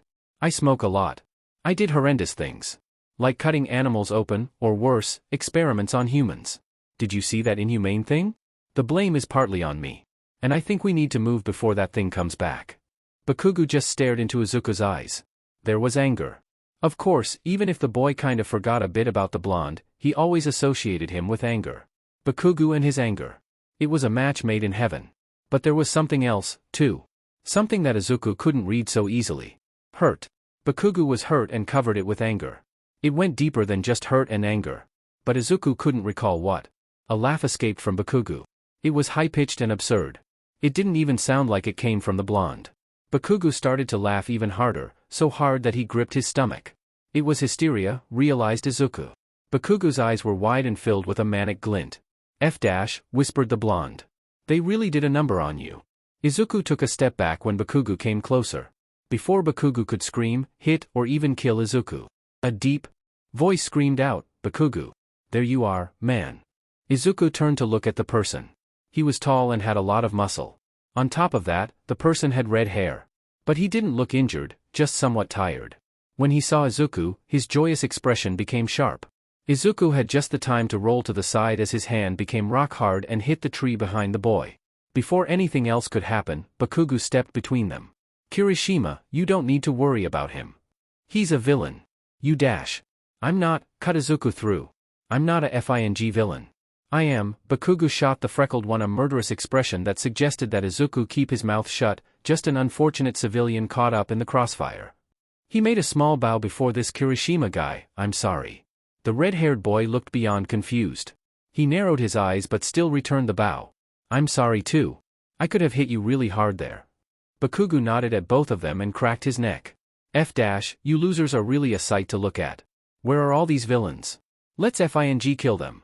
Kirishima waved with his hands while shaking his head. "Will you calm down? This is not the time for jokes." "I'm not joking." "Shoo. Can you be somewhat quieter? They could hear us."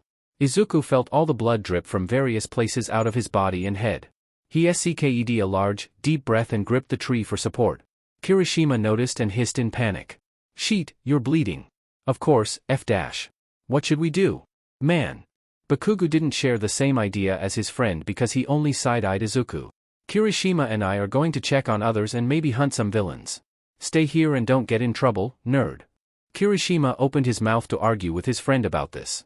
Dude, he is bleeding. We can't just leave him out there alone. Izuku leaned heavily against the tree, not caring what they were saying. He could just do fine. The boy felt his quirk begging to come outside. To do the job faster. To make use of it. Just as Bakugou and Kirishima were arguing, a shadow came out of the forest. Before anyone could even blink at who it was, a deep voice spoke in an impatient tone, "Why are you here arguing in the open? You should evacuate yourself from this place." Teacher Aizawa, screamed Kirishima in sync with Bakugou. The man scanned the two for injuries before looking at Izuku. When he did, he froze in place as their eyes met. Izuku stared at the man in front. What was his name again? What did Bakugou say? He blinked a good few times when he felt a headache already forming. Sheet, about what was he thinking again? Everything started to blur again. Suddenly, he felt a strong grip around his wrist. Before the boy, Bakugou, and Kirishima could react, Aizawa half-screamed. Are you Izuku Midoriya? His voice was tense as he stared into the boy's eyes, his own wide and confused. Sheet. A cop. Izuku cursed himself and Hawks, who dragged him to the police station after all. He was sure that it wasn't his father's lackey, because he wouldn't ask so stupidly, that's so obvious. What was the police doing here? No, Izuku looked at the man's outfit, and it wasn't a uniform. Hero, then. That figures, they would help the investigation too. The man was still staring at Izuku, confused and even somewhat disbelieving. Before the boy could even think about what to answer, Bakugou interrupted them with a snark. Do you know him, Teacher Aizawa? The blonde's shoulders were tense, like he was ready to flee or fight. Knowing him, it was the second one. What wasn't crazy, considering the many villains surrounding them? The man, Aizawa, grimaced at that question. Despite his wary eyes, his face was cool. I do. He let Izuku's wrist go. Finally. But didn't make a move to leave the boy's personal space at all. The hero turned his attention to Bakugou and Kirishima, but still kept an eye on Izuku, like he was convinced the boy might run away. Aizawa pointed a finger in his face and said in the most stern manner, "Stay here." What was happening? How the F did this hero know him? Aizawa's lips were moving. Kirishima was nodding while Bakugou looked irritated. Izuku squinted his eyes as he breathed a few times in and out. He only heard an annoying peep in his ears. It made him shiver, remembering that guy who made him temporarily deaf. There were dark spots in his vision, and he felt his shoulder still bleeding from where the Nomo grabbed him with its claws. Izuku blinked, hard. When he looked at the three in front of him, they were arguing. Aizawa looked done, Kirishima seemed to stand between the blonde and the man, while Bakugou was screaming. The freckled one hissed in pain and annoyance as the peep still went on. So exciting. We're finally meeting Uncle Sho. This is so cool, a high-pitched voice full of excitement cried out.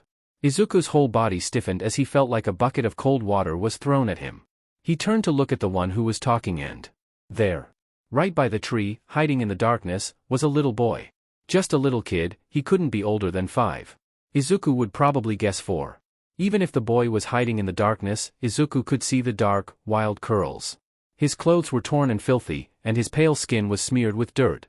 The boy was skinny, way skinnier than a small kid was supposed to be, but he still had baby fat on his cheeks. And the brightest smile Izuku ever saw. What? Whispered Izuku. Aizawa, Bakugou, and Kirishima didn't hear him. Because they seemed to have agreed on something and were talking in a somewhat calmer manner. But the kid heard him just fine. I said, it's so cool. Right? I always wanted to meet our uncle. The kid jumped in excitement and even spun with his arms in the air. Uncle? Izuku's throat felt dry. His body was hot. Way hotter than it was supposed to be. This kid was freaking him out. Why was he even here? Yes. Uncle Sho. Come on, don't act so clueless.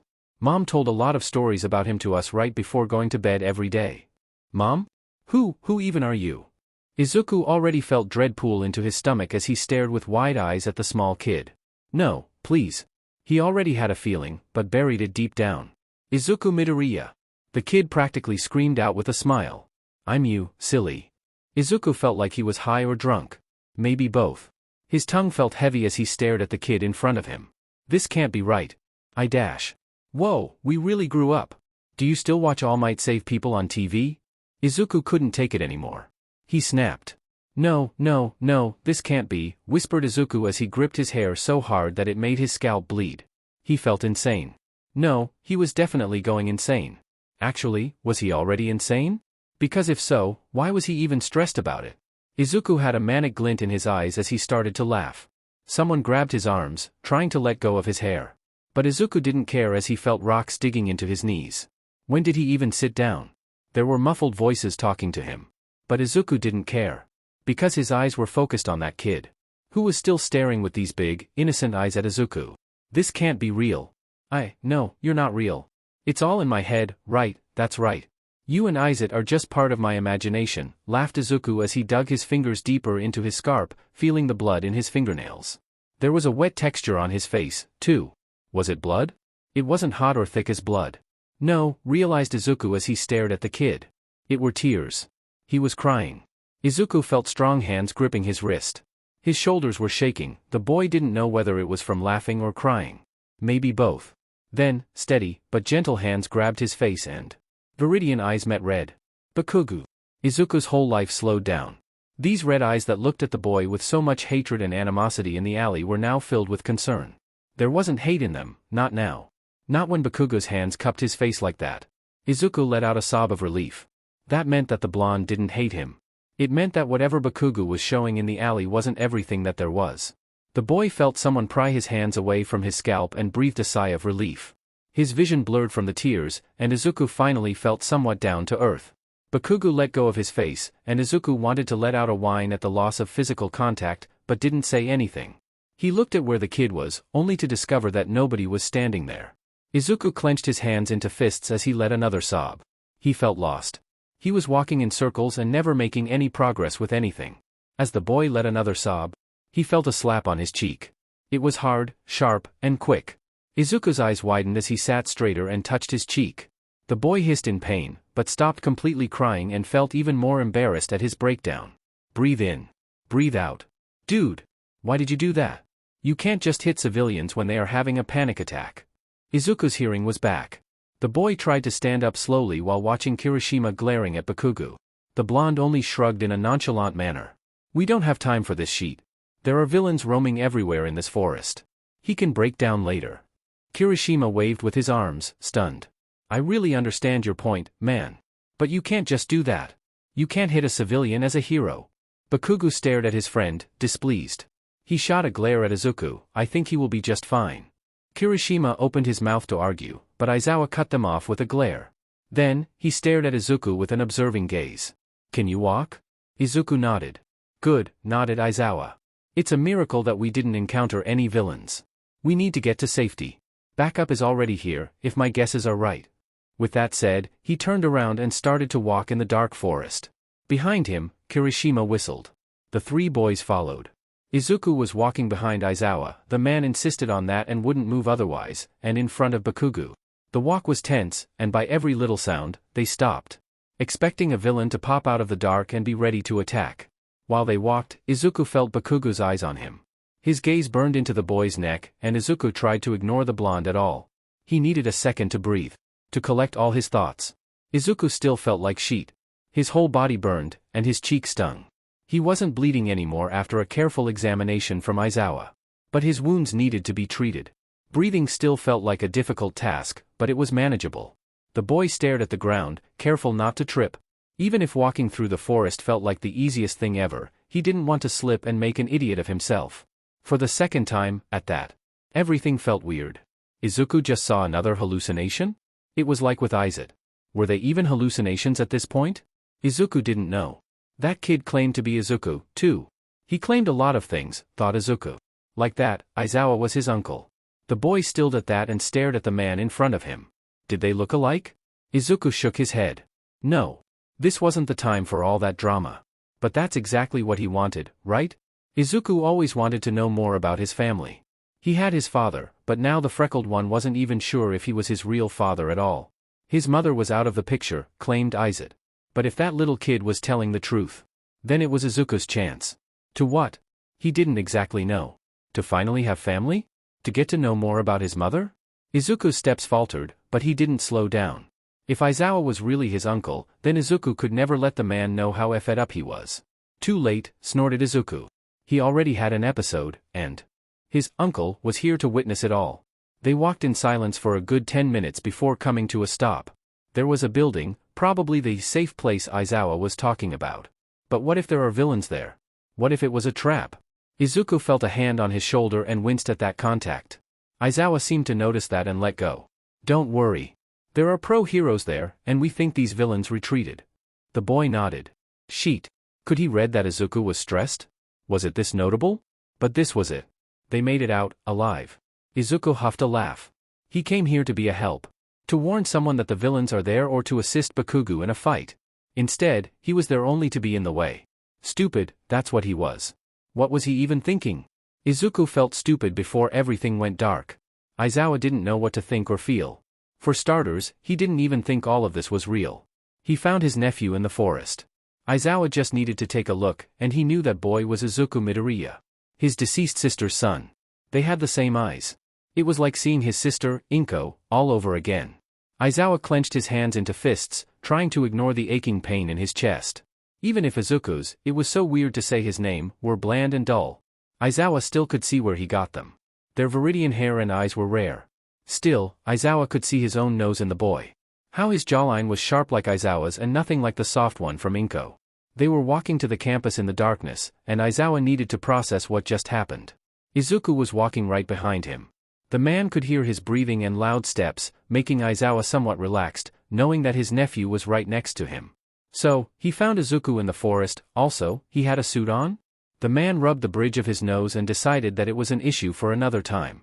Still, what was Izuku doing at night, in the middle of the forest, all bloodied and dirty in a suit? The man grimaced. Moving on, when Aizawa saw Izuku standing next to Bakugou and Kirishima. The hero thought he was hallucinating. Just when he gripped the boy, Aizawa could see and feel that he was, in fact, very real. Izuku was in no good condition. He was bloodied and looked worn out, but seemed to have enough adrenaline to move. That was good. When he and his students were discussing what was best to do, Izuku seemed to freak out. That was on Aizawa. Just what kind of uncle and hero was he? He didn't check his injuries, just assumed that it seemed to be worse than it was. But to his defense, if he looked at that kid just a second longer, he might really have cried. When Izuku started to freak out, Aizawa assumed he saw something or someone in the forest. That was the most logical thing, right? Because that boy was staring right into the forest. He ordered his students to stay with him and try to calm him down, while he himself went out there and took a good look. Aizawa found nothing. But that didn't mean that he was relaxed. He came back and saw his students arguing while Izuku was standing and had a handprint on his cheek. Looking at Bakugou's laid-back attitude and Kirishima panicking, Aizawa could guess what happened. The man sneaked some glances at Izuku, his nephew. He seemed to walk fine. Aizawa checked his injuries, and to his relief, nothing was too serious. Of course, the boy needed treatment and rest. It was just a 10-minute walk, but it felt like forever. Aizawa was being paranoid. What if he was drugged and all this wasn't real? But everything looked so realistic. No, the man gritted his teeth, he couldn't panic. He needed to stay rational. If not for his students, then for Izuku. Aizawa felt his hands shake a bit. When he looked at the boy's wounds, he saw scars. A lot of them. Izuku was covered from head to toe with scars. Some were healed, and some looked just new. But they ran deep. Not only that, but the kid looked FING starved, too. He was just so DMN skinny and pale. That type of pale that made you look sick and unhealthy. Aizawa tried to remember how his sister looked. Was she tan or more on the paler side? The man felt sick when he realized he couldn't answer the question. It was just too long ago. Back to the kid, he was just so DMN tiny. It was like he wasn't 18, he didn't look like it. Aizawa tried to breathe as he convinced himself that Inko was always small, too. Aizawa kept his eyes sharp. He couldn't break down, not here and not now. He had students to protect and his sister's kid. The walk was tense, but they made it out. Just when the campus was in view, Aizawa could somewhat relax. When he turned around, he was met with Izuku's tense form. That kid looked so stressed and scared. The man put a hand on Izuku's shoulder, but when the poor kid flinched, Aizawa dropped his hand quickly. Don't worry. There are pro-heroes there, and we think these villains retreated. Izuku nodded, taking the information in. There was a moment where Aizawa felt like he needed to say something else, before the kid huffed a broken laugh and fell nearly to the ground. The good thing was that Aizawa caught him. He weighed really nothing. I got you, Kid. Siberia was cold. That was an understatement. It was hard and unforgiving. Izuku watched how snow fell in slow, deliberate sheets, thick enough to swallow sound. The air burned with cold, every breath scraped the lungs raw. His fingers were frozen, and moving them was painful. His eyelashes were even frozen in ice as he blinked. The cold, unforgiving wind bit your skin. His tiny, 11-year-old body was just barely functioning. But he couldn't do anything other than move. He needed to move. Izuku couldn't become a frozen corpse. He had a white jacket on that made him blend together in with the snow. It was just thick enough not to freeze to death, but relatively thin to move faster. His pants were also white. On his face were special reflective glasses to see better and to shield his eyes from the sun, as well as a beanie to protect against the cold wind. It was perfect for hunting. Izuku. I got the coordinates. We're heading north. Sneaky BSTRDS thought they could escape us. They got pretty far, gotta give it to them, so we should move somewhat faster. Izuku turned to the girl who was petting a raven with a wicked smirk on her face. Vera. She could control ravens and see through their eyes with ease. It wasn't the best combat skill, but good for tracking. Come on, then, snarked Izuku as he started to march through the snow with Vera hot on his heels. She held 5 daggers in her hands while cooing the raven who was sitting on her shoulder. They were hunting, after all. I always wanted to FING murder them. They got so much on my nerves the last time. It's annoying, she sing-songed the last 2 words. Izuku didn't bother to reply. She didn't slow him down, that was the most important thing. But he knew that Vera was bloodthirsty, very even. She never would miss the chance to chop someone's head off and feed it to her beloved pets. That's why Izuku held his gun very close to him, too. Don't get me wrong, Alex was always a crybaby. I'm surprised he even lasted that long. But Tatiana thinks so highly of herself. Vera's voice dropped lower as she played with her blades. I'm going to humiliate her so bad. Izuku glanced at her. But didn't stop walking. They didn't have time for this. I thought you guys were friends, asked the boy just to humor her. Vera sneered at that as she gripped her blades tighter. Yes, were. Can't you guys make it up? Izuku knew they couldn't. It was dangerous to make friends. He flexed his fingers. They were numb. At this point, his whole body was numb from the cold. Still, they marched through the deep snow with one goal in their mind. Eliminate their classmates. Izuku, don't be stupid. Why would I want to be friends with such a loser as her? Or Alex, he's a good-for-nothing. Her words were as sharp as her daggers. Izuku glanced at her crow. It looked uncanny sitting on her shoulder. They walked through the snowy landscape, eyes sharp. The last thing that they wanted was to walk into a trap. Izuku started to feel his finger-toes and fingertips lose color and breathed in the chill air that made his lungs hurt. You said north, right? How far did they even go? Vera snickered at that as she stared at her crow. Did I say that? So silly. Izuku froze. Not even a second later, Vera jumped on him, twisting him under her with just raw power. His glasses were knocked to the ground, and so was his beanie, too. Izuku didn't expect her to attack from behind, too FING late. The boy screamed as Vera's crow went to attack his eyes. He grabbed his gun and hit it the last second before losing one of his eyes. The bird fell on the ground, dying instantly. Vera sneered at that. You will FING regret this, hissed the girl with venom in her eyes. Izuku felt his limbs moving way slower than normal. He cursed the cold. Everything felt numb.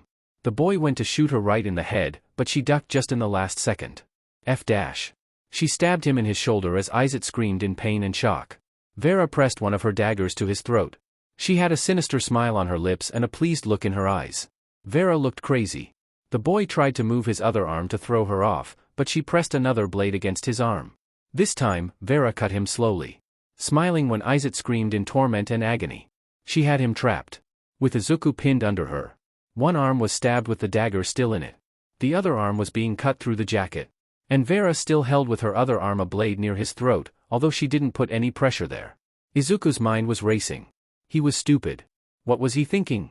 Letting her walk behind him? He was asking for this. Everyone knew that Vera was a loose card. Still, Izuku thought that it was worth a shot. He should have known better. But he was still alive. That meant that she was toying with him. Of course, she never killed their classmates quickly. Vera was like a real predator, playing with its prey. Izuku stared in her eyes as he felt the dagger sliding deeper into his skin and screamed. His scream was raw and unfiltered. The sound stripped down to pure pain and ripped through the snowy landscape. He was in agony. Vera's eyes widened in shock. A laugh escaped from her mouth. Oh, this is so much fun, she breathed out. Her voice was shaky from the adrenaline and the rush, but her hands were steady. Izuku clenched his jaw. He had tears forming in his eyes, but didn't dare to let them drop. The boy didn't think he would die on this assignment. They all needed to kill one or even more classmates to succeed. It was more hunt and kill, and fast. Before everyone died of the cold, or worse, the timer would go off. Everyone who didn't find and kill one classmate would get something worse than death. There were 12 in the class, meaning that at the end of the day, they would be with 6 or fewer. Izuku agreed on teaming with Vera because they both had unfinished business with Alex and Tatiana. But now, it was just a stupid idea. Izuku felt another scream escape his throat as Vera laughed. Let's spice this up, shall we? How many little holes can I make in your skin with my blade until you die? At that, all his instincts screamed. Izuku gripped his gun tighter, despite his arm screaming with the dagger in it. Vera seemed to notice that. Oh no, don't. She twisted the other dagger in his arm, and Izuku nearly passed out from the pain. He felt the cold snow biting his skin. His ears were ringing while Izuku saw dark spots in his skin. Was this it, then? Vera was talking, but Izuku didn't register her voice at all. He stared up to the sky, feeling death already half embracing him. Izuku unclosed his fists, and at this point, he didn't feel any pain. No, he didn't feel anything at all. Vera. Izuku knew her, everyone in his class, from early childhood. He didn't hold anything against her. Even if he were to die a brutal death by her hands. It didn't matter. Izuku would do the same if he cared a little more about survival, he was sure of it. He didn't hold anything against her. How could he? Even if they were raised knowing that one day they needed to kill each other, Izuku still felt kind of some attachment to them. He was a fool. That's why he would die here today. Izuku used his last energy to take a look at Vera. She was still talking. Her words sounded muffled to him. But she looked crazy. Her eyes were wide, and her face smeared in blood. Izuku's blood. He blinked and inhaled the cold air for the last time. The boy sneaked a look at Vera for the last time and she was lying next to him in the snow, all limp. Vera's arms were twisted in an unnatural way. It was nasty to look at. She was whimpering and twitching next to Izuku in the snow. The boy stared at her arms, which were bent in a brutal way. Someone yanked Izuku up, and the boy screamed. There was still a dagger in his one arm, and his other arm was cut open. Izuku saw black spots in his vision and nearly passed out. But there were steady hands holding him upright. The boy could only look at Vera's poor, twisted body. But her chest was still rising up, that meant she was still alive. Someone pushed a little knife into his hand. Izuku's hands were so frozen that he couldn't even keep them in his hands. Or maybe it was exhaustion. It could be both. But that person didn't give up. Rough hands held the knife still in Izuku's hands. Then, without losing a second, they led the knife to Vera's throat. No, whispered Izuku in horror as he tried to let the knife go, or just do something. But he was way too weak to do something. Stop, said the boy in a raspy voice. Still, steady hands were holding the knife in Izuku's hands and cut Vera's throat with it. She stopped twitching. She stopped breathing. Vera was dead. Izuku turned towards this person. Green eyes met red. Izuku let out a scream as he sat upright. He was sweating and breathing hard. His forehead was covered in sweat, and he felt his hands shake. His heart was racing. After a second, Izuku realized that he was in a bed. A hospital one, at that.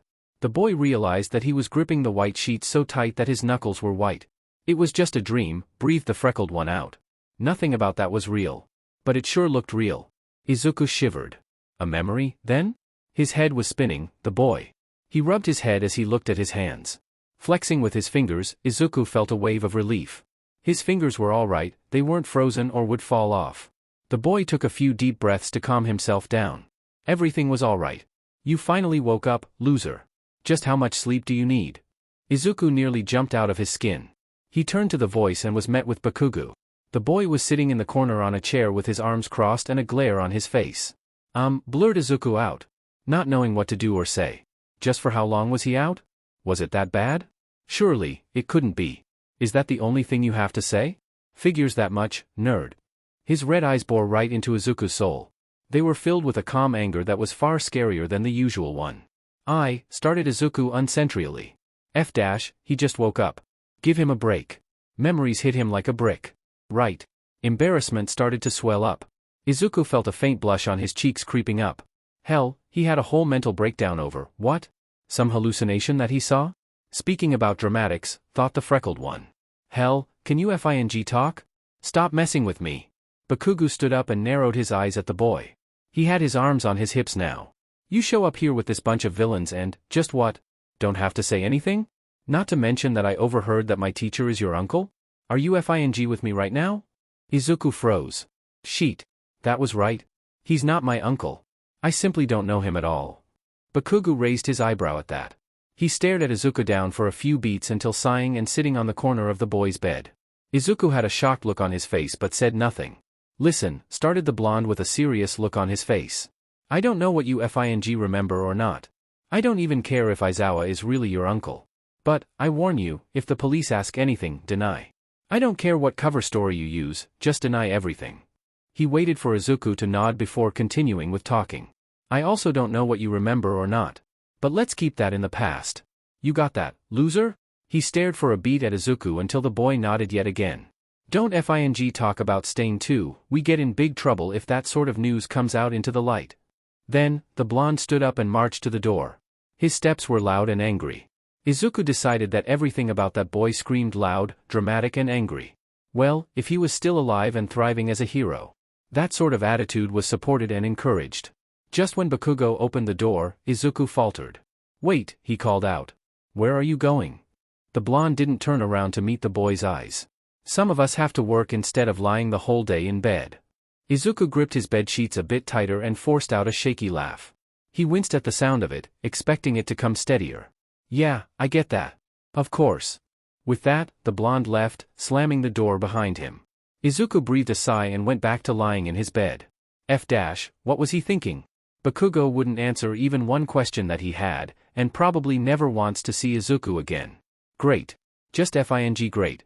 Izuku needed a cigarette and fast. He looked at himself, and the boy could see his shoulder, torso and arm bandaged. But he had a white shirt and some loose shorts on. That was good enough. The freckled one started to look for his old clothes. DMN, he didn't miss them at all. But he missed the cigarettes that were in his pocket that Izuku stole from Dabi with the lighter he got from Toga. The boy started to look in the wardrobe and found his pants, and only his pants. Well, that was what he looked for. So, good enough. Izuku looked into the pockets and found a pack of cigarettes and a lighter. The victory felt so real that the boy nearly cried.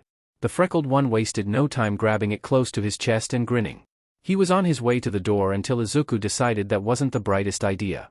Instead, he glanced at the windows. Izuku didn't even check on which stage he was on. One window was open for fresh air, and that was enough. He ran towards it and just threw his whole body out of the building with a laugh. Izuku didn't even fall for long. Because he landed in a bush. That was a win. The boy winced in pain. He just hoped that his wounds didn't open or get new ones. He was at the back of the building, it looked like. They were still in the forest. So that meant that he wasn't out for long. Izuku was half sitting, half lying in a bush. And he was just so tired. The boy grabbed a cigarette and lit it up with a practiced ease. He inhaled it like a starved dog and felt his whole body relax. Sheet. This is what Izuku needed. The boy didn't know how long he sat there. Until a forced and a little tired cough was heard behind him. Izuku nearly dropped his cig and looked in the direction from where that sound came. Sheet. It was Bakugou's teacher. And his oh-so-supposed uncle. Just his luck. You're such a problem child. He stared at the cigarette in Izuku's hands and rubbed his head. The man was still in the same outfit from yesterday and looked like he hadn't had 1 ounce of sleep. You need to be FING kidding me. Did you just jump out of your room, landed into a bush and just decide this was a good smoking spot? Even if his voice sounded tired, it held a sharp edge. Izuku had a sheepish look on his face. Then, the man straightened and stared directly into Izuku's eyes. My name is Shoyuta Aizawa. Your mother, Inko Midoriya, was my older sister. That makes you, Izuku Midoriya, my nephew. Izuku stared for a beat at this man in front of him. Cigarette still tight in his hands. The smoke hung around them. What the F dash, breathed the boy out. So, this is the reality? Aizawa nodded with a serious look on his face. You were missing for 18 years, Izuku. Time went on in a blur. Before he knew it, Izuku stared at the small, empty room in front of him with a frown on his face. It wasn't the biggest room, but there was enough space for him. The boy glanced around as he took a step inside it. Somehow, it felt this was all a trap. Like Izuku, he was stepping right up to it, while his father only watched. I hope you like it, Aizawa coughed awkwardly behind Izuku. You're going to be living here for some time. So, make yourself at home. There was a small pause where Izuku turned around and stared at the man in front of him with an unimpressed stare. Izuku knew that annoyance was written all across his face. But he couldn't care less. The boy has been like this since that dumb training camp. The next morning after the attack, everyone was sent back to the dorms under the guidance of some heroes. Izuku had been looking for a chance to escape. He considered asking Bakugou for a distraction so that he could make a quick getaway. The blonde didn't even glance once since their talk in the hospital room. But Izuku didn't get even that far. Because this man has been following him the whole time. It was like Izuku was back. Back again in the underground, his every move was being watched. Guards that breathed right into his neck. "Thank you," gritted Izuku, the words through his teeth with clenched fists and tense shoulders. Aizawa stared at the boy for another beat before sighing. The hero looked like he wanted to say something, but he hesitated. Izuku noticed. The boy narrowed his eyes at the man. "Just spit it out," shrugged Izuku with an undertone of anger. In reality, he didn't even really know why he was so worked up. Maybe because the boy felt lost and confused. Izuku would never admit it, but he was also scared. Because this was his family, right? Shoyuta Aizawa was his uncle. He knew Izuku's mother. This was supposed to be a good thing. So, why was the boy feeling so damn unsure about this all? It made no sense at all. Aizawa leaned against the doorframe with crossed arms and a somewhat un-Syrian look on his face. "I just want you to feel good and safe here." There was a pause where he stared at Izuku. "If you need anything, I'm just next door." He waited for a nod from Izuku before continuing. "Don't worry about the paperwork or anything like that. I already fixed everything with someone else's help." Izuku scrunched his nose up. Well, that didn't sound suspicious at all. The boy gave the man a shaky smile and grabbed the door handle, signaling for Aizawa to go. But he didn't move an inch. Izuku debated slamming the door shut and acting clueless if it would hit him. But Aizawa was just observing the boy's face with narrowed eyes. As if he were trying to memorize everything. Izuku shifted on his feet while gripping the door handle tighter. "Listen," broke Aizawa the tense silence, "I understand this is a lot. I've seen how you scam every room before you walk in, try to find an exit, and such. But you can't run. This is for your own protection. Don't forget that this organization is still looking for you." Izuku felt like all his breath was knocked from him. Of course, he knew. The boy had a lot of sleepless nights where he wondered if his father's men would storm into the room and take him back. "So, we have a cover for you. A student of UA. You would have a different name on paper, but don't worry, everyone from my class knows that your name is Izuku." Before the boy even had time to process what the hero had told him, the man shoved some papers into his hands. "This is your schedule. I would be your teacher for the most part, so you would be placed in my class. Of course, you are only in my class for general studies, not hero practice." Aizawa scanned Izuku's baggy clothes that he managed to snatch from one of the rooms on the campus. The boy wasn't planning on wearing his hospital gown the whole time, so he just stole someone else's clothes. Not that it was a big deal. "I will hand you your uniform in the evening. Read the papers and don't be late for class. If you're late, then I'm afraid you have to sit after class for detention. Rules are strict here, kid." Izuku's mind was spiraling. He was in his uncle's class. That meant his classmate was Bakugou Katsuki. Sheet. This couldn't be worse, could it? Then, Aizawa's sharp eyes turned soft, just for a second. "We can go shopping for clothes and other basic needs tomorrow." That was it. Because the man then turned around and left Izuku alone in his brand new room. The boy sighed and closed the door softly with the key. His uncle mentioned that all the other students of the 3A and Izuku didn't want to deal with them right now. The boy breathed out a sigh of relief and slumped against the door. Izuku gripped his hair tightly for a second to get all his thoughts under control. So, he was a student of this school. One of the best hero schools out here. Noted. Talking to his uncle was weird. Izuku stared at the floor for a second before rolling his shoulders back. Trying to ease the tension in his muscles. It didn't work. His mind was still spiraling, racing with thoughts. Bakugou Katsuki was his classmate. His day couldn't be worse. Izuku took a shaky breath and stood up. He wankled to the window and opened it wide open. The boy felt the fresh air hit him and felt the breeze. Slowly, Izuku fished a pack of cigarettes out of his pocket and lit it up. He made extra sure to lean out of the window as he smoked. Aizawa made a comment about how he didn't like Izuku smoking and ruining his lungs with that. But the boy didn't care. He was already 18 and didn't need to FING parented. Even though his uncle seemed to be, Izuku just was too tired to care. And what were the chances that Aizawa would spot Izuku smoking on the second floor from his window? The boy took another drag and felt his muscles slowly relax. He played with the cigarette in his hand a bit before taking another drag. Tomorrow would be a busy day. Izuku grimaced at the thought of going shopping with Aizawa. That man didn't seem to be a little bit happy to see Izuku alive and well. Or, more alive than well. Still, the boy thought that was logical. Assuming that Izuku died as a baby and then seeing him as an 18-year-old alive and kicking must be a shock. Izuku glanced at the cigarette and threw it away. Then, the boy headed to the small bathroom that was connected to the dorm. He stopped by the mirror and stared at himself. His hair seemed to scream for another haircut, and his uneven bangs looked laughable. But after everything, Izuku couldn't get himself to hate his haircut. It was what made him Izuku. The boy stared at himself and leaned closer to the mirror. The stare was intense and unmoving.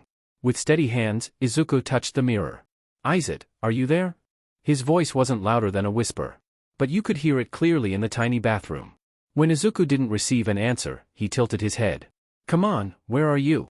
Again. There was no answer. Izuku grit his teeth but didn't press the matter. He took a step back, but his eyes never left the mirror. "I didn't see you for a while. Why are you hiding?" There was a beat of silence, and Izuku chuckled with sharp eyes. "You don't like that I smoke." It wasn't a question. Izuku chuckled a bit more while looking around with wild eyes. Expecting to see the boy somewhere sitting or leaning against the wall with an unimpressed stare, but found nothing. Izuku started to feel anxiety creep up. "Okay. I get it. You're not in the mood to talk. Fine, do it your way." With that, Izuku stomped out of the bathroom and found himself standing in his small dorm. The boy didn't realize how good his apartment until now. It felt like he was going to suffocate here. What was laughable was that Izuku was raised in an underground base. He slept in a way tinier room. With that, Izuku turned the key on his bedroom door and opened it. He poked his head through the alleyway, and when he saw nobody, Izuku relaxed only for a bit. He took a step outside his room, then another and another. Until he was standing in the hall. Izuku took a breath and started to walk downstairs. Maybe he could walk in the garden or something. The boy didn't read the rules that Aizawa gave him, but surely that was okay. Izuku wasn't even fully downstairs before someone screamed his name with a joyous tone. "Yo! Midoriya, what's up?" The boy nearly jumped from the stairs when he heard his name. Midoriya. Right. That was his mother's name and Izuku's official name. Izuku turned around and saw the same boy from the forest. Now, Izuku could see that his hair was even redder and brighter. Kirishima wore some baggy pants with a white shirt that hugged his muscles neatly.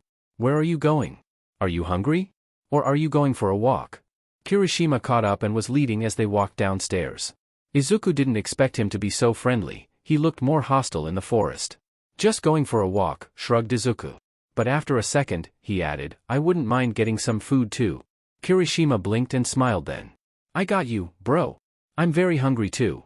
You know what, I think we should hang out. Let's go look for some food." With that, he practically ran to the kitchen. Izuku didn't expect that burst of energy but felt like he could smile. Smoking really calmed down his nerves somewhat. He wondered if Kirishima could smell it. The two of them landed in the kitchen. Izuku glanced around and was surprised to find that nobody was there, just the two of them. Kirishima seemed to notice his confusion and laughed at that. "Pretty cool, right? We have nearly the whole kitchen here for ourselves. You see, after the forest camp, we have a day off and go wherever we want. I think everyone went to see their family or go shopping in the mall." Izuku nodded at that and felt himself relax. "But, why are you here then?" Kirishima rubbed his hair sheepishly. "You see, my friend never goes home or hangs out. He's always spent his time here in the dorms. So, I stay too then." Then, Kirishima broke into a smile as he spotted someone behind Izuku's shoulder. "And there he is. Bakugou." Izuku felt like fate was laughing in his face. His smile disappeared, and he felt himself going pale while his muscles tensed. But Kirishima didn't notice that as he grabbed the blonde's arm and started to drag him towards the kitchen. Slowly, like a prey, Izuku turned around. There stood Bakugou. His stare was sharp, and he looked absolutely sad as he stared into Izuku's eyes. But his friend just paid no mind as he smiled with his whole heart, like Bakugou wouldn't kill him for looking wrong at him. "Midoriya and I were just about to eat something. Can you help us out, please? You know my cooking is shit. I wouldn't like to cause our classmate food poisoning." Slowly, Bakugou let Kirishima drag him towards the kitchen. Izuku didn't know how to react. He had better stayed inside his room and minded his own business. The blonde stared at Izuku up and down. Observing. Calculating something. Then, Bakugou just shrugged, but the frown never left his face. "What do you want to eat, then?" The redhead smiled as he let out a gasp and started to sum things up. "Really? Yes. I would kill for a steak. Or dash. I wasn't asking you," replied Bakugou. He pointed a finger at Izuku, who was just standing there, and looked utterly confused and even fearful. "You're still healing your injuries. So, I'm making miso soup with extra meat in it. Izuku was stunned, and that was an understatement. All their conversations began with slamming each other against something and then screaming. But right now, they were standing next to each other and talking. Not screaming but talking. Kirishima grinned at that. Hell yeah. I like your miso soup. Didn't think you would be up for cooking now, thought. He leaned to Izuku and fake whispered, he usually doesn't like cooking for anyone but himself. Selfish bstrd. Izuku barked out a laugh at that. It was just so surprising hearing someone talking about the blonde. The boy was surprised that anyone could talk about Bakugou like that and not get a fist in their face. It was impressive. Bakugou scowled but didn't comment. He simply opened the fridge and started to grab the ingredients. Kirishima was next to him, babbling his ear off and sometimes asking Izuku to back him up or for his opinion. It was weird, to say at least. Izuku was sitting at the counter, swinging his legs while watching Kirishima explain why the new television show just hit different, and Bakugou cutting the vegetables with a terrifying speed. Looking now, Izuku realized that the blonde was serious about having a new life. Bakugou looked better than him in all aspects. He didn't look worn out and tired the whole time. He looked like he was full of energy, even with that angry scowl on his face. He had a nice tan on his skin, one from spending time outside. Making comments and arguing with Kirishima looked like the easiest thing ever. There was a clear difference between him and Izuku. Bakugou didn't look like he was having sleepless nights thinking about the academy. He seemed almost delighted. If it was not for Izuku, who was sitting awkwardly on the counter with a shaky smile, trying to keep up with the conversation. Midoriya. Don't tell me you never watched Magical Crystal. That show is just too good to not watch, fake gasped Kirishima as he touched his chest with both hands in a dramatic way. Izuku just shrugged at that. Was this a normal conversation? He needed to find a better answer to Kirishima's question. What lame answer was that? F-. Bakugou's rough voice cut them both off, leave him be. Nobody wants to watch your shitty shows. They are practically made for idiots only. But Denki likes it too, screamed the redhead. Exactly my point. Kaminari is one of the biggest idiots out there. I am and what? A loud voice called them out from behind. Izuku nearly jumped up, but didn't. He didn't hear anyone coming. There stood a boy with blonde hair and a cocky smile on his face. He wore a pair of sunglasses and had a few shopping bags in his hands. But he was standing tall, and confidence was radiating from him. Kirishima started to laugh like crazy while Bakugou rolled his eyes. Kirishima stepped forward and patted the newcomer on his shoulders. So, Midoriya Izuku, meet Kaminari Denki. He is awfully loud and will sing in the shower just to PSS you off, spoiler, he isn't good in signing. Kaminari scoffed and hit Kirishima's hand away. Oh, shut it, man. He stared at Izuku and nodded, if you need anything, my room is the second left. Izuku nodded. But he was sure he wouldn't ever need anything from him. The whole situation felt unreal. The boy still didn't know what the right decision was. Should he try to run and fly to America like he wanted to, or just stay and put up with his uncle? Just having an uncle was crazy already. Izuku never thought that he had other family besides his father. Heck, he didn't even know his own mother. Let stand his uncle. Father wouldn't have liked it. He never liked it when Izuku talked to someone other than him or the other scientists. A bowl was slammed harshly into his hands. Izuku blinked. He looked at it, and Bakugou was holding out a spoon, still glaring. Izuku took it carefully. Like he could lose an arm if he wasn't cautious. With that done, the blonde stomped away. Where are you going?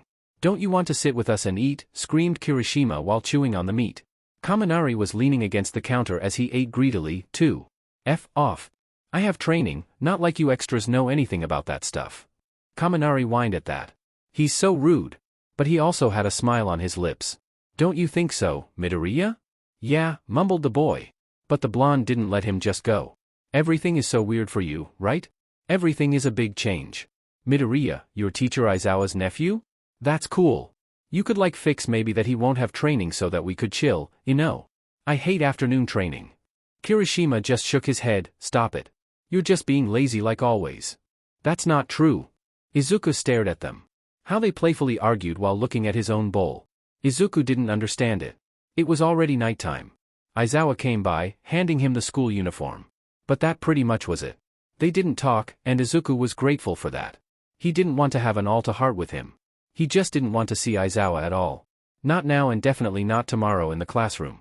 Speaking about his classmates, they all returned in the evening. Not like Izuku went to see them. But he definitely heard their laughing and screaming. He already met Kaminari. He was nice and really playful. Completely opposite from Izuku, who was a ball of anxiety. Kirishima was nice. The freckled one had no idea why, but it was nice to have someone on his side. Then there was Bakugou. Izuku couldn't figure him out at all. One time, he was slamming the boy against the wall, and another time, he was cooking him a nice meal. It was confusing.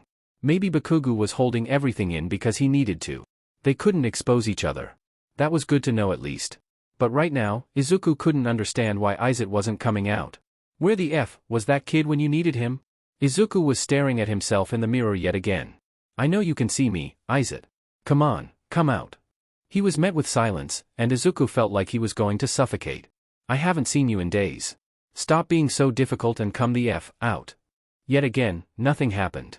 It was more than irritating. Izuku breathed in and out, trying to calm his nerves. He bit the inside of his cheek.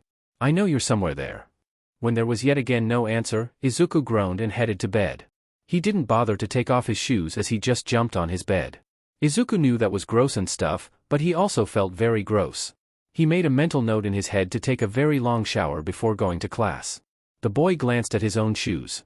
This was the only weapon that he got. His gun was still in his apartment, but it had no bullets. Double F dash. At least he still had his hidden knife in his sneakers, which counted for something. With that, Izuku left himself drift to sleep. Wake up! Izuku opened his eyes and forced himself to stand up. His heart was going crazy, and he blinked multiple times. The boy felt like his legs were going weak, but forced himself to stand. There was a boy. A rather small boy. He didn't look older than 12. The boy had a serious expression on his face and wore a black suit that hugged his skin neatly. He looked at Izuku with anxiety. Izuku blinked in confusion. He looked around and found himself in a large room with other boys, who all stood before their beds. Their posture was perfectly straight. They all had similar clothes on, and Izuku felt sick. Just where was he? He felt weird, too. Izuku glanced at his hands and nearly fell unconscious right there. His hands were way too small for an 18-year-old. Just what was happening here? What? Whispered Izuku, and he heard a voice crack. His voice was too high-pitched. Like he was a little child. Dread started to pool in his stomach. This couldn't be happening. The boy's hair on his back stood up. He put his hands behind his back and straightened his back. Izuku didn't know where that came from, but he felt the need to do that. If he didn't do that, there would be consequences. The boy tried to breathe evenly. He glanced again around the room. It was simple. White walls and the bed were neatly lined up, every bed was made and didn't have one wrinkle. Izuku sneaked a glance at his bed, it was perfectly made. Strange, because the boy didn't remember doing it. Sheet. Izuku could feel himself relax. Right. This was just a dream. Nothing is real.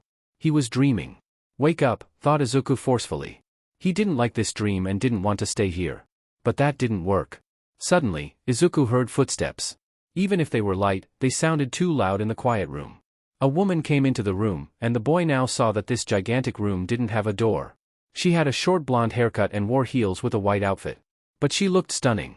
There was a moment of silence, nobody moved or even dared to breathe. Izuku knew he couldn't stare, knew he needed to look forward straight on. Not on her. But he couldn't look away. There was something dangerously alluring to her. Then, she moved. Everyone could hear her heels when she walked further in the room. At first, Izuku didn't understand. But then, he saw it. A boy who was standing before his bed with an anxious face. His bed was made. But his hair looked sloppy, and his shoes weren't tied up. The woman stopped right before him and made a tisk sound. She pulled a small gun out of her pocket. Izuku's heart was beating so fast he couldn't hear her pull the safety mode off. Was this it? Would she really end this boy's life when the only thing he did was not do his hair and not tie his shoes up? Izuku felt sick. This woman was rotten to the core. Izuku didn't have any time to think. He moved. It was only one step forward, but it was enough. His step echoed through the whole room. The woman paused, and the boy, who was on the verge of crying, looked up to him. The woman who was looking at him so softly lifted her gun to him. Even from across the whole room, Izuku saw her wicked smile. She pulled the trigger. Izuku woke up. His body was hot. The boy threw the blanket off of him as he rolled out of bed, falling on the ground in the process. Izuku touched his body with hot, sweaty hands. Feeling relief when he didn't feel a gunshot wound in his skin. He gasped for breath, feeling dizzy. Izuku tried to stand up, but his legs felt like jelly. The boy fell a few times, but once he stood up, he ran to the bathroom. He flickered the light on and gripped the mirror, leaning all the way forward. He looked like a mess. But Izuku paid no mind. What's your problem? What is wrong with you? Gasped Izuku. The boy knew he needed to sit down and caught some breath. That he could pass out from lack of oxygen. But Izuku didn't care. His voice was shaking, and so were his hands. Come here. Stop hiding, I know you're there. Tears started to fill Izuku's eyes. Why are you showing me this? I knew I asked you to tell me the truth, but this brutal. Izuku stared at his broken form. Izet. You bstrd, his voice was raw and held a dangerous type of anger behind it. I asked you to tell me, but heck, you overdid it. You. Talk to me. What happened to the boy? Was he killed there?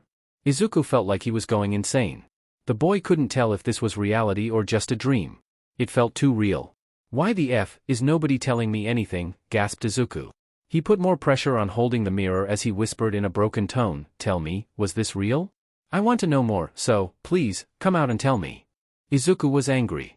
No, more than just angry. He felt like he was going insane from the rage. But also, there was sadness. Shock. Shame. The boy wanted to break the mirror. Izuku wanted to break it and drag Izet from it. To beat that boy for causing so much pain and ask him if he could save that boy. Izuku fell on the ground and hugged himself. He couldn't save the boy. Izuku knew he was already dead and that tears had no use. Izuku sat there. He didn't know how long. But long enough to feel pain in his legs. So, he stood up shakingly. Slowly, he turned the water on and washed his face. He needed a smoke and a good walk. There was no way that Izuku could sleep after this ever again. Well, not tonight. The boy left the tiny bathroom and opened the window. It was easier to sneak out of the window. Izuku didn't know what to do if he met Aizawa chilling on the couch or something like that. Slowly, Izuku forced his limbs to move. To cooperate with him. The boy climbed down and landed with a soft thud. It was still dark. But the fresh air did something good to him. Izuku stood there for a while, not knowing what to think. Everything was a dream. That was obvious. But was that the reality? Izuku slapped himself hard. Because he was going insane. Izet wasn't real. He was just a hallucination. Just a withdrawal effect. Since Izuku started regularly smoking, he never saw Izet. Maybe this was a coping mechanism. For every bad thing that he did, he could put it on Izet. Like they weren't the same person. Then, Izuku heard a sound. It was so soft and quiet, he almost missed it. Almost. He squinted his eyes to see better and was met with. Just his luck. Bakugou Katsuki. He was wearing a pair of baggy Kakashi pants and a tight shirt. The blonde didn't even look like he was just woken up and tired. No, completely the opposite. Bakugou's eyes were sharp, and so was his spirit. Are you stalking me, you nerd? Izuku's eyes widened in surprise at that accusation. What? No. I should ask you that. I was here first. He waved with his arms angrily. Bakugou took a step closer to the boy and scoffed. Izuku thanked the dark to cover his puffy eyes. He didn't want to show the blonde that he was crying. Then what are you doing here? Izuku shrugged, going on a walk. And smoke a bit, but the blonde didn't need to know that. Bakugou stared at him for a good few seconds. Izuku shifted on his feet, uncomfortable. Why? Asked the blonde, almost suspicious. I couldn't sleep, answered Izuku honestly. Bad dreams. Bakugou's eyes stared right into the green ones. Izuku got some weird sense of déjà vu, but nodded. Yeah. Then put a sock in your mouth. I could hear your screaming, damn it. You selfish a-hole. There are other people in the dorms, you know, ranted Bakugou with some controlled anger. At that, Izuku flushed from embarrassment. He didn't expect that. Bakugou then sighed and nodded to Izuku, but only I heard it, though. My room is right next to yours on the left side. On the right is Teacher Aizawa, but he's on patrol today. I heard him leaving. Izuku nodded, not knowing what to say. Bakugou seemed to become annoyed. Did you hear me, yes or no? Yes. And I'm really sorry about it. You see, I don't know what was up with me, too. It won't happen again, I promise that. Did I wake you up? I didn't mean it. Really. This normally doesn't happen. Shut it up, screamed Bakugou. There were sparks flying from his hands, not yet explosions. But Izuku knew he shouldn't mumble around this guy. It was just a habit that he always had. I'm going to sleep. Don't be late for today's class. Aizawa is strict. And just like that, Bakugou was gone. Izuku blinked at that. One moment he was here, and the next he was gone. A laugh bubbled from his throat. Oh, Bakugou surely was a graduate from the academy. Okay, sadly the chapter is over. And if you enjoyed the video, just leave a like and subscribe with post notification. So when the next chapter is ready, you will be notified. Okay, see you in the next video. Bye.